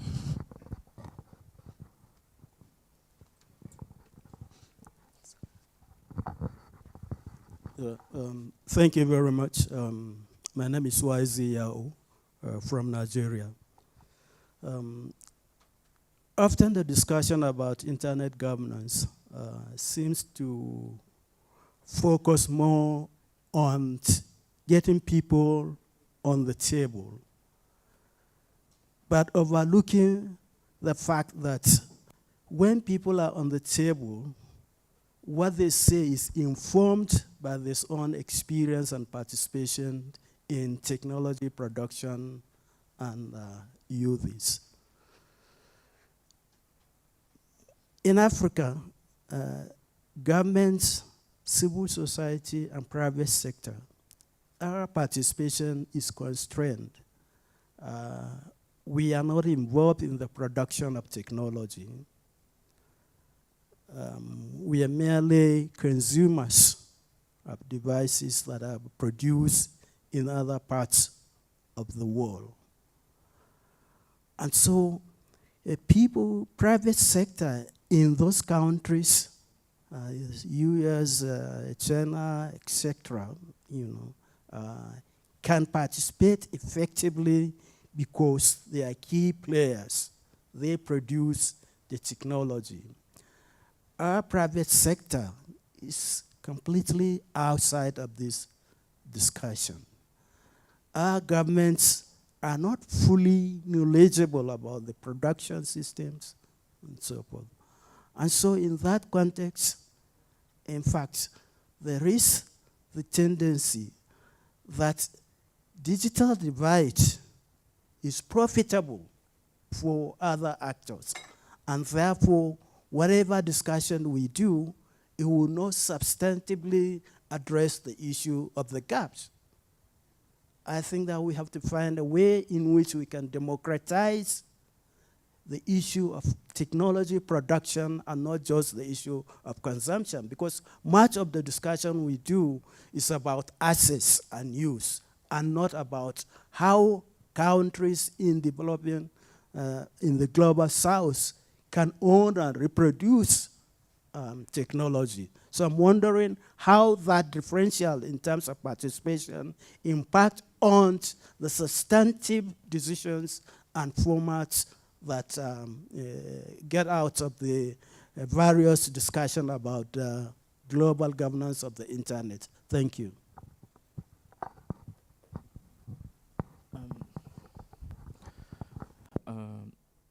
Hello, everybody. I'm Arnaldo from Brazilian Youth Delegate, and I'd like to make a comment about exactly the construction and participation in the debates from an intersectional perspective, which permeates not only the construction of poverty and inequality in the North and South / East and West contexts, but also in the understanding of those who participate in the procedures that builds the basis and rules for GY. Intersectionality in this case could be applied in the perception that there are inequalities in the face of representations, which, as a rule, exclude people by virtue of their color, gender, and sexuality, and make the processes only represented by a perspective that analyzes the privileged space of men, white, cis, and from the global north, making the figure of especially black women not aligned to cis normativity through a perspective of social binarism invisible. In my view, those who are left aside are those poles that do not align with the cis hetero white male normative that is highlighted in the decision-making flows, and I believe that this needs to be worked for the development of a more plural internet and accessible for everyone. And as a matter of fact, I want to see the opinion of you on this space building, and how do you see the space of intersectionality on the building of a new and proposal of a new take of multisectoral space in internet.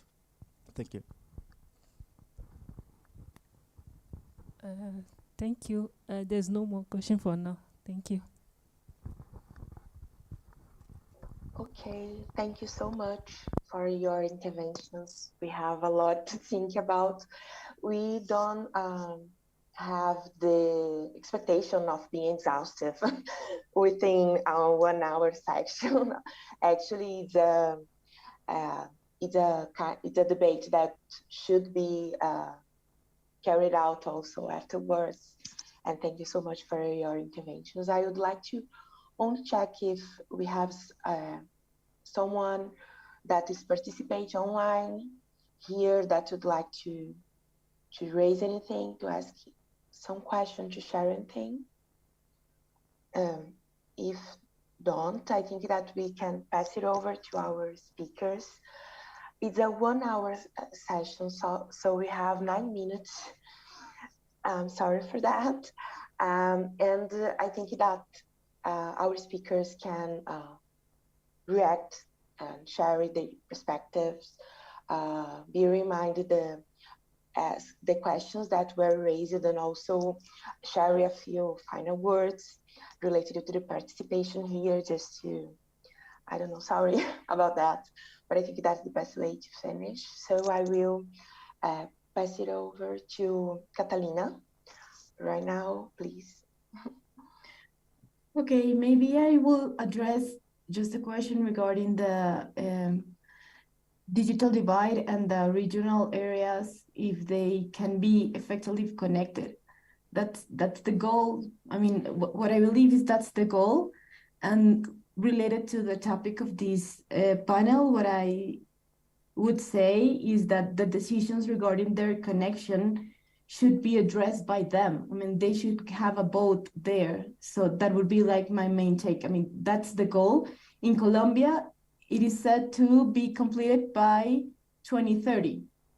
It is still like so far away. So right now they depend on just mobile connections and really slow connections and net neutrality, this kind of policy, zero rating policies to get their connection. So yeah, the goal is that one. We don't know if it's gonna be real, but they should be taken into account when making decisions. And also the impacts of policy regarding the digitalization of services should take into account also these digital divides. So that would be like my take on all the questions that were asked. Okay, great. Thank you so much, Catalina. And I will, without further ado, I think that I will pass it over to Nandini to share a few words and impressions that you have, please. Thank you. Yeah, thank you.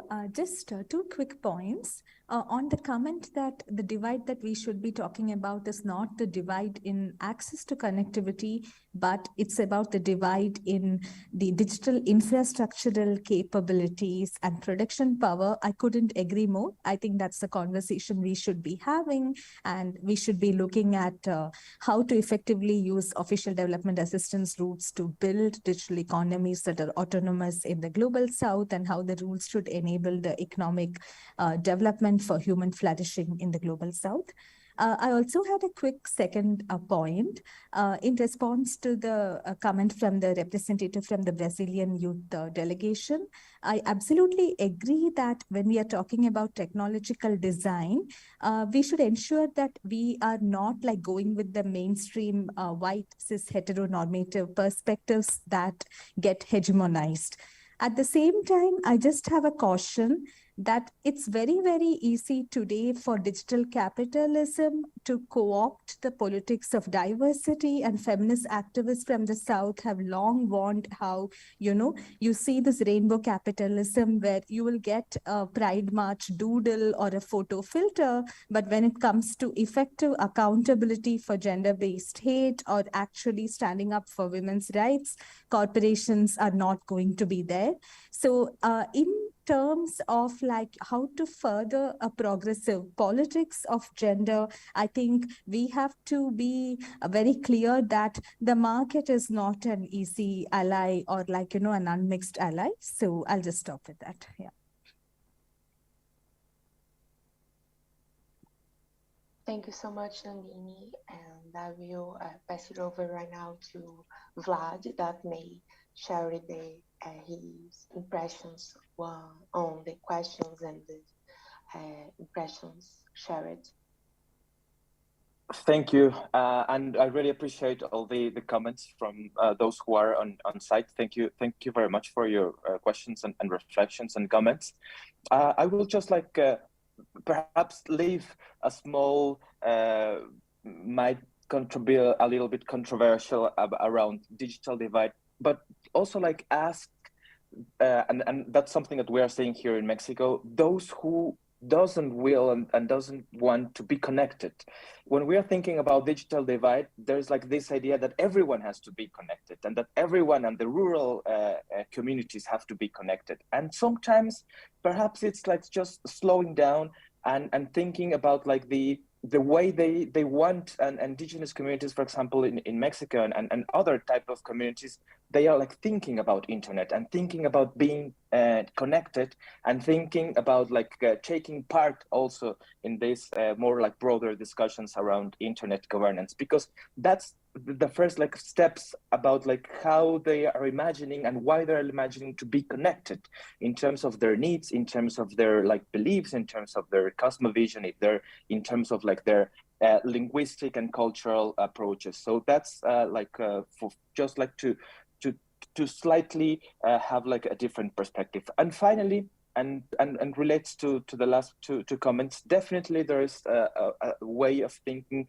from the global south in terms of the counter-hegemonic resistance, that it's like a vital sign for robust democracy. And I also like share the points of Nandini, like pointing out it's not just like about inclusivity and in terms of like bringing those voices, but in terms of the agendas that we are seeing and that are like being in place, from labor movements, from feminist contestations, from anti-colonial struggles, from demonstrations, from like different perspectives. And the final thing, I think intersectionality, it's something that should also like being putting in place and having like these conversations, again, not just like by bringing those voices, but actually thinking on these movements to dismantle it somehow, like as it was like mentioned, the economical powers and other forms that dominates part of the conversations. Thank you. Yes, thank you so much for your interventions. I would like to take this opportunity to take those final minutes to thank you so much. Thank you, the attendings, for the interventions, for being here today. Thank you, our speakers, for sharing such important inputs, because I think that the problem shows itself like a complex one, and we have to think about, we have to think beyond simple relationships between big techs and consumers. We have a lot to think, because intersectionality is something that goes beyond only participation, and maybe some participation that is not meaningful. And we also have to think from the territories and not from the companies and from what the companies are imposing in regard to connectivity, in regard to the internet. It was a really great session. Thank you so much for the perspectives that you have shared. They will help us a lot in our work as well, and remain at your disposal for anything. And on behalf of Article 19 Brazil, I'd like to thank you all. And thank you so much. I think that we should end right now, because the time we are facing, the 1 hour that we have. And thank you so much. And we keep in touch. I hope it was really meaningful for us.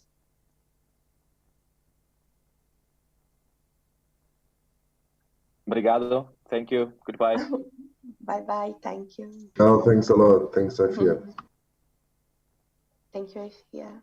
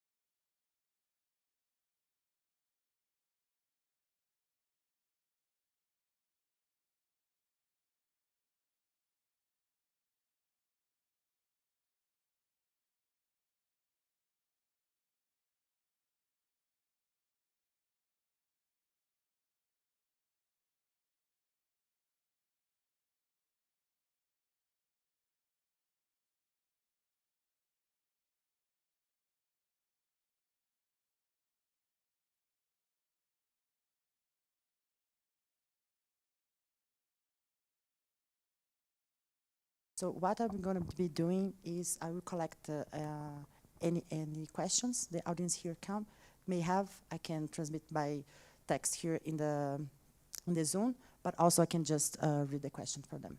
Okay. And the moderation is be with Christophe, right, Christophe? So I'm just going to introduce the panel, and I pass the floor to Christophe, and he will lead you. Perfect. Yes.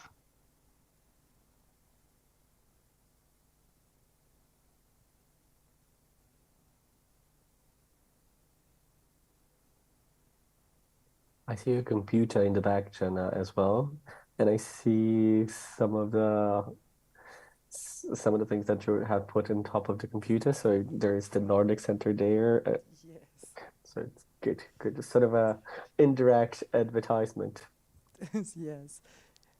I'm glad that you didn't see my coffee spot. I just dropped coffee on my white shirt just before the panel. Oh, well.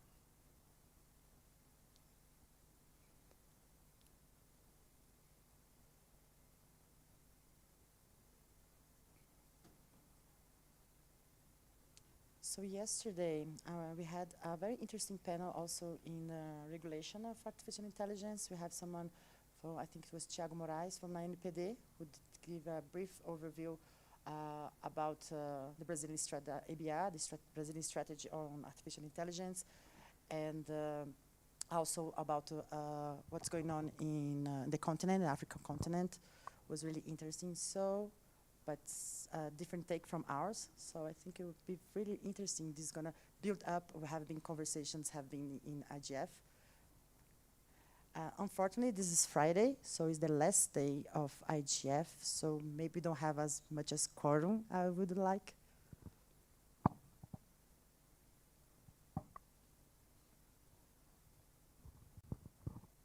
So I take people are already leaving.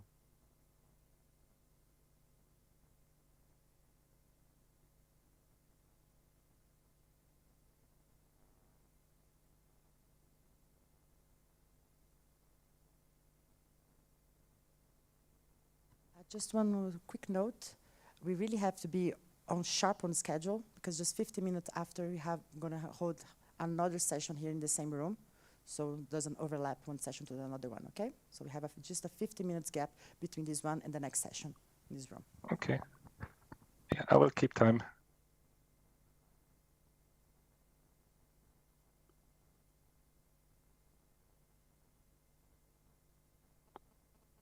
Sandra, I loved your new glasses.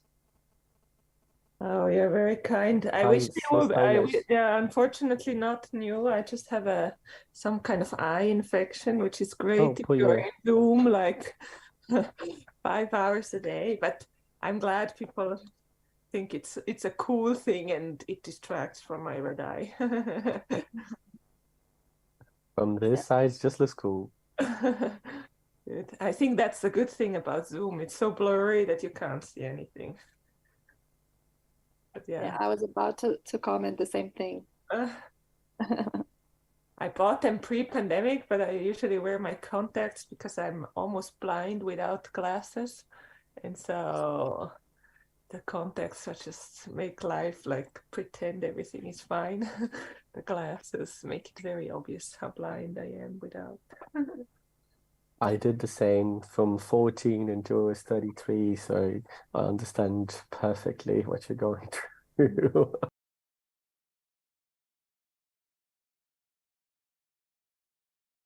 One of the reasons why I was a little bit late is just before I went downstairs to get a coffee, and there is this gap between the glasses and like where you look down, and so there it's very blurry. So I walked down the stairs with my coffee, almost spilled the coffee everywhere. So it wasn't glorious. So I had to first do some cleanup, but now I'm back.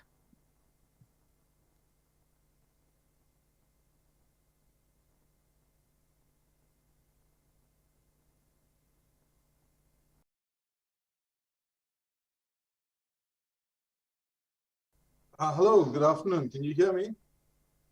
We do. Yes, we do.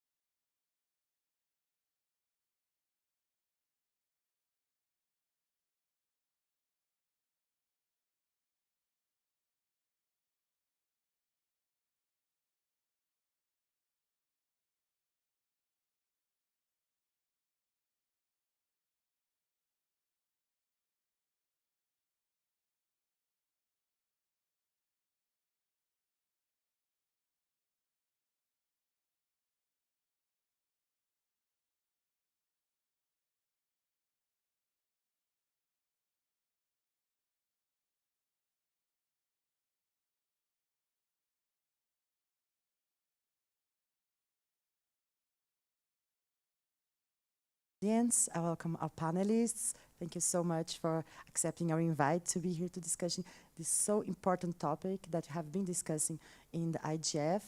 So I would like to open this session. This is the Town Hall 55, includes AI regulation perspective from 4 continents. And now without due further belongings, I would like to pass the mic to our host and moderator, to Christopher Lutz, Professor Christopher Lutz from the Nordic Center for Internet and Society, the BI Norwegian Business School Academy. Thank you so much, and please, the floor is yours, Christoph. Thank you so much, Nana, for the kind introduction. So I will be the online moderator of this session, and I will just say a few words before we start and then give the floor to our 4 illustrious speakers. So the goal of this session is really to have a kind of comparative perspective on AI regulation to get insights from different continents. So it's termed inclusive AI regulation perspectives from 4 continents. And we will try to really get insights from different countries, from different backgrounds, and then get the conversation going. So the way it's organized, we will have 4 input presentations, each one about 9 minutes. And then after these short input presentations, we will open the floor for discussion. So if you have any questions, please write them down and keep them ready. You can also post them in the chat, and we will forward them to the speakers. And we hope to really keep this very open and conversational. So this session is actually an ongoing part of an ongoing research project that is in collaboration with ITS Rio and also with the Berkman Klein Center. So the session is very much in the spirit of that research project, which is funded by the Research Council of Norway, and is about triple partnership of responsible AI. So bringing different backgrounds, different perspectives together to think more closely about how we can govern AI in a responsible fashion. So without further ado, I will introduce our first speaker. We will go in the order of the program. So we will start with Selena Bottino. Selena has a master's degree in human rights from Harvard University and undergraduate degree in law from the Pontifical Catholic University in Rio. And she's an expert on human rights and technology. She was a researcher at the Human Rights Watch in New York and a supervisor at the Human Rights Clinic in the Fundação Getúlio Vargas in Rio de Janeiro. And she was a consultant for the Harvard Human Rights Clinic. As associate of the Children's and Adolescents' Rights Protection in Rio de Janeiro, Selena is currently developing research in the human rights and technology field. She is affiliated with Harvard's Berkman Klein Center and project director at the Institute for Technology and Society of Rio de Janeiro. And she will give us insights on responsible AI and governance from her perspective. So I hand over the floor to you, Selena. Thank you, Christoph, and it's a pleasure to be here with all of you, even though it's in the Zoom, but it's important for us to have this opportunity to exchange experiences, since the idea here is each one bring a bit of perspectives from different continents. And so I'm, as being from Brazil, I'll try and give a bit of a feeling of how this issue is being, it's going in the region, more specifically here in Brazil. So I always like to remember that we first started to discuss about this issue of AI inclusion. It was 5 years ago in the first, in the event that ITS organized with the NOC and other friends here back in Rio, where we discussed the framing of the problem would be of AI as from an inclusive perspective. And I would say that at the time, parts of the challenges that were pointed out are still remains, but regarding access to infrastructure and also access to knowledge. But, and I'll just illustrate with one project that we're doing how this is still an issue. But I would say that from the policy perspective, lots of developments, we saw lots of different developments on this front. So regarding one of the challenges that we still have to deal with, which means access to data and also access to knowledge regarding AI. So as we all know, data is the most important element when we're talking about AI. With no data, the AI is kind of useless. But still, we have a lot of gaps when we are talking about machine readable data here in Brazil, for example. So ITS is doing this project with the Public Defense Office here in Rio, in which the idea is that AI would be used to help the public defenders on their work, which means like addressing the issues of the all underprivileged people that cannot have access to could not pay for a lawyer. So they have this, Brazil has this service of free access to justice. So the idea of the project would be to map all of the issues regarding medicines that people have to go to the judiciary to ask for access to have to specific medications.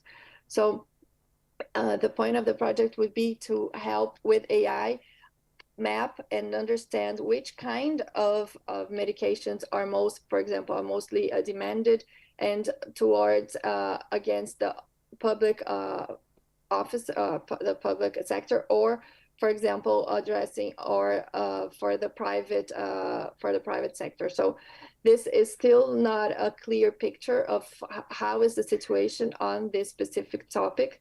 And with the use of AI, we could easily try and identify, for example, which are the most demanded and where the most where the people are looking for the most kind of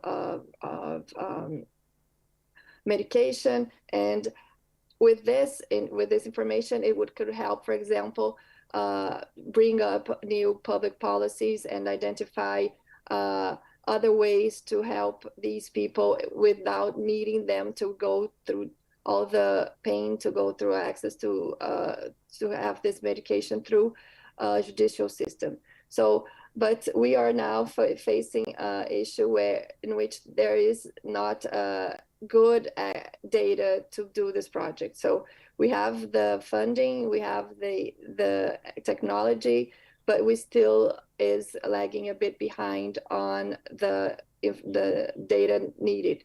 So this is, I think, one of the example in which we still need to work on having this minimum infrastructure to develop AI tools, with our focusing on which has the focus on helping solve public issues, right? Public problem.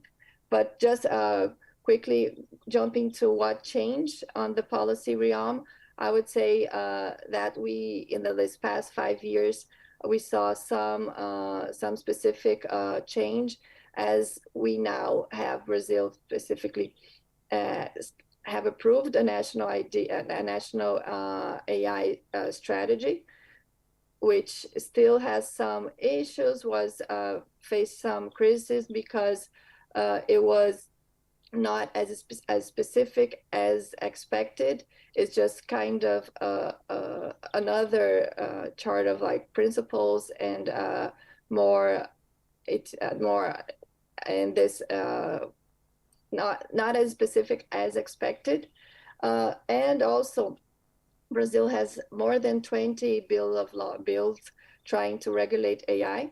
And just yesterday, actually, it was presented a specific bill that was as a result of the work of this commission. And that's something that I would like to stress, how the process went. So some specific representatives presented their AI bill, and when they identified that this was a very technical issue, that they should resort to specialists to help bring up a bill. So the Senate created this commission of experts to try and come up with another alternative of regulation.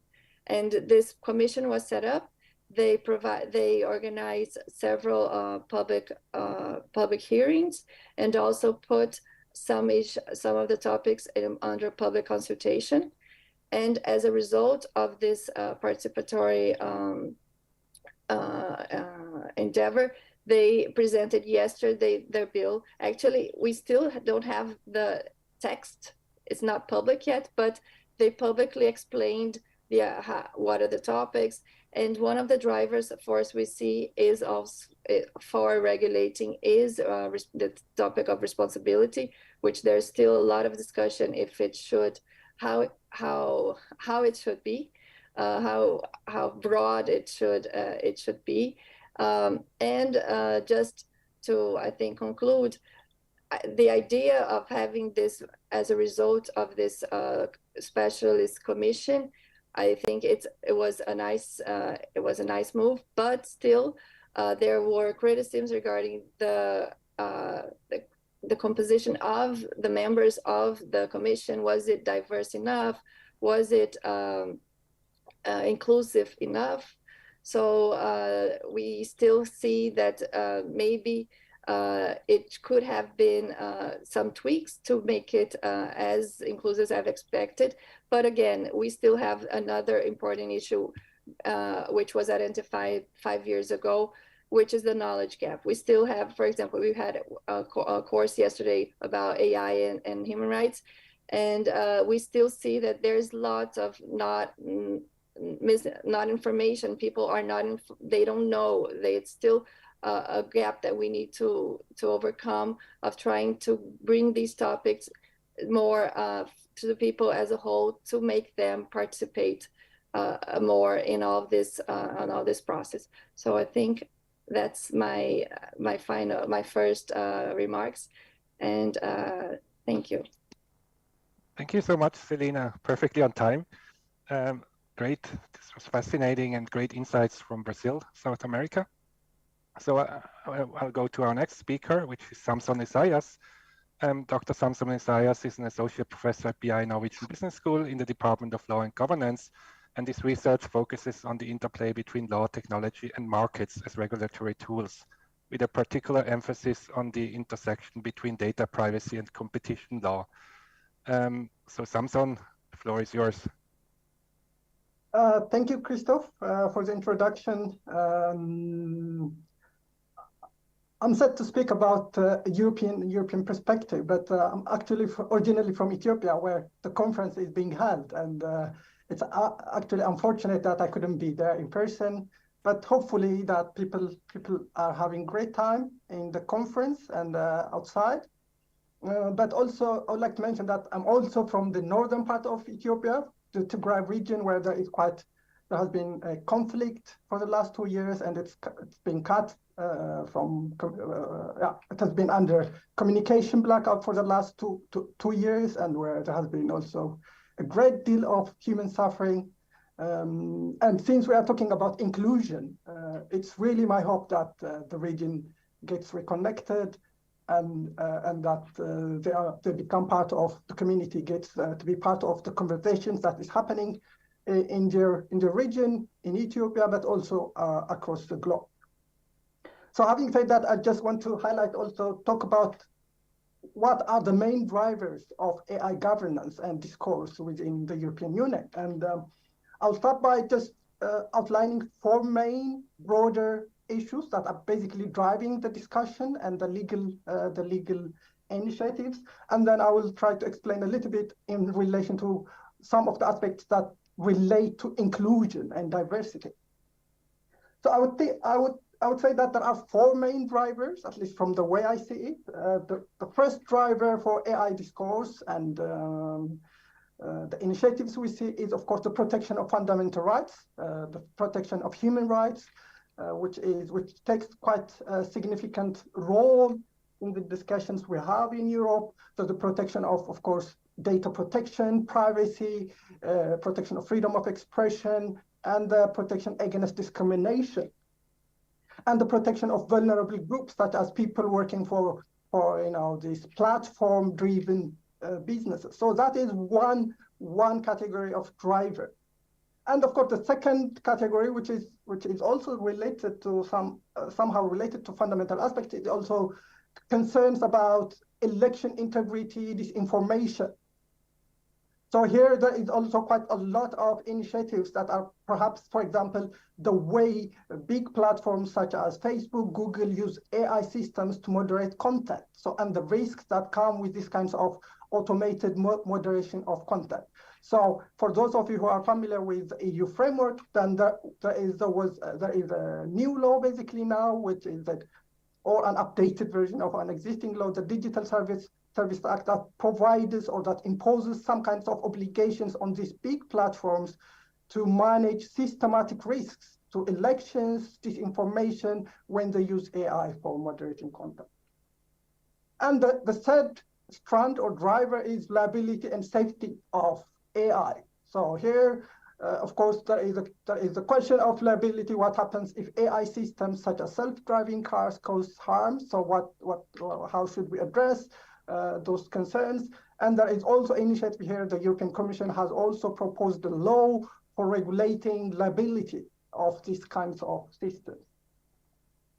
And the fourth border driver of the discourse is related to this divide in data control. So Selina alluded to this importance of data for AI, for development of AI. So I think there is also similar concern in Europe, where there is this divide between few companies that are able to create significant value from the data on the one hand, and then of course users, which are the main generators of the data and should also benefit from that data, and together with also small businesses and public agencies' interest in getting access to that data. Again, here there are also legislative initiatives within the European Union, such as the Data Act, Data Governance Act, that kind of try to facilitate the sharing of data and also facilitate that small businesses could be able to get access to data and develop services. So I think these are the way I see it, these are the main major drivers. And of course, the panel is specific in relation to inclusion. So I would just say a few words about the focus on fundamental rights, and specifically a little bit about the draft AI Act and how it tries to address some of these concerns in relation to inclusion and diversity. So the AI Act, the main aim of the AI Act is states that AI should serve the human, or it should be human-centric, so it should serve humans. And there are, you see, many cases. So the focus seems to be in terms of identifying specific use cases that seem to endanger or to create high risks or unacceptable risks to human rights, safety of individuals. So you have certain systems that are being prohibited.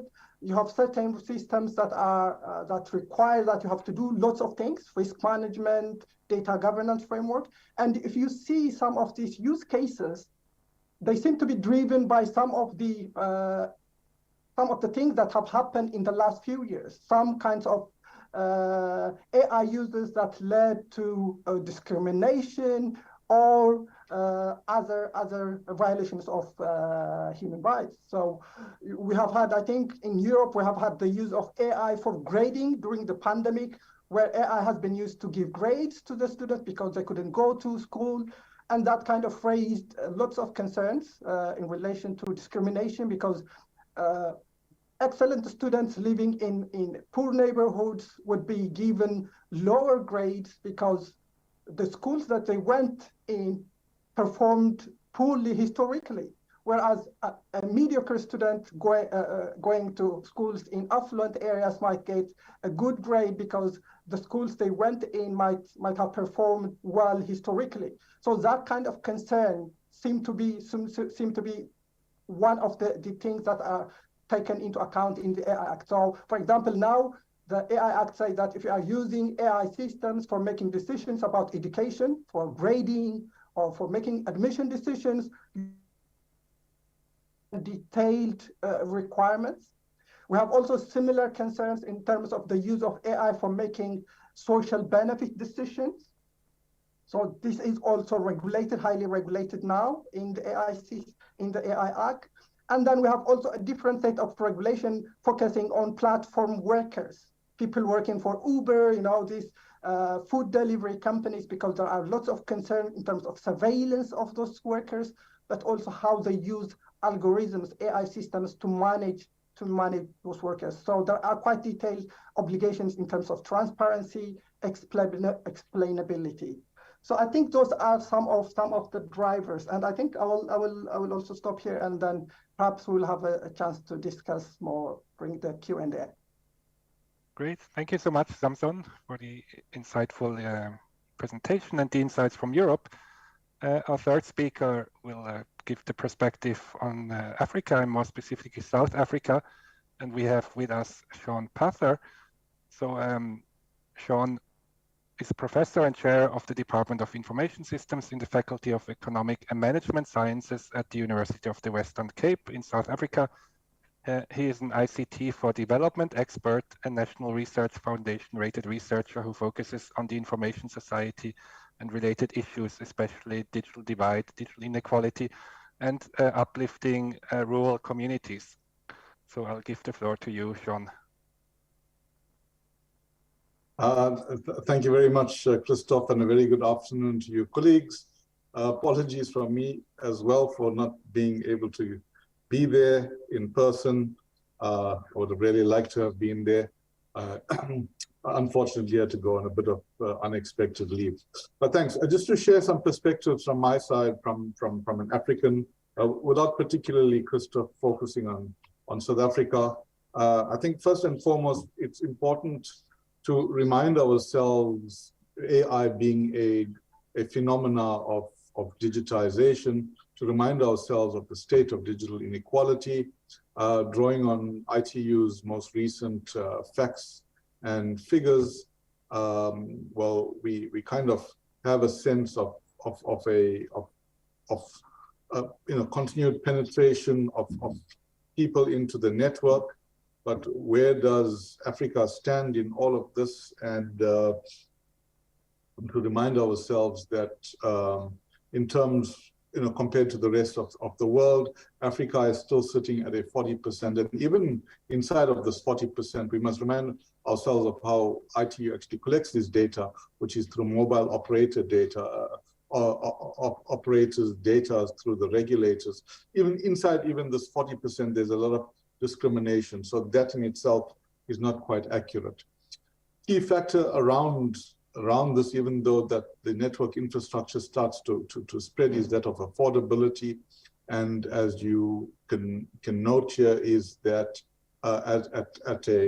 from a basket perspective, 5% and 15.6% as a percentage of gross national income is indicative. This, by the way, is of mobile broadband, and this is fixed broadband, of the expense in Africa to the average African person, making access to the network prohibitive. From a generational gap as well, you see the inequality here. This is reflecting youth. So the percentage among youth of penetration, 55% and 36% of others. And you can see the vast difference as you look across this infographic compared to the rest of the continents. Skills being the other issue. This is a slightly older bit of data from 2021. But again, as you can see here, that basic skills in the African continent, by virtue of these shadings here, you could see that very, very low levels of skills.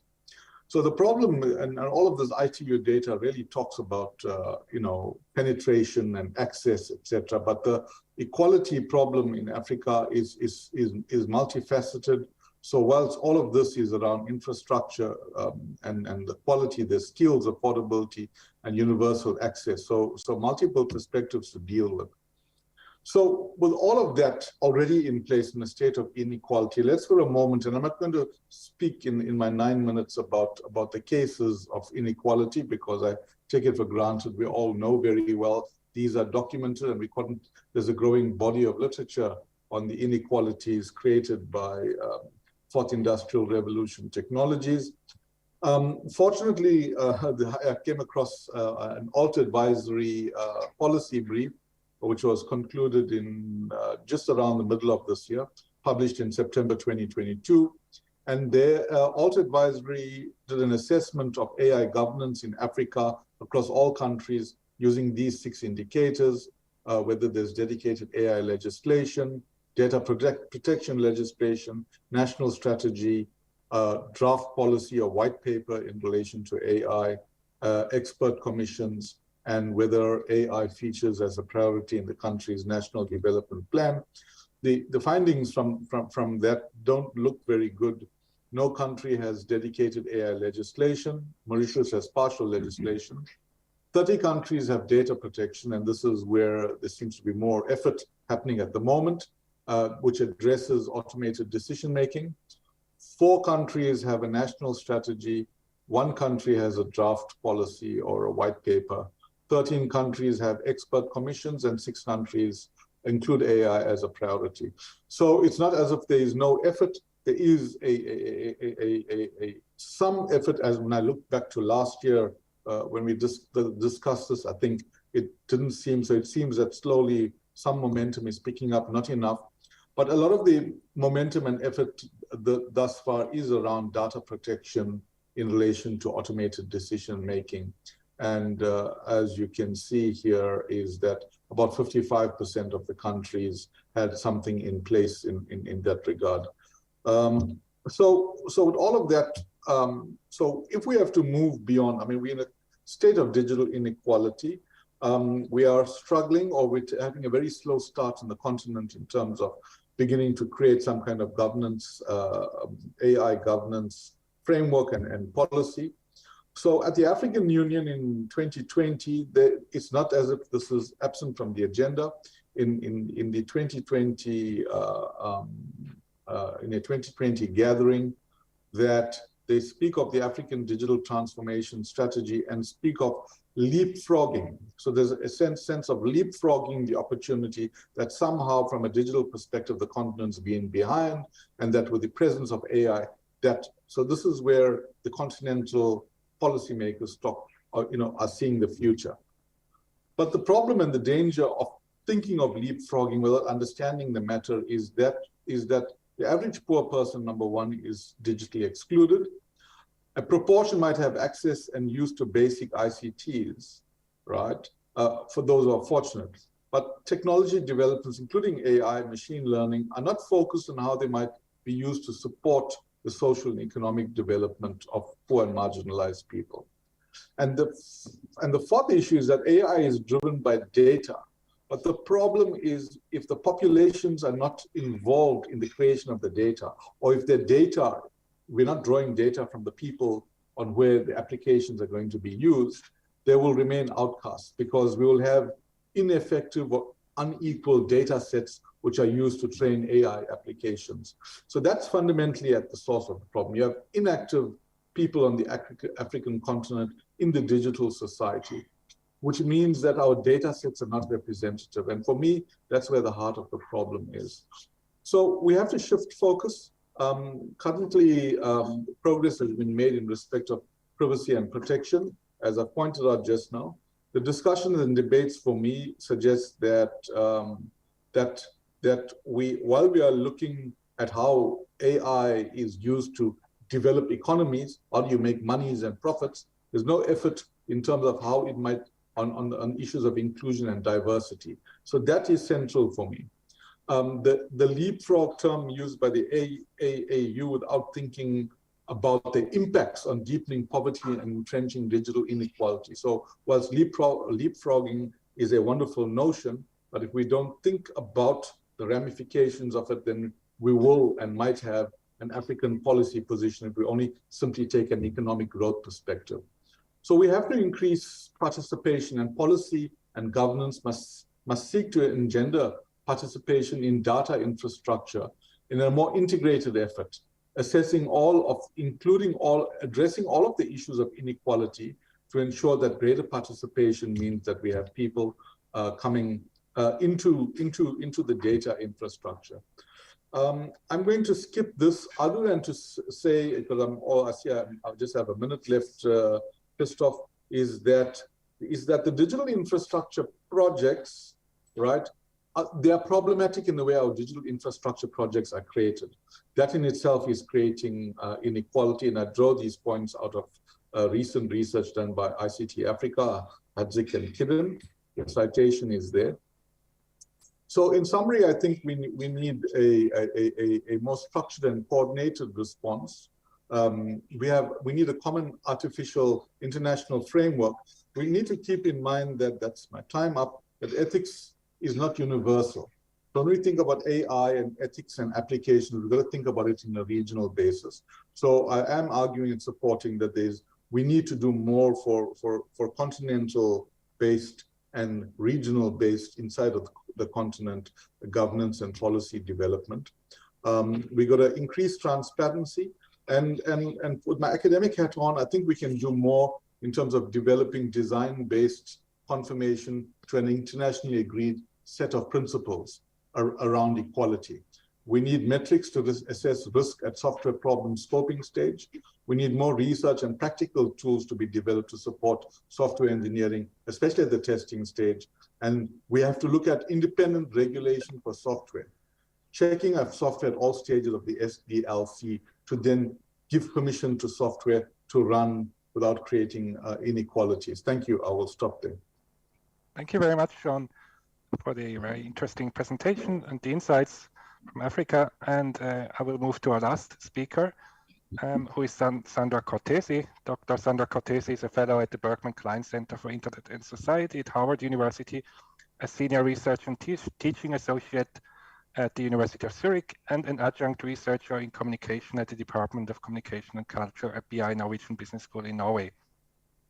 She collaborates closely with talented young people and engages with researchers in the field of youth and media to share their interest in exploring innovative ways to understand, evaluate, and shape current and future social challenges emerging in the digital world, including those relating to AI, emerging technologies, virtual reality, and especially in terms of how to engage youth in our digital society. So Sandra, the floor is yours. Thank you so much, Christoph. Delighted to be part of this panel, although I must say what I'm going to share is merely a reflection of what at Berkman Klein is happening kind of in a very collaborative fashion. Many colleagues working on these issues, including Urs Gasser, who is also here with us today. So I'm mostly the spokesperson in some ways, but truly excited to be here. So when it comes to internet governance, kind of from this US perspective, the big picture suggests that there are many conversations happening among many actors within the private and public sector. We're all involved in developing many different norms of governance. So kind of from an inclusion perspective, this is somewhat good news. It means that different stakeholders are involved in governance issues and how to resolve them. So again, that is certainly good news. If you take the US as an example, for instance, we see inclusion of different stakeholders at the 4 following different levels of governance making. First, we see examples at the city level. For instance, take the example of the ban of facial recognition in Cambridge, for instance, where we see citizens, kind of local actors engaging with local city councils, debating these issues and addressing these issues. We see, for instance, standard setting organizations like the National Institute of Standards and Technology, and new frameworks for risk assessment or debiasing, but also associations like the American Medical Association with guidance for use of AI in health by doctors and hospitals as a second example. Third example, we see these conversations happening at the state level with state legislators, activity and legislation, for instance, when it comes to regulation of self-driving cars, as well as consumer protection issues. Again, here, different stakeholders are involved in lawmaking.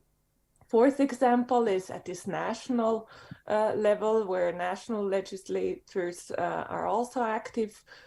We see as an example the Algorithmic Accountability Act that is being under discussion, resembles a little bit the EU Act draft law, although it's very uncertain whether it ever becomes law, given the situation or gridlock in Congress.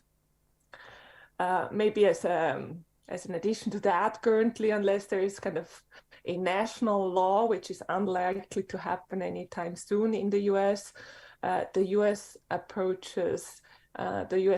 to AI governance in itself is different from Europe.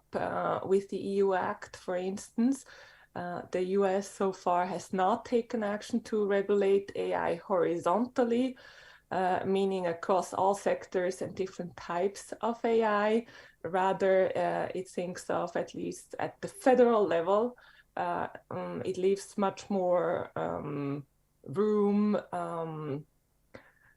of kind of this regulatory job to specialized sector-specific agencies, like, for instance, the Food and Drug Administration, so the FDA, in the case of medical AI, as an example. So different approaches here discussed, or different ways to go about it. So we see, in essence, diversity of forums and spaces with different stakeholders. But of course, when it comes particularly to inclusion, important participation gaps remain. One of my key topics or issues I very much care about are young people. So take young people as one key stakeholder. Over the last few years, we have seen many countries releasing a range of AI policies or policy initiatives, focusing largely on how to leverage AI systems, mostly for economic growth and national competitiveness. But it turns out that many of these national AI plans don't mention children or young people. There is a great mapping by UNICEF, who has documented this extensively. Very much recommend you to take a look at it.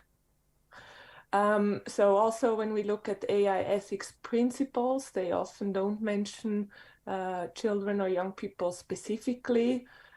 There we did some really cool work with UNICEF, IEEE, and the WEF that I'm happy to share more in the conversation part.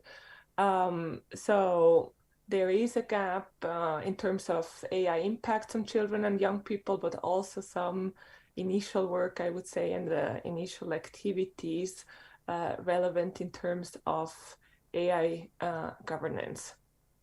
So I take here youth as an example. Of course, similar participation gaps remain in terms of other communities, other underserved communities, particularly including people of color, very crucial topic currently in the US as well. So here much more work needs to be done to make process of AI governance, to make AI governance equitable one, but I remain hopeful that that also within spaces like the one today, we can advance this conversation, and then, as I said, much more hopefully to come. So thank you so much for having me here.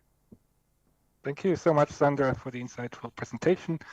So for the next part, we will move into the discussion. I would suggest if you have any questions, to please ask them or raise your hand, and we can pass the questions to the presenters.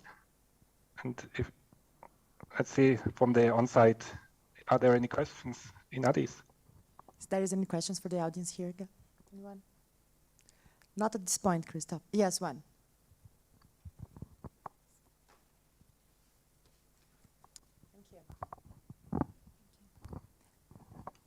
Hi, so my name is Chang, and I'm a social entrepreneur from Vietnam. And I have a question for a speaker from South Africa. I'm sorry that I came late, I couldn't remember his name. And also to other speakers.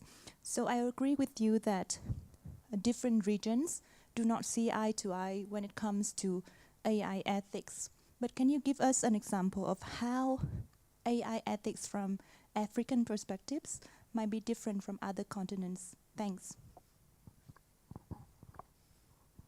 Thank you so much for your question. I will give the floor for Sean Pater to answer the question and also for the other panelists.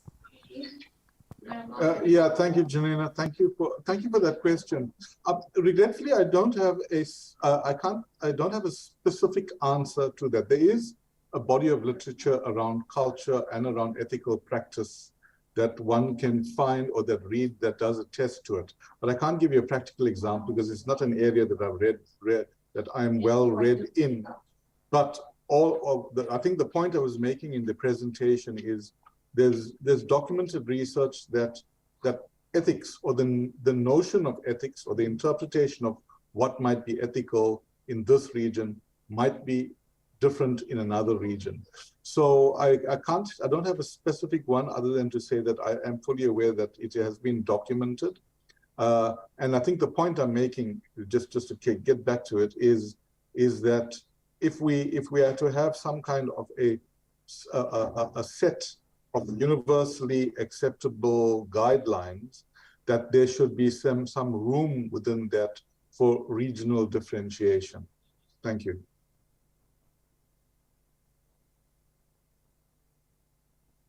Christoph? Thank you. Does anyone else want to add from the other panelists? I don't have much specifics to share, but maybe just a pointer to make. There is a colleague at Berkman Klein, Sabelo Malambi, who has written a really great piece called From Rationality to Relationality, Ubuntu as an Ethical and Human Rights Framework for Artificial Intelligence Governance. So adding a particularly African point of view to the conversation, I very much recommend it as a reading piece. So we have another question from the on-site participants. Yes.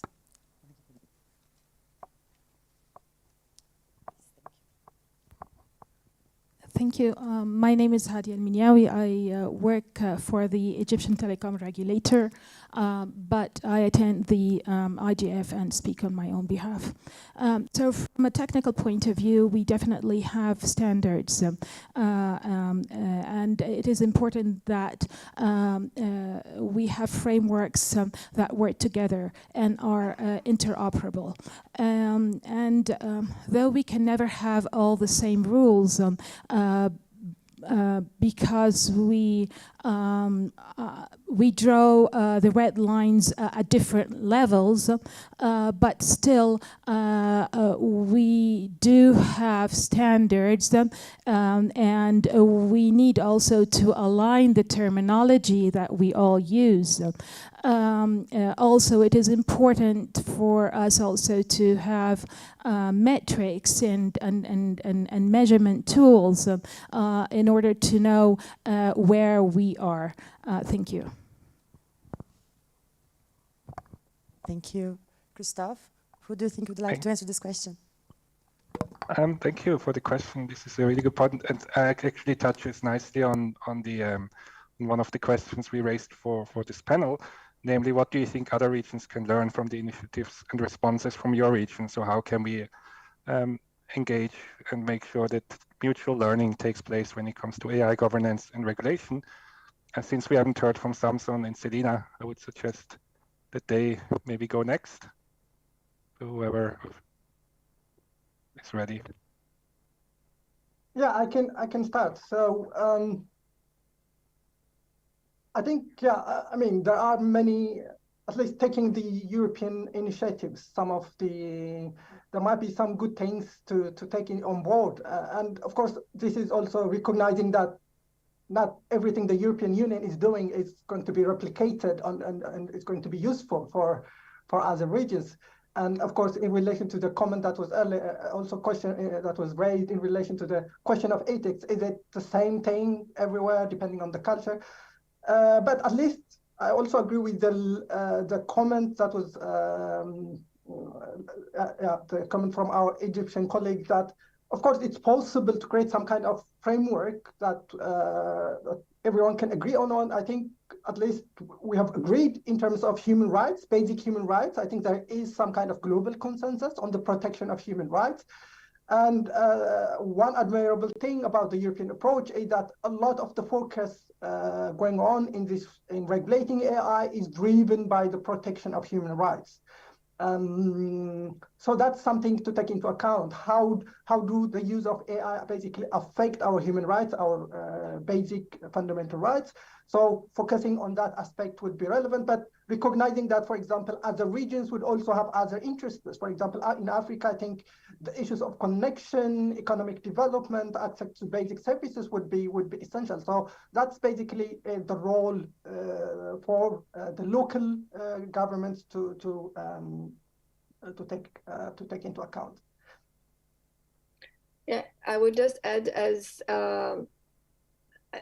we saw, there is not a clear one definition or one take on all of these topics, and that's why I think it's very important for the conversation of AI governance be as inclusive as possible. And when I say that, I mean from a geographical perspective, as normally these conversations are being led by global North countries, in which would affect, and the applications would affect everywhere, all countries. So and normally more specifically global South countries should be heard and should be called to be a part of all of this discussion, so that all of these nuances are brought to the attention once discussing these protocols or all of these topics that we're talking. Great, thank you very much. We actually have a question in the chat here. I'm going to read it out, and I'm going to. So, hello everyone. I'm Amir Mokaberi from Iranian Academic Community. My question to the dear panelists is: what would be the practical approach for AI regulation and AI-based spaces like metaverse to ensure public safety, security, health, data sovereignty, and accountability of global AI actors, with regard to this fact that different societies have different ethical and legal frameworks, and what should be done for AI-related cybercrimes, which is borderless? Thank you for the really interesting question. So really about more specific domains such as the metaverse. Does anyone have any thoughts on this question? No, to me, it just goes back to what Selena said. I mean, there is no one silver bullet solution, but we really need to make sure that these conversations happen at the global level, and within kind of this global level, what I shared earlier, that we make sure different actors are involved, not only at kind of legal actors, but that we include civil society and others in these conversations, as we may not agree when it comes to these borderless issues on the solution, but through dialogue, at least through making sure that everyone can participate, we get closer to a solution we might be able to live with. But that's speaking as a psychologist, so maybe a legal scholar can add to it. I can add a few points. I think I don't know.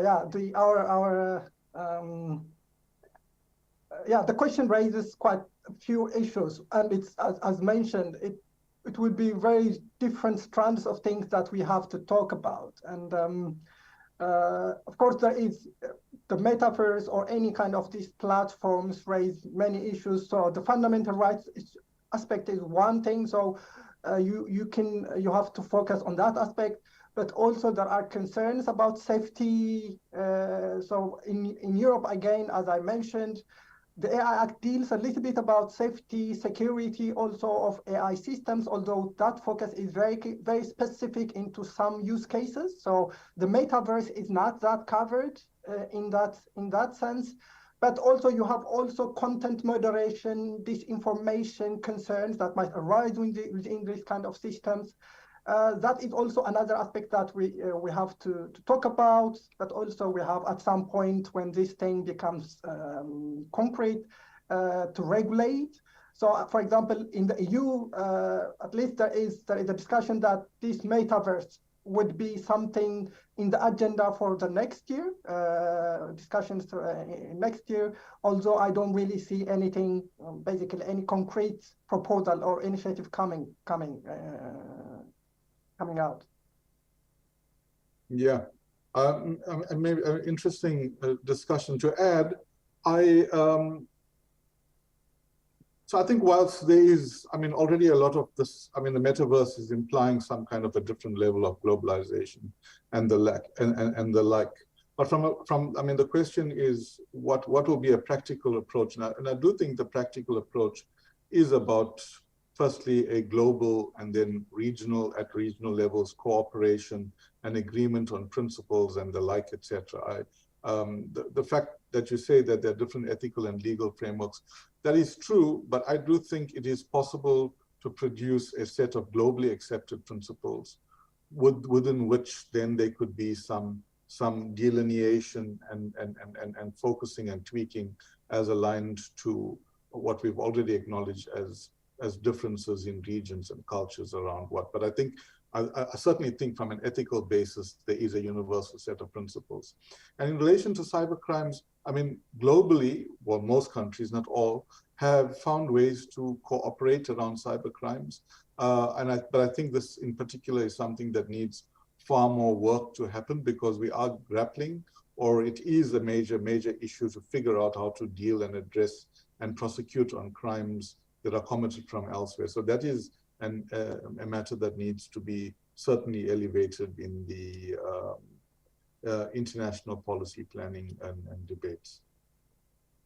If I may add just another reference here, quoting colleagues from the Berkman Klein, I will share here on the chat the AI principled AI report that Berkman put together, showing analyzing all of the documents regarding principles and AI, and trying to show which where onto what Sean was saying, the conversions at least 5, if I'm not mistaken, that would be present in almost all documents, which includes not only government documents, but also declarations from civil society and from industry, also sectors. So that's another reference that would be helpful.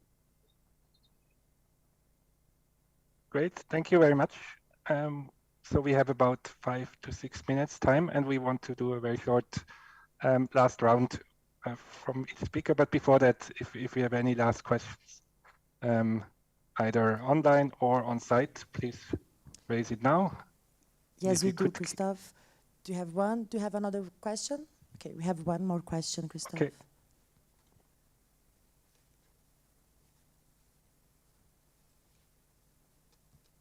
Thank you, please. Thank you.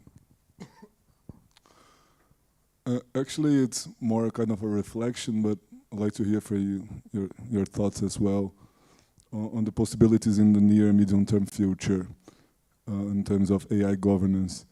I think there's lots of scholars addressing the concept and the idea of digital imperialism, such as Michael Quaid, or digital colonialism, data colonialism, such as Nick Cowdery and Mejias. And it's related to the fact that most of the users of the platforms that processes data are based in the so-called global south. And we have a huge concentration in the market, mainly located in Silicon Valley in the United States. So, and if I'm not wrong, I think that even OpenAI, it belongs to Elon Musk, isn't it? So in Brazil, have a specific case as well that the Brazilian government started to somehow send the Brazilian health care historical data to be processed in the US by IBM Watson's AI machine, for instance. And within the Brazilian Internet Steering Committee, we have also found that the same process is taking place within the public education.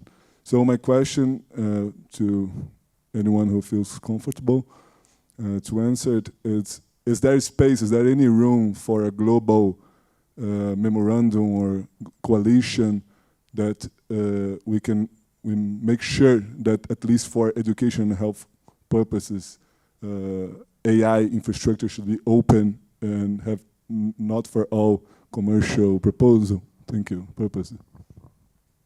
Thank you. Back to you, Christophe. Yeah, thank you for the question. I think we can maybe use this as a very quick last round before we close the session. But if all of the four presenters could have a very short, maybe response to the question, then we can wrap up the session afterwards. Let's maybe go with the order of I couldn't quite hear the question, so sorry, I can't respond. Oh. Apologies. I was having a sound issue. I can start just briefly.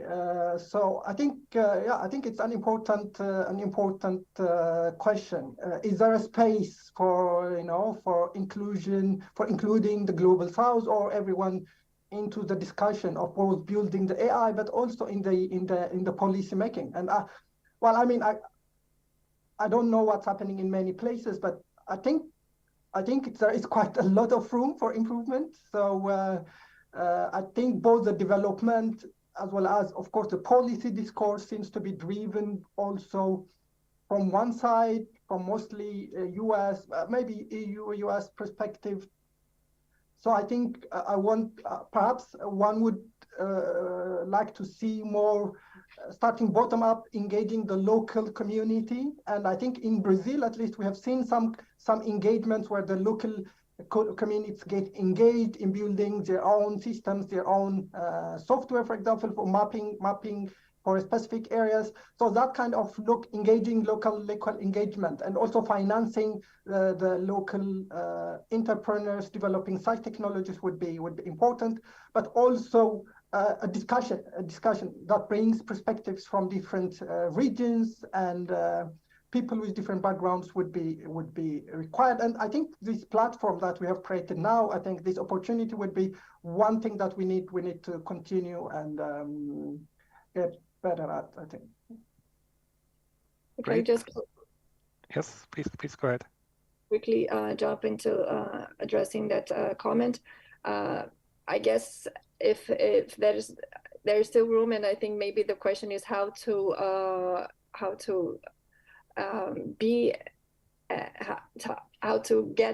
make this room and move this agenda forward. And I would just, for example, cite what UNESCO is doing as it's trying to be a focus for developing a framework for regulating platforms and focusing specifically on the use of data.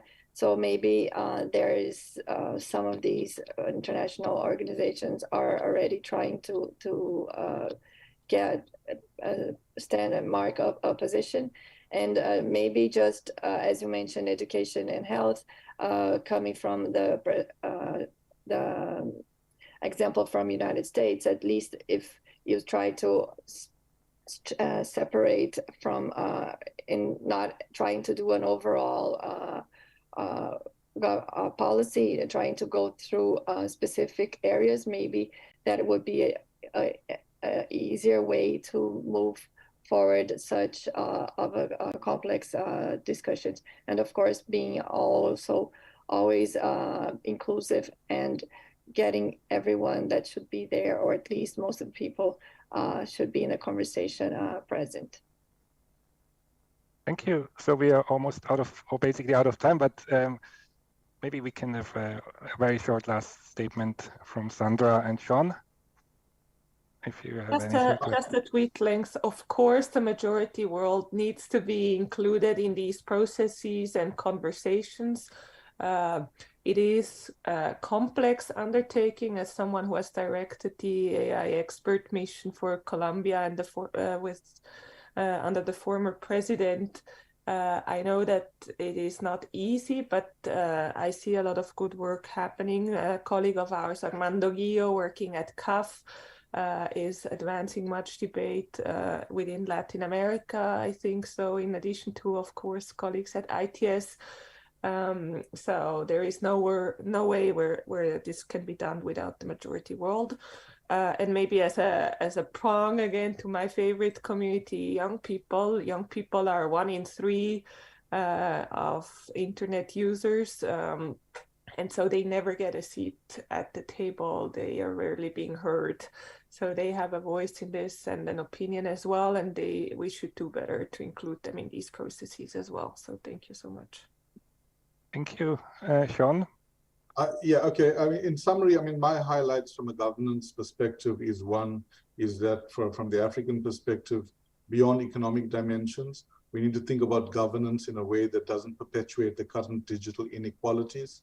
We need governance that guides infrastructure development, especially in respect of data-related infrastructure. There is a data policy framework, but the jury is still out, an AU data policy framework. And lastly, I think we need to do much more to be able to inform the policymakers and those in charge of governance to be appropriately skilled to understand the issues around AI and related matters that are perpetuating. Thank you. Thank you so much. And with that, I would like to conclude. I want to thank all of the panelists and presenters for the wonderful inputs. It was super interesting. And I especially want to thank also Janina Costa as the on-site host and moderator, and Christian Perrone, who was also very strongly involved in preparing this panel. So great thanks to you both. And just very shortly, if the presenters could stay just for a minute or so for a group photo, that would be great. Thank you, everyone. Thank you so Thank much. you, everyone, We'll close the session. for- Thank you.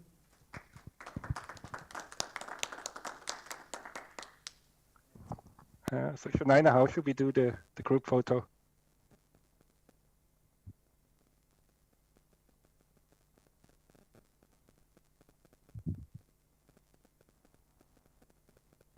Which may not be there, apparently. Okay.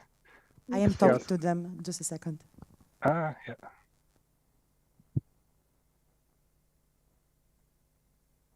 Okay, everybody ready? Smile.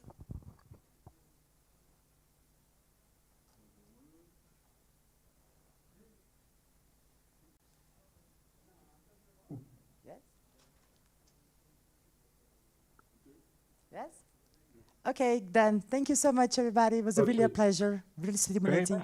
Thank you. Bye-bye. Have a good good day, everyone. Bye-bye. Thank you all. Weekend. Bye-bye. Ciao, ciao. Bye-bye. Cheers, folks.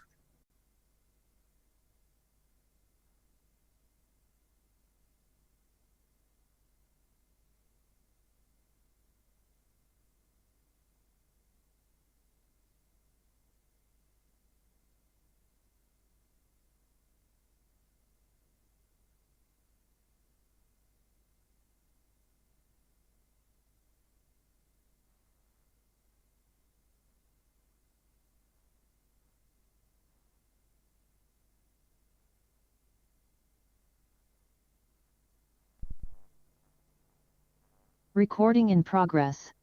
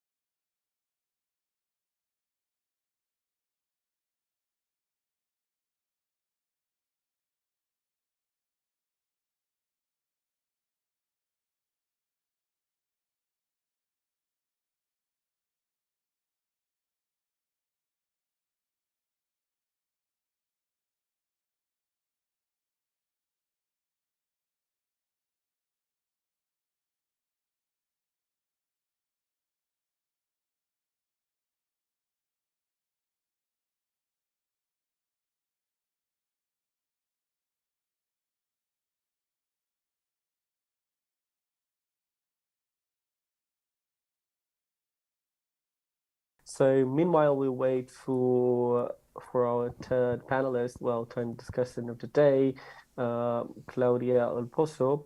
We can slowly start, and then hopefully she'll be joining really quickly.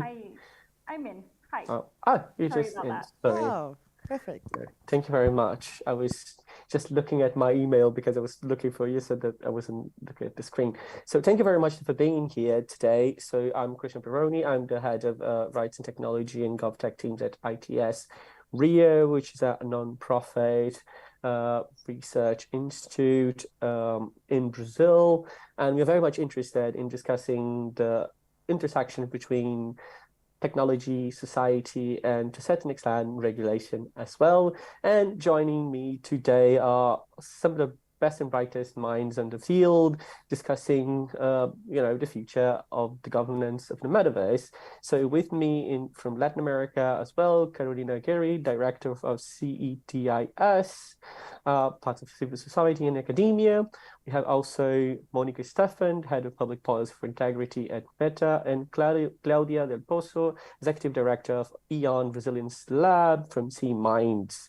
So it is a very much focus on Latin America and how we as part of the global south, the majority world, depending on your point of view, can start thinking about what has happened in the past, what are the lessons of internet governance that we can bring from that discussions to the discussion on the metaverse. That's why our town hall discussion today is called The New Meta Governance. Are there internet governance related lessons that should be applied to the metaverse today and in the nearby future?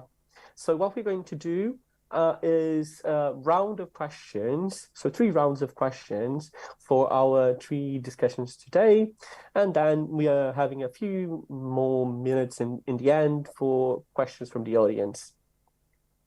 So the first question is a matter of discussing how diversity, inclusion, and interoperability should be seen in terms of the metaverse. We have seen in the 90s, when internet governance was really starting, that one of the main tenets of internet governance was, to a certain extent, inclusion. And it was a done deal that it should be, the system should be interoperable. But as we have seen, this is not exactly what has materialized. So how we should think about that in terms of understanding what has happened and why it hasn't materialized as inclusive and as interoperable and as diverse as we have expected. And what should be the other values that we should add to this growing concerns of diversity and interoperability and inclusion? So I would like to start asking Carolina Aguirre, so what do you think should be then the lessons we have seen about diversity and inclusion from the 90s and the internet governance that we should bring to the table to learn and move forward from the standpoint of your legal and your very interesting research? Thank you, Christian. Yes, I must say I'm not a legal scholar, but I do share some of the concerns, the normative concerns that legal scholars bring into the debate about internet governance. So personally, for me, I think that that one thing that we do want to capture from the internet governance debates into the metaverse as probably an evolution of the internet in the years to come is the generativity around this technology. I mean, it is because the technology was designed as open and with unforeseeable uses that we are that I think that is kind of capturing a bit the spirit of the metaverse these days. And though there is this, I mean, we have been revisiting some of the lessons and the hard, bitter ones around internet governance and what has worked and what has not. I mean, mainly we have to acknowledge that that we are at a crucial turning point in terms of evaluating what has worked around internet governance. And I think that we have managed spectacularly to address inclusivity and embark. I mean, nearly half of the world is now online, etc. But when we talk about inclusion and when we conceptualize things around the digital divide with the internet and more so with the metaverse in the future, we are thinking of more and more people with a different set of skills and different sets of needs and use case scenarios that are very different from the very narrow approach of how the internet was originally designed. And even, I mean, in the history of the internet, there is this kind of, wow, the internet was used a lot and it had this value, immense value in email, for example, as one of the kind of the things that in a way distracted some of the early engineers with these uses, that they thought, okay, it would be about data sharing and data processing, etc. And so it's this unforeseeable sometimes uses that then make this technology move and steer in one or another direction. And then video streaming and voice over IP 15 years ago, etc. And that all began to change. I mean, how the internet was conceptualized, and rules from other sectors, from the telecommunication sector, became more and more kind of embedded and began to sort of address concerns as use cases of how the internet was being developed. And because you want this, we want these technologies to evolve in an open and interoperable manner, then there is kind of this inevitable trade-offs that we face with internet governance, and that I think are inevitably tied to the future of the metaverse, and bringing in so the additional values about what we want to think about the metaverse is never relinquishing something that I think we should not even relinquish for internet governance, and it's not thinking of users as just, oh, user, let's make this technology very simple, very stupid, and then technologies are trapped in this very kind of okay, we just want to use this and not think about this technology and something that is more evolutionary, and that even users without the highest skills in the world can make something more of a tool that works with them and for them in the future, and less dumb, you know. So I think that if we make users have more this inquisitive, creative approach to these technologies, and then we think of less packaging around this, which is extremely challenging for the complex layering of the metaverse of the future, I think that we will have learned a little bit of what some of the things we missed in the days when the internet began to lose this generativity. Fantastic. And I think you have a very good point, connecting, the way things have been developed in terms of inclusion with the user, understanding what the user can do, what are the individuals actually that are using these different technologies. So I find it quite interesting. In somewhat, it gives me a chance to ask Monica Stefan, so what do you think about actually how we can develop the metaverse in a way that's going to be interoperable and that will not follow in this trap that maybe see the user as just one person there and not necessarily capable of making the choices of going around the different spaces that the metaverse will be creating.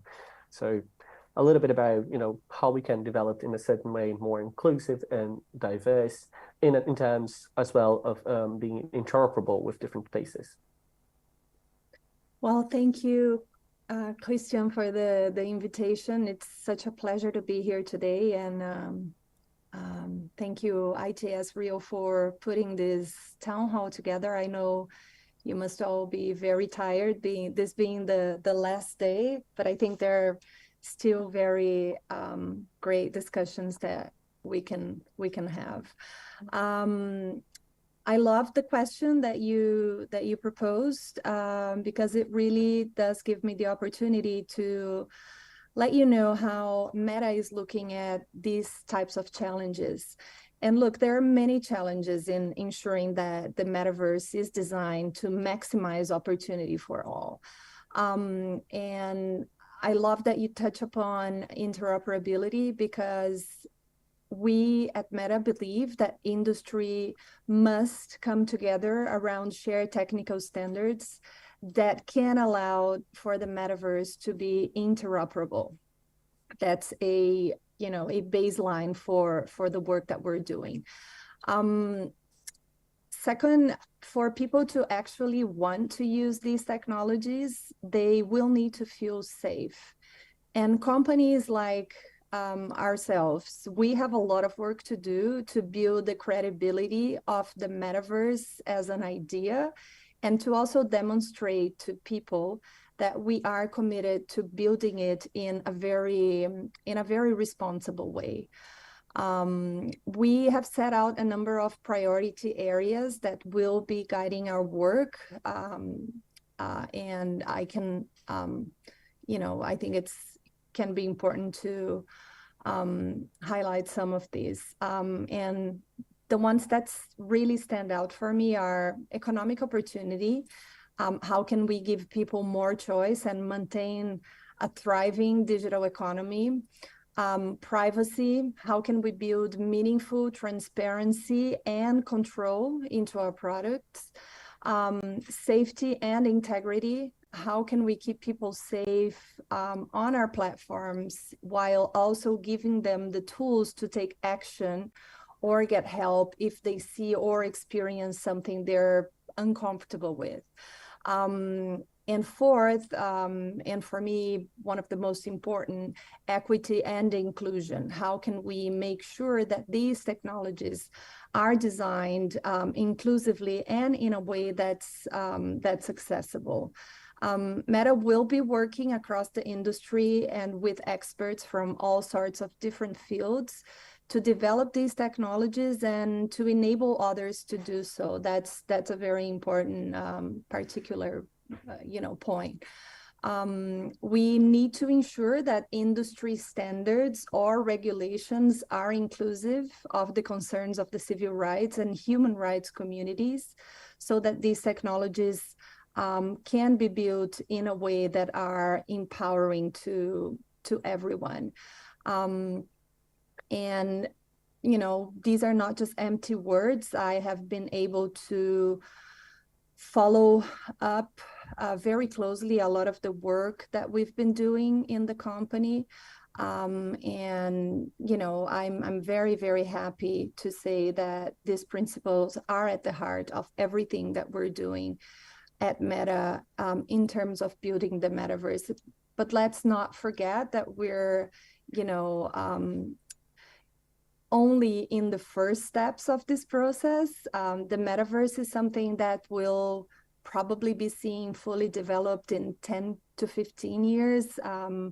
And so it's amazing to be able to be here today at this very early stage and to be working for a company that is open to building these principles together and to sharing and to hearing the inputs that will make this a diverse and inclusive place in the future. Thank you, Christian.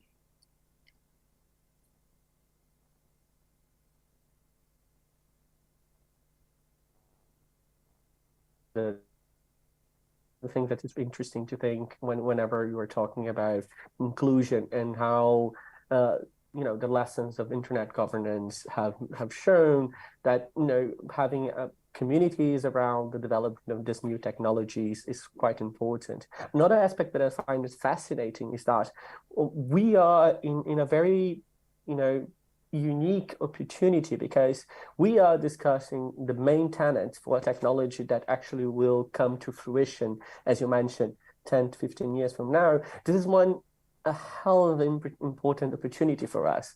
So, and another thing, look at the past. We have the internet to look. And talking about how we had the internet governance in the past, I want to ask Claudia, so what's your take? So one of the things that Monica mentioned about communities spring to my mind that in the 90s, internet was developed to have different spaces where you have, .com, .org, .gov. So the idea was to have different spaces. In your view, how we can manage to create, also recreate to a certain extent, those types of spaces as well, thinking about the metaverse in the future? I know that I gave a little bit of a twist in the question, but I hope I don't put out too much on that. No, that's okay, Christian. Thank you so much. Thank you for organizing this space. It's such an honor to be here with other people from Latin America. I mean, talking about inclusiveness and representation, I think that one of the lessons learned from the early 90s internet is that maybe the countries that came together to design it were the ones that had more resources. So I think it's very exciting to see more and more spaces for other countries, other regions of the world to be involved. And I think that's definitely one important step towards inclusiveness. And I kind of want to bring together what Monica and Caro said by giving some concrete examples of what can be done and what is being done to kind of address the different challenges that they mentioned, right? So I think that it's also wonderful that we have Monica here.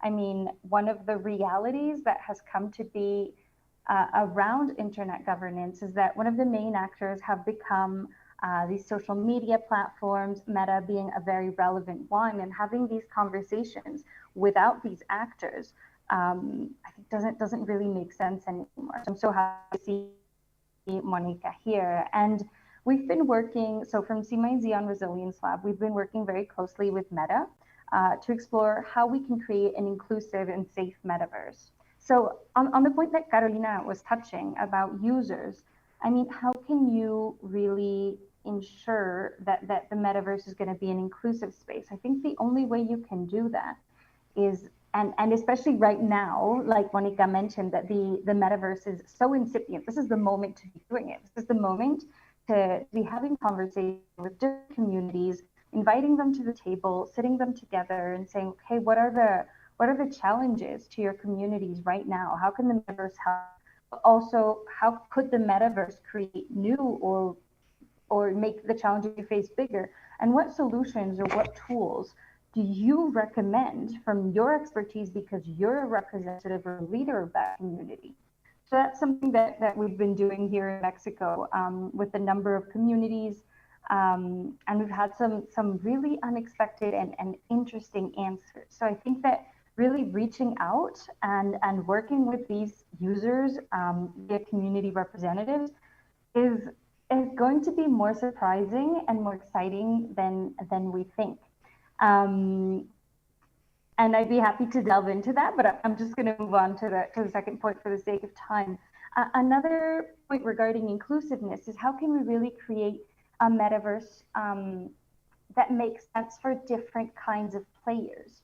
So another thing that we're looking into is kind of like policy prototypes to understand what maybe smaller players have to say about the metaverse, have to say about its main challenges like privacy. And I think that these exercises where we work directly with companies, with the industry, this is an exercise that we're doing in Uruguay with Meta as well, they can directly feed the industry standards around which the companies will come together. So I think that's a really interesting way to do it. We're working on this with the government to provide public policy recommendations, as I mentioned, also with academia. So I think it's a beautiful exercise. Industry, civil society, C-Minds, academia, and government coming together to put, the initial like exploration points there that can then be taken and stretched into standards that come from a very inclusive and a very real place, right? This is not a general exercise that we're doing. This is something we're doing in Uruguay directly. And finally, another point that has to do with how can we make sure, because there's different ways of thinking of inclusiveness, right? You can think of it in terms of, okay, different countries having a say in governance, or you can think of it also as the users. So going back to the countries, Me and Caro, well, through our organizations, are working on a document to kind of put forth the perspective of what is the metaverse for Latin America, and ensuring that the region keeps having a say in these conversations, and that the say can be found either in this panel or, you know, in the different documents that we'll be putting forth. So, so like Monica said, we're at the beginning, and I think this is a great time to be looking at the different kind of exercises that we can do to inform standards and include and be as inclusive as possible. Thank you, Claudia. Basically set the stage for my next question, because, you know, we're talking about not only inclusion, but there are other situations that deserve our attention, other values that we are actually looking towards as well. And one of the things that it is how we govern the metaverse will be the different lossy of governance that will happen. Then this will have to happen in different layers, in different levels. So, and interestingly, one of the main developments we have seen in internet in the last 30 years is sort of a multi-stakeholder governance, and it's very interesting to see that this has emerged in a bit mixed bag of very good and very interesting developments. For instance, as IGF, where we are discussing now, is one very interesting example. But also in different national and regional levels to a certain extent, but also not necessarily has been very effective in creating an actual governance regime. So my question will go back to Caro, is what do you think has to be an interesting engagement with the different actors so that we'll have an actual multi-stakeholder governance regime, or at least a multi-stakeholder governance model in terms of metaverse in the future, whether you think this is an interesting idea and how we should implement it to a certain extent. And in terms of challenges, do you think how should this infrastructure tackle the different multiple challenges, which should be first, if you have any thoughts on that? Thank you, Christian. These are very thoughtful questions. I think that there are many challenges on the governance landscape concerning the metaverse, and considering our lessons learned from what we may call the internet governance landscape, because the internet governance landscape has become very specialized in the last 10 to 15 years, extremely specialized. And even, the fact that the IGF is still running, despite, some of a crisis in terms of the legitimacy of why are we here when we can be in more specialized venues, discussing data protection, discussing open data and how to, and open science for the development of new applications in the metaverse and the future of the internet, cybersecurity concerns, and all these forums, and even civil society has its own mega forum. So there has been this venue proliferation due to the fact that the agenda has become extremely specialized. So I personally don't think that I think that the metaverse will require some additional institutional fixtures and features to address some of these governance concerns that are emerging. But they are very much linked with pre-existing debates.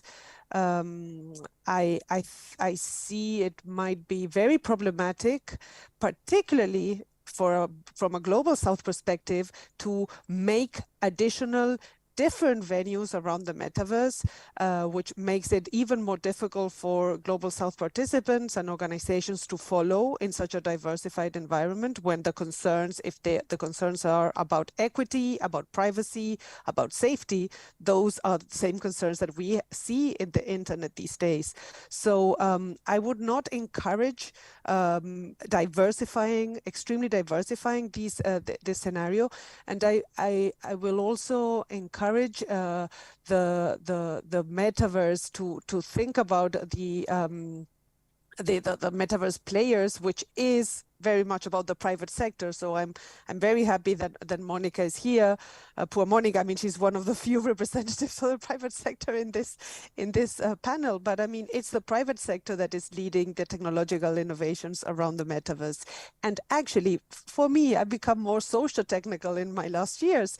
And so I don't see a lot of governance taking place at the IGF, for example, or in many venues such as ICANN. What I do see is discussions around the governance, and actually the governance taking place inside, in the case of ICANN, the registry operations, policy decision-making processes, inside ISPs, inside platforms such as Meta. So if we have to discuss, I mean, about governance, then we're talking about one thing. If companies who are shaping the future of their metaverse really want to engage in an open and honest debate about governance, then they should really make the effort that, for example, Claudia was mentioning with the policy prototyping, etc., become really embedded into the technology and the policies of these companies' developments around the metaverse. Fantastic, Caro, as well. Actually, it gives me a little bit of a platform to ask Monica a little bit of this question, because I think the private sector is in a very peculiar position as well, because it's both on the side of a different stakeholder participating in a multi-stakeholder debates, and at the same time it's also in some way an implementer of this policies. So what do you think should be, Monica, the role of this multi-stakeholder in engagement in terms of the government of the metaverse? And you mentioned a few of the challenges, and you mentioned 5 of them that Meta is pushing forward. Do you think there is 1 or 2 that should be discussed first? Maybe I would assume maybe creating this space to be more interoperable, but I would like to hear from your thoughts. What should this multi-stakeholder engagement look like, and what should be the first values that we should be discussing? Sure, Christian, thank you for the question. And if I may, I just want to start by making a comment on Caro's final point. And she makes a really, really, really good and important point on, you know, if we want to engage in a really open and honest debate, that space has to be built. And I am so proud to say that at least in LATAM, where I am working head on regarding the metaverse, these spaces are being built. I think Claudia can speak to some of the initiatives we have in Spanish-speaking LATAM, but in Brazil, we're working with so many institutions, so many academics, so many civil society groups in order to bring diverse perspectives into everything that we're doing. And I'm so proud that we get to do that work. I'm sorry to hear, Caro, that there are few industry representatives this year at IGF. It's been a really tough year for the industry, as I'm sure you're all very much aware.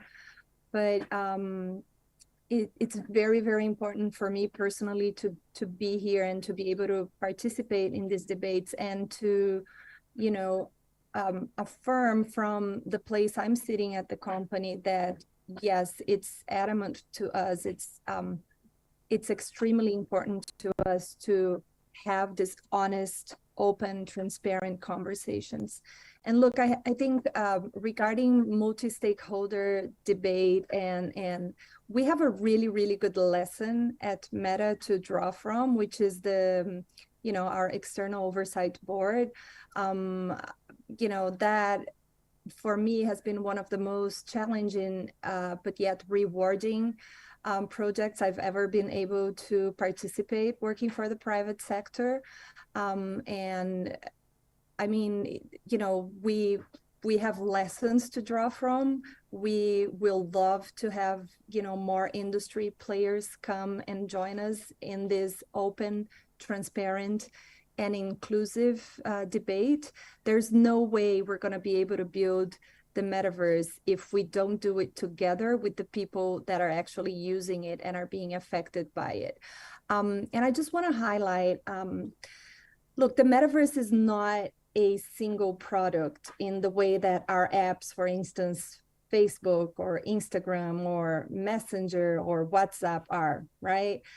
Nor is it an operating system like, you know, what you have on your cell phones. Like today's internet, the metaverse will be a constellation of technologies, platforms, and products. It won't be built, operated, or governed by any one company or institution. It will take a range of companies, large and small, civil society, the public sector, and millions of creators, right? I think it was Claudia that touched upon, or maybe Christian, the importance of having creators in the metaverse. It will also take these creators, right, to build it, to make it work. It's important for us to remember that the metaverse isn't a single piece of cloth, but it's a patchwork quilt. That's the better pronunciation. So given this really varied mix of companies, of institutions and people who will operate in the metaverse, the rules for what happens in them will be set in a variety of ways. So having this multi-stakeholder approach to how we're going to be regulating it, how are we going to building it together, is extremely important. Collectively, we can think of this process as, developing a system for governance for the metaverse. And it really mustn't be shaped by tech companies like us on our own. It needs to be developed openly with a spirit of cooperation. This is an effort that must be undertaken in the best interest of people and society, and not just tech companies. I think that's a really important note to end my, this answer with, Christian.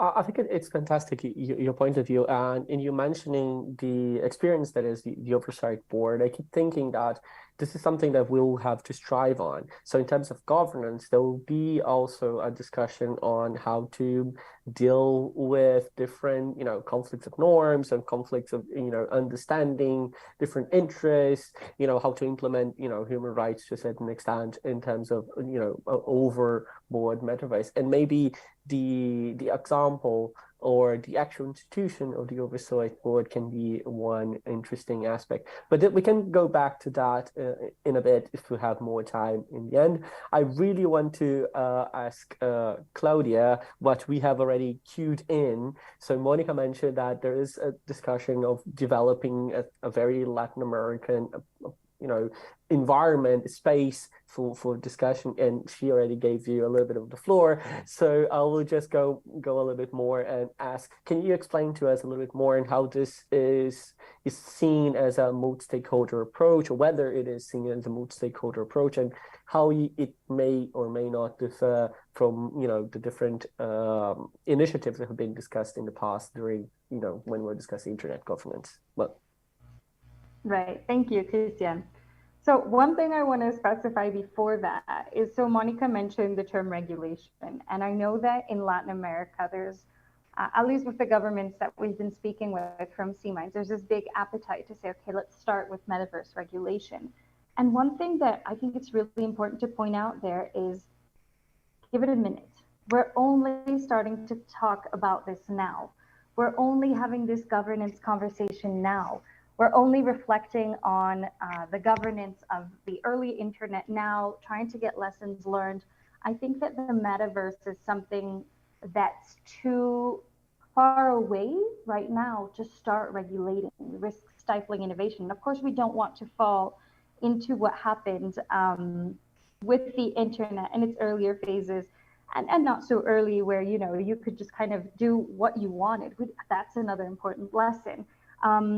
But I think that just if we have people here from the government listening, I think that it's time to explore regulation and what it would mean, but not necessarily regulate right now. So I do encourage these kinds of exercises, like you mentioned, Christian, in your question, you know, where it is really a multi-stakeholder approach. We're trying to get as many people in the conversation as possible. And are we doing I mean, is this the absolute solution? Maybe not. You know, maybe we're missing a lot of things. I mean, there's a lot of standards forums that already exist, but are they addressing the right topics? I mean, I think we're learning along the way, as happened with the governance of the early 90s internet and up until now, that unfortunately there's not one solution. You know, as the internet evolves, becomes more complex, becomes more relevant in our lives, and we don't talk just about a technical approach to governance, but also about, you know, governance around the social impact of the internet. All of that is going to change. Social impact of the internet with the metaverse is going to be even bigger. So what are the new questions rather than what are the new answers? Let's start with the questions and let's start exploring them, like in this forum here, like in this specific panel with different actors. I think that's really what's needed right now. And as Monica mentioned, you know, the metaverse should not be shaped by tech companies. Rather, an important place to encourage more competition in this tech sector, to make sure that there's more and more actors who are creating a metaverse. And I'm focusing on the tech sector while being aware that, of course, there's other sectors that need to be included. But to make sure that we're really creating something that's sustainable, that makes sense, that somehow maybe corrects or contributes to correcting the mistakes that have occurred in the past. And I think it's really exciting that now we have this Metaverse Standards Forum that's been led by Meta, among other companies, where a lot of, you know, different actors can come together and talk about specific aspects of the metaverse. And one thing that I really like that Caro said at the beginning is how great is it that we have these spaces that haven't narrowed down. They're about governance in general. And I hope that that's something that the Metaverse Standards Forum will keep at heart and continue having these general conversations where they recognize and apply the reality that as the internet evolves, so must its governance and the topics that are considered as part of its governance. Fantastic. We actually had a third question, but we are running out a little bit of time. So what I was going to say is that we had a question in the chat, so we'll rephrase it a little bit so that it can somewhat reflect what we are trying to discuss as our third block. So one of the things that we were discussing in the third block would be how do we place this difference between what I would call the paradox that we have a very global technology, but most of the times the policy aspects and even the regulation tends to be somewhat national. In the chat, one of the questions was, you know, representatives in different countries. But what I wanted to ask you is, how do you manage to see whether there is an avenue for dealing with a very broad global metaverse in terms of, you know, the many different spaces that will be developed, and this interaction with specific national, regional policies, if you see there is a potential for conflict and anything. It's an open question. So any of you, Caro, Claudia, or Monica want to jump in, we don't have to follow the exact order. So go for it. Go, Monica. I'm happy to jump in because that's whenever I tell people about my work at this global company, I always mention this multi-jurisdiction challenge as, you know, it can be overwhelming, but that's also why, you know, it's so interesting. It's so amazing. In a past life, I used to be a full-time professor of law, and I worked very much very closely with public and private international law, right? So, you know, which law applies, you know, it makes this question really remind me of the good old days, Christian. Now, look, it's there's one thing about working for a global company, which is we have global standards that apply to every, that apply in every single jurisdiction in which users are using our products. But I think it's very, very important to highlight that this doesn't mean that we don't take local laws and local context into consideration. I've heard over and over again that, the American companies don't respect, local context, and that is just not true. We do have rules and policies and standards at Meta. We call them the community standards that apply to what we want to see in our platforms and services and what we don't want to see, right? So, there are some hard lines that need to be drawn. So there's no place for child exploitation in our platforms, right? That's quite obvious, and that's globally. But also there are nuances to local laws that need to be taken into consideration. For instance, and I'll take Brazil as an example. Of course, local laws will be respected. And if we do get, for instance, a court order in Brazil, because something in Brazil might be violating of Brazilian law and it won't be violating of a particular law elsewhere.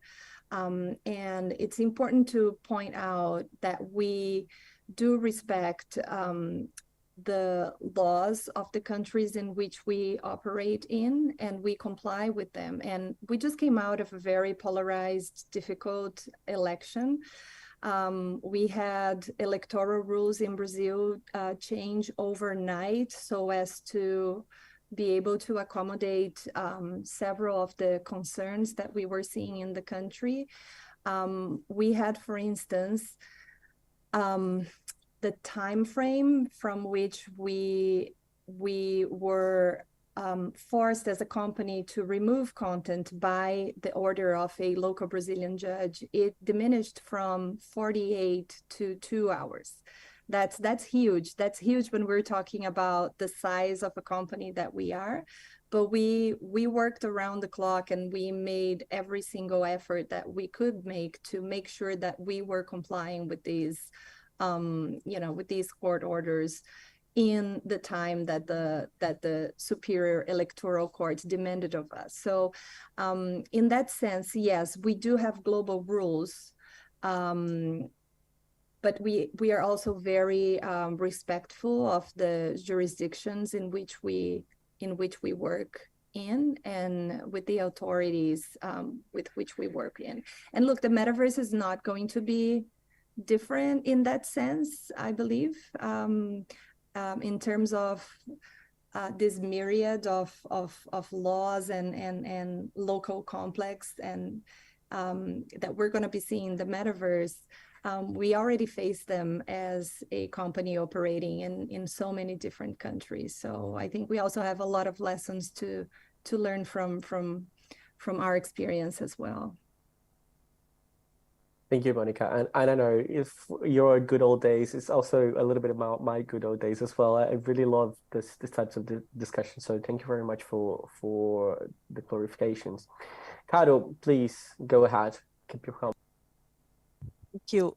So thinking about the idea of this bringing in the local context, etc. I mean, there's something about the metaverse that is that we haven't discussed in the session yet, and it's not only that it is the internet, it is the internet and the AI, and the AI models that power and the internet platforms today and the content that we see, but also particularly the future of these 3D images around the metaverse and the holograms and everything. They are extremely sensitive to algorithmic intelligence. And despite the innovations around AI and maybe less intensive uses, intensive uses around data, but less, the machine learning is trying to get smaller in its data learning patterns and the amount of data it's amassing, etc. There's still this.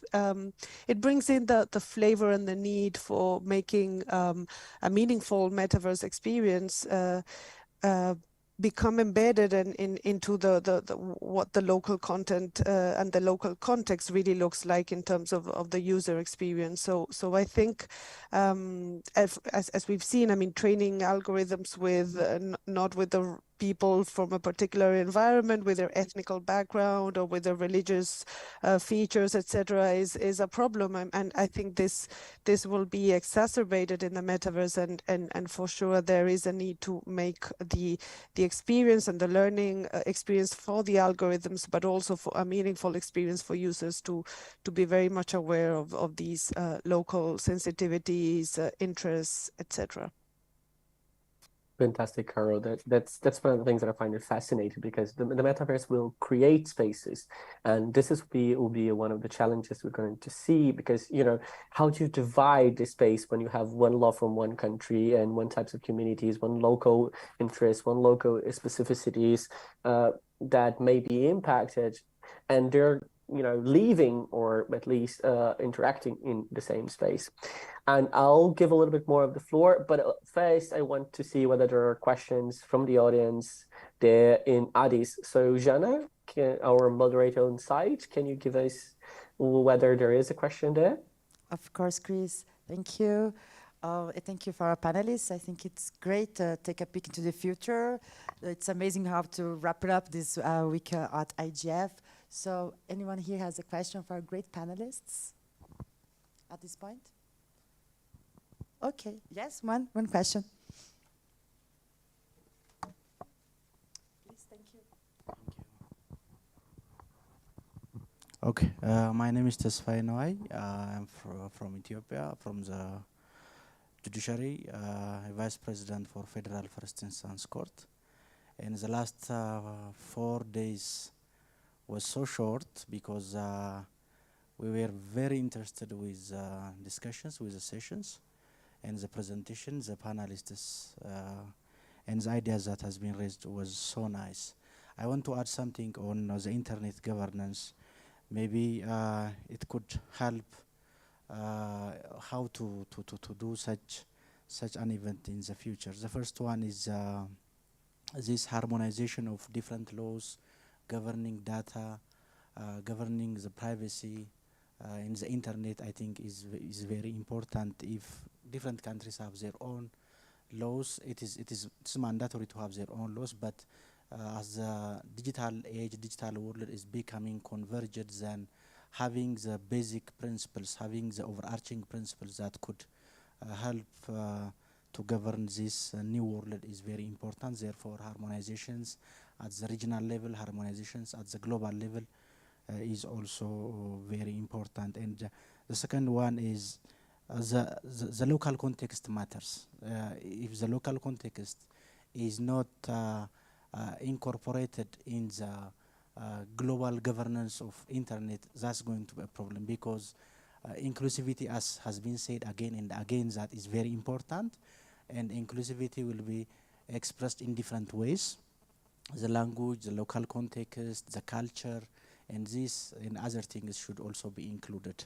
If that's not included, then the society who are excluded may not benefit from this new digital age. Therefore, inclusivity, I think, is very important. Therefore, the voices, the priorities of the global south also should be included in the discussions, including in this metaverse, because we are embracing this metaverse that is the convergence of reality with the virtual world.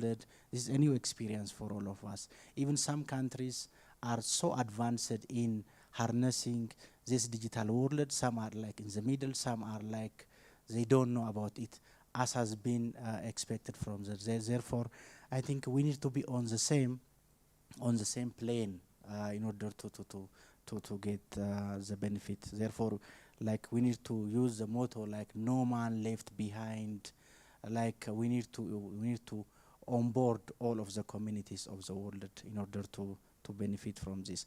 The last point that I want to add is that there are different conventions at the regional levels, like EU has a Budapest Convention, and African Union has also a convention on cybercrime and protection of data.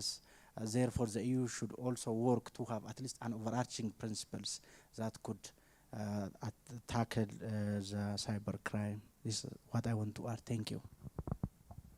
Thank you very much. That's very, very interesting. I will just jump in before I give the floor to Claudia, just saying, there is sort of an interesting tension between, having harmonized rules and respecting local context. So I find it very interesting to think about in terms of interoperability of different types of regulations. So how can those regulations work together, not necessarily harmonizing them, but, sort of not being one against each other, respecting their own perspectives, not conflicting and overlapping.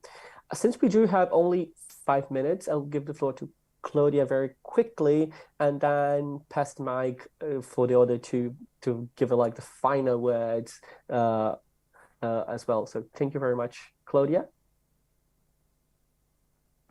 Thank you. So I have a question. I know I'm supposed to be answering them, but something I wonder that I want to share with everyone is talking about the local context. I think what's going to be interesting in the metaverse is the possibility to create an infinite amount of virtual worlds where each world can represent the values. And I understand that, there will be some worlds where everyone comes together, but what happens when we have specific worlds? For example, in Catalonia, in Spain, they have Catverse, where they push their own values, you speak Catalan there. So it's very interesting. And what I wonder is, in that sense, how much power do we give to the creators of these different worlds to address the specific challenges of their communities?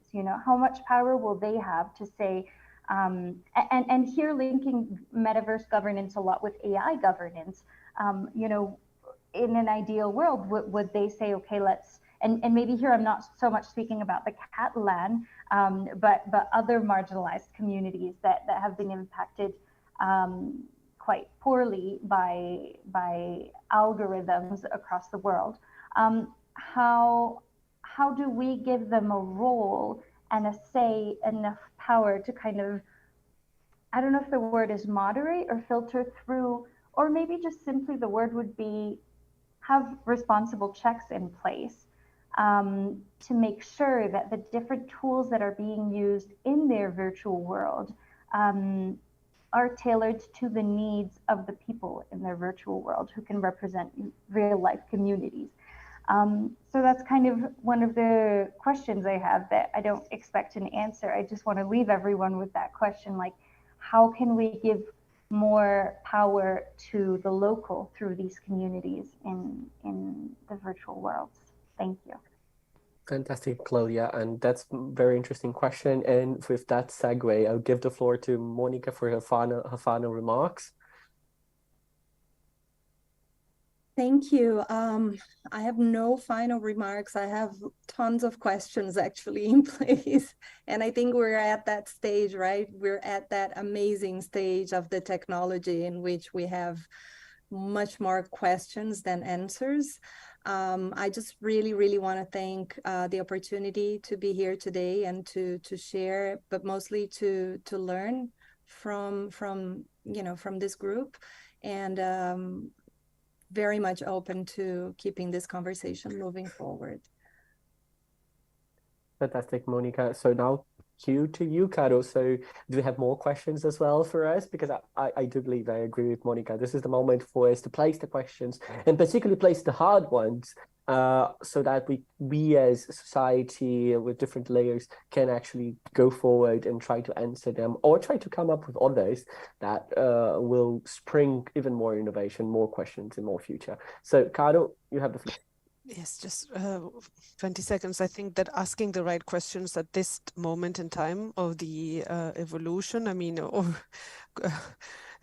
uncertain future of the metaverse, as it's still a long way ahead of us, it's really a very wise way to move forward. I don't think anyone has answers. Even the industry who has the knowledge to develop many of these technologies are not having the answers. So asking questions, I think it's essential.